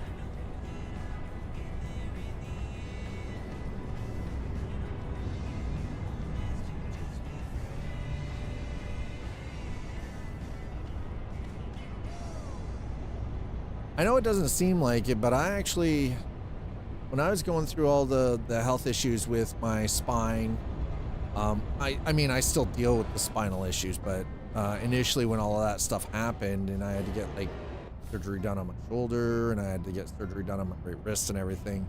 My mom was the only person that I had out on my side or at my, like, around when I was going through multiple different surgeries and shit. Well, that my previous roommate, Frightful Mage, guy's been like family to me. Like, guy's been like a brother for like 34 years.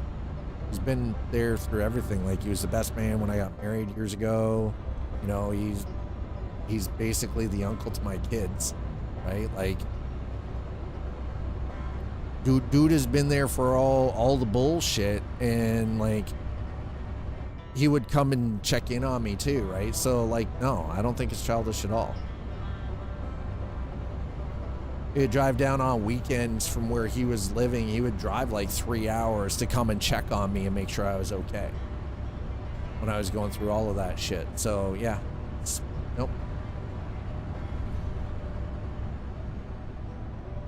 Not childish.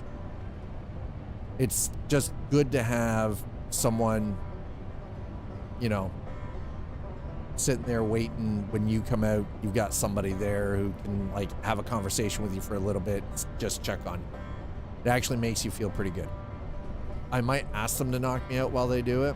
They did say they have to. Yeah. So, and that's the thing though, is I'm pretty sure for eye surgery that they kind of have to have you awake, or at least lucid. You can't be completely out. You have to be sort of semi-conscious. And I actually think that there's something, it has something to do with how the optic nerve and the brain function together. So you're kind of aware, but you're not 100% fully aware. You kind of generally know.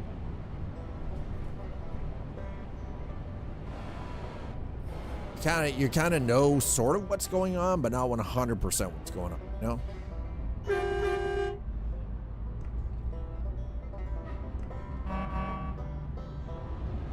Straight just in there, bro.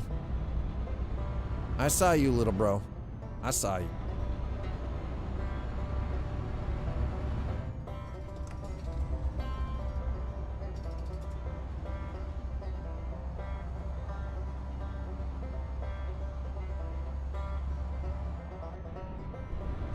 All right, back up to highway speed. Let's go. I'm gonna see if we can sneak this up to 82.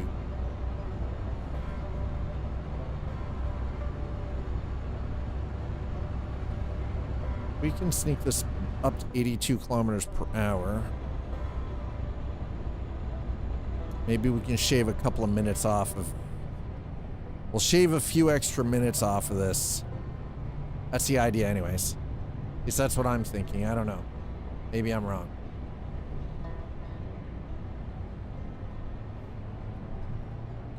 Yeah, yeah, exactly. And that's the other thing, right? Like in your case, you won't be able to drive. Right? You're gonna need a ride home.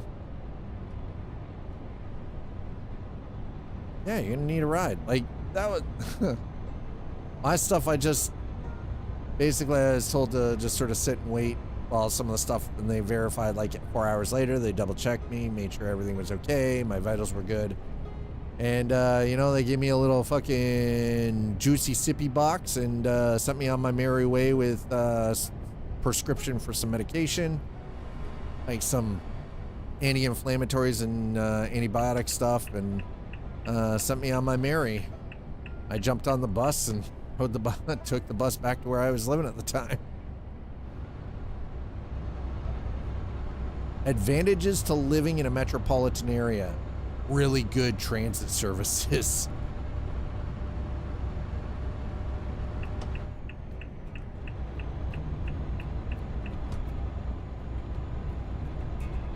There are advantages to living in a metropolitan area. Nothing wrong with jumping on a good ass bus and just taking it home, you know? Yeah, this truck is very, very holy crap. Okay, this truck does not do tight corners well either. God. Might donate some blood, never did. Yeah, you know, it's not a bad idea. Depending on where you are, true rider, that could help offset the costs of surgery. Just sell your plasma, man. It'll be all right.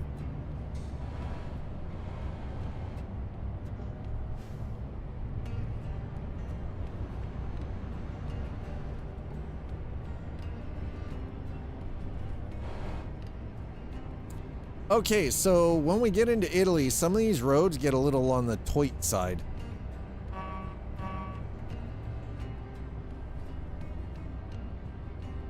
It gets very, very tight.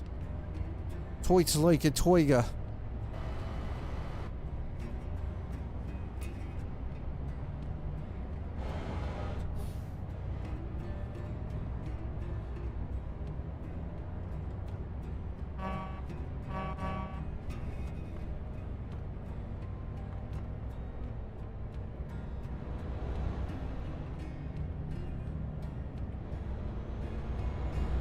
Hey, John.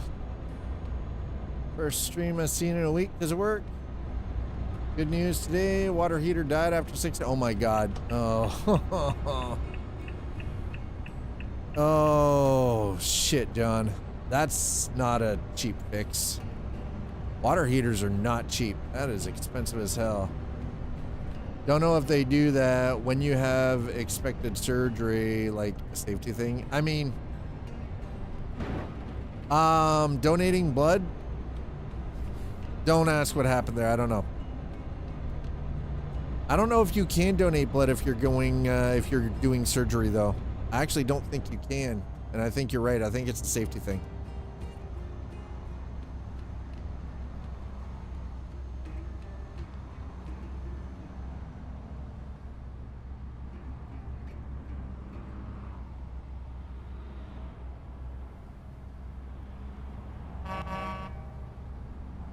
What happened there? That is a good question. I don't know.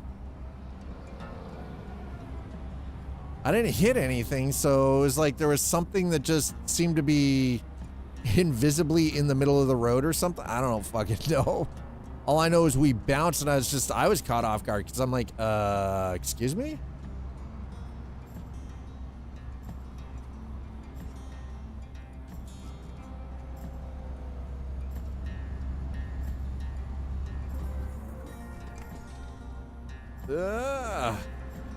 But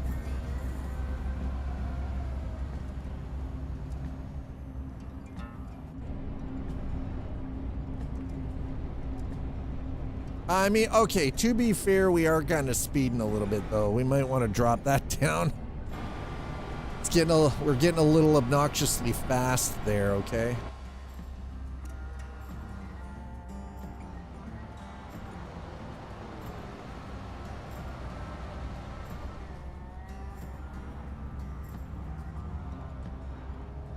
So the one thing I have come to realize, there's a difference in the lighting in American truck compared to Euro truck, which sometimes, I'll be honest, that makes doing up a separate kind of like reshade filter preset is a lot more difficult because I can't just use what works in Euro or American truck and slap it on Euro truck. Got to be tweaked just slightly different.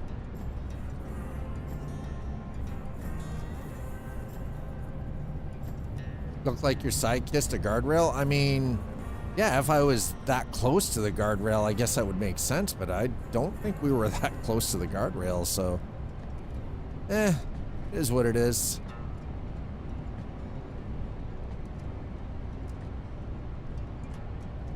It is what it is, chat. It is what it is. We're almost at the drop-off point here.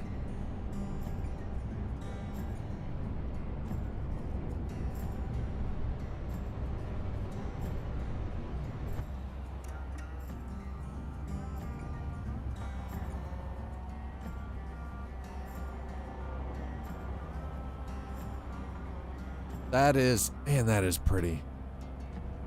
God damn, that is pretty.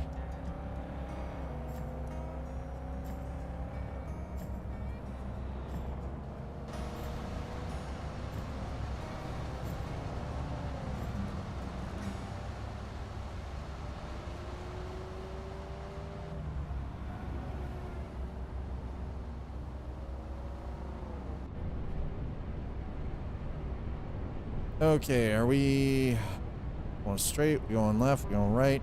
Going straight. Okay.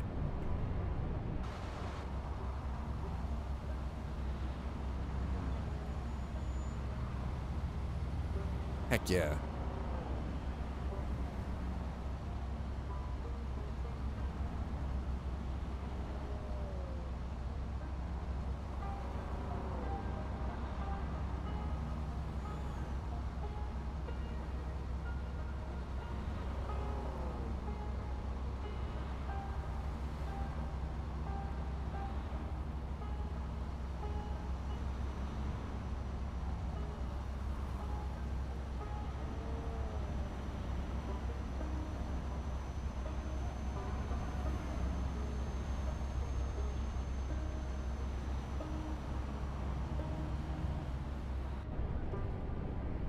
You know, this game can get quite pretty when just given a few moments. Also, I don't know if you guys have noticed, but I've been making an attempt to sort of revive the short form content stuff using clips and everything. So again, if I'm live and you have the capacity, you catch something and dad's not fully aware, by all means, turn it into a clip. See something, yeah, see it, clip it, right? Don't be afraid to. Be willing to throw down. We're almost there. We only got 26 minutes left in game here to get this load to where it's got to be. We're gonna follow the telepass. There it is. All right, we're just following this car through.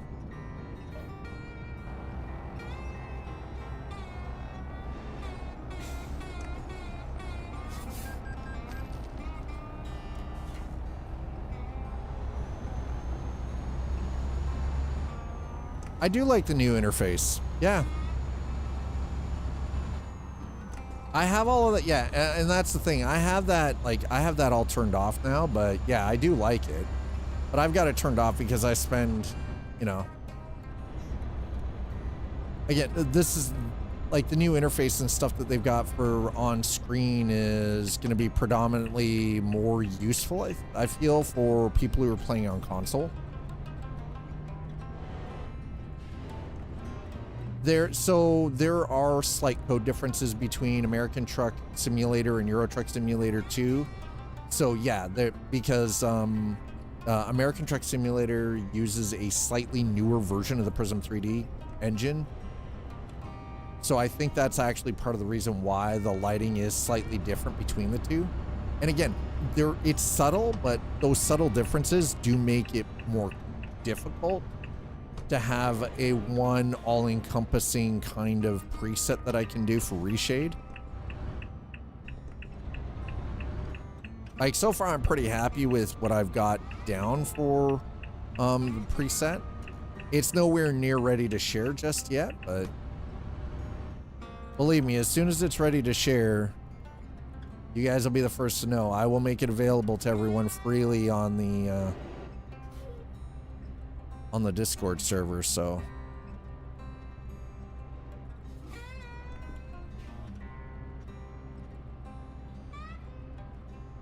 Along with instructions on how to set it up.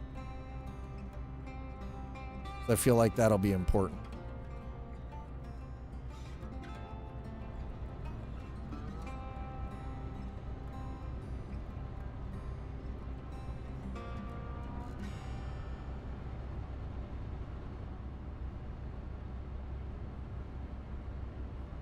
All right, so we got 2 minutes. Nice. Very nice. Oh, that's tight.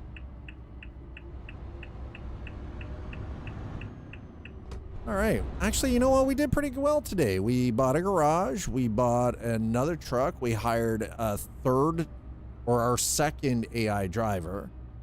We now have 2 AI drivers driving for our company. So we have 4 trucks. Yep, 4 trucks, 2 AI drivers, and 3 garages now.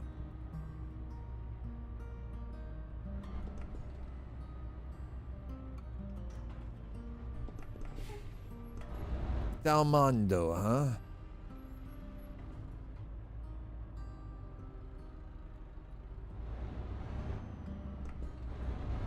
Okay, where are we putting this?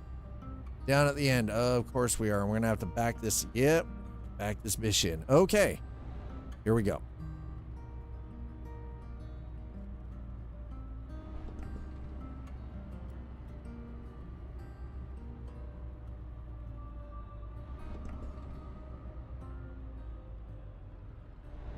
Okay, you know what? Let's have a look. I don't think I can, but you know, if I can get down through here, turn around and come back. Oh, hell yeah. There we go. Perfect. Absolument. Look at that. That is gorgeous.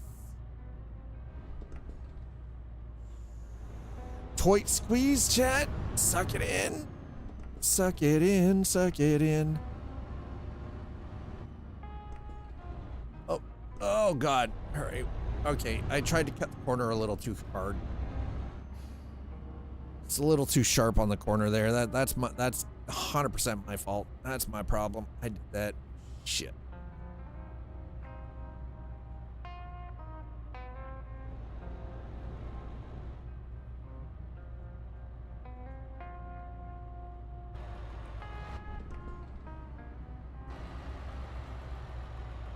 Okay, let's...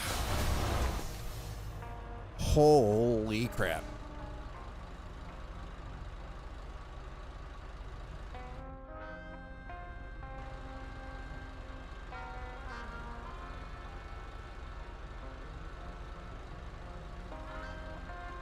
You know what? We're not doing too bad here, man. I think we might have this.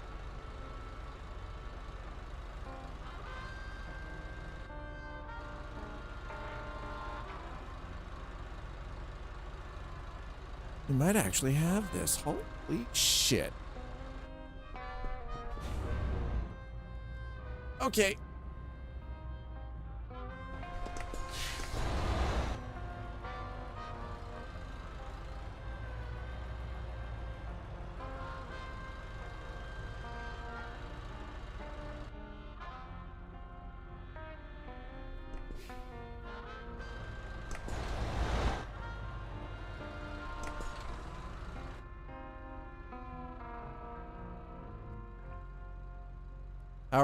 How are we doing here? That works for me. Hell yeah. Done and done. Let's go. Give me my money. Pay me the money out mode. There we go. We're almost up to Road King. See, we're still, I mean, we're doing okay, chat. 453,969 euros profit in 7 days time. We're doing okay. We're going to do okay. We're going to be able to slowly expand our way across the map.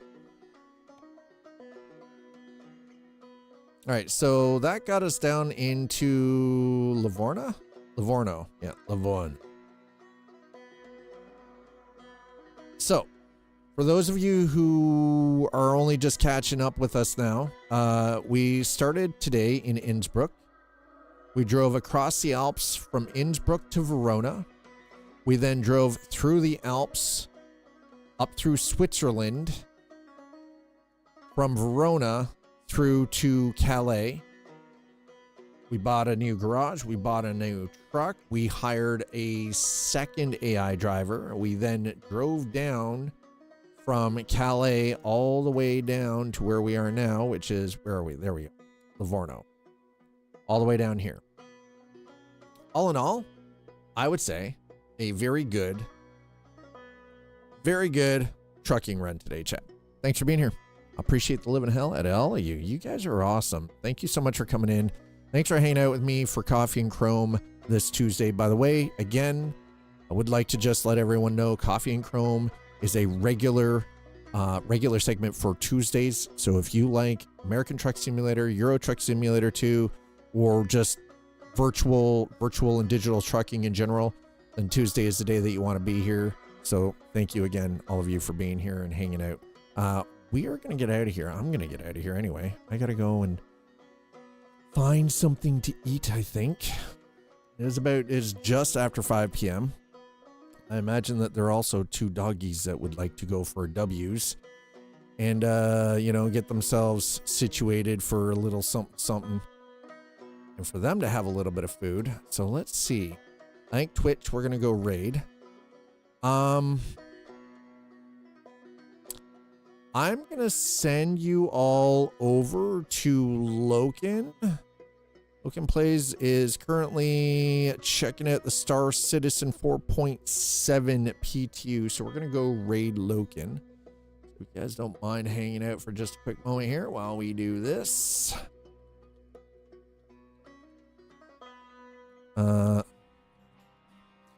Loken Plays is a partnered streamer on Twitch whose primary focus is Star Citizen, but tends to stick more towards the sci-fi and you know, very cyberpunkish type of games. They are partnered with CIG, so, and if you're looking for anybody who is super knowledgeable regarding Star Citizen, the gameplay mechanics, and just the universe that CIG has been building all of these years, Loken is the place. Loken Plays is the guy. Wait, what? Why is that? Excuse me? Oh, I know why. Never mind. That's my bad. I did something. There we go. Boom, done. All right. Go say hi to Loken when you get over there. Here's the raid message. This is the raid message. Okay? That's the raid message. Copy and paste that. Put that into their chat. Trust me on this. Just, that's the raid message, chat. Okay? I'll see you over there. Have yourselves a wonderful Tuesday night. I'll catch you back here for Wednesday stream. Cheers, everybody.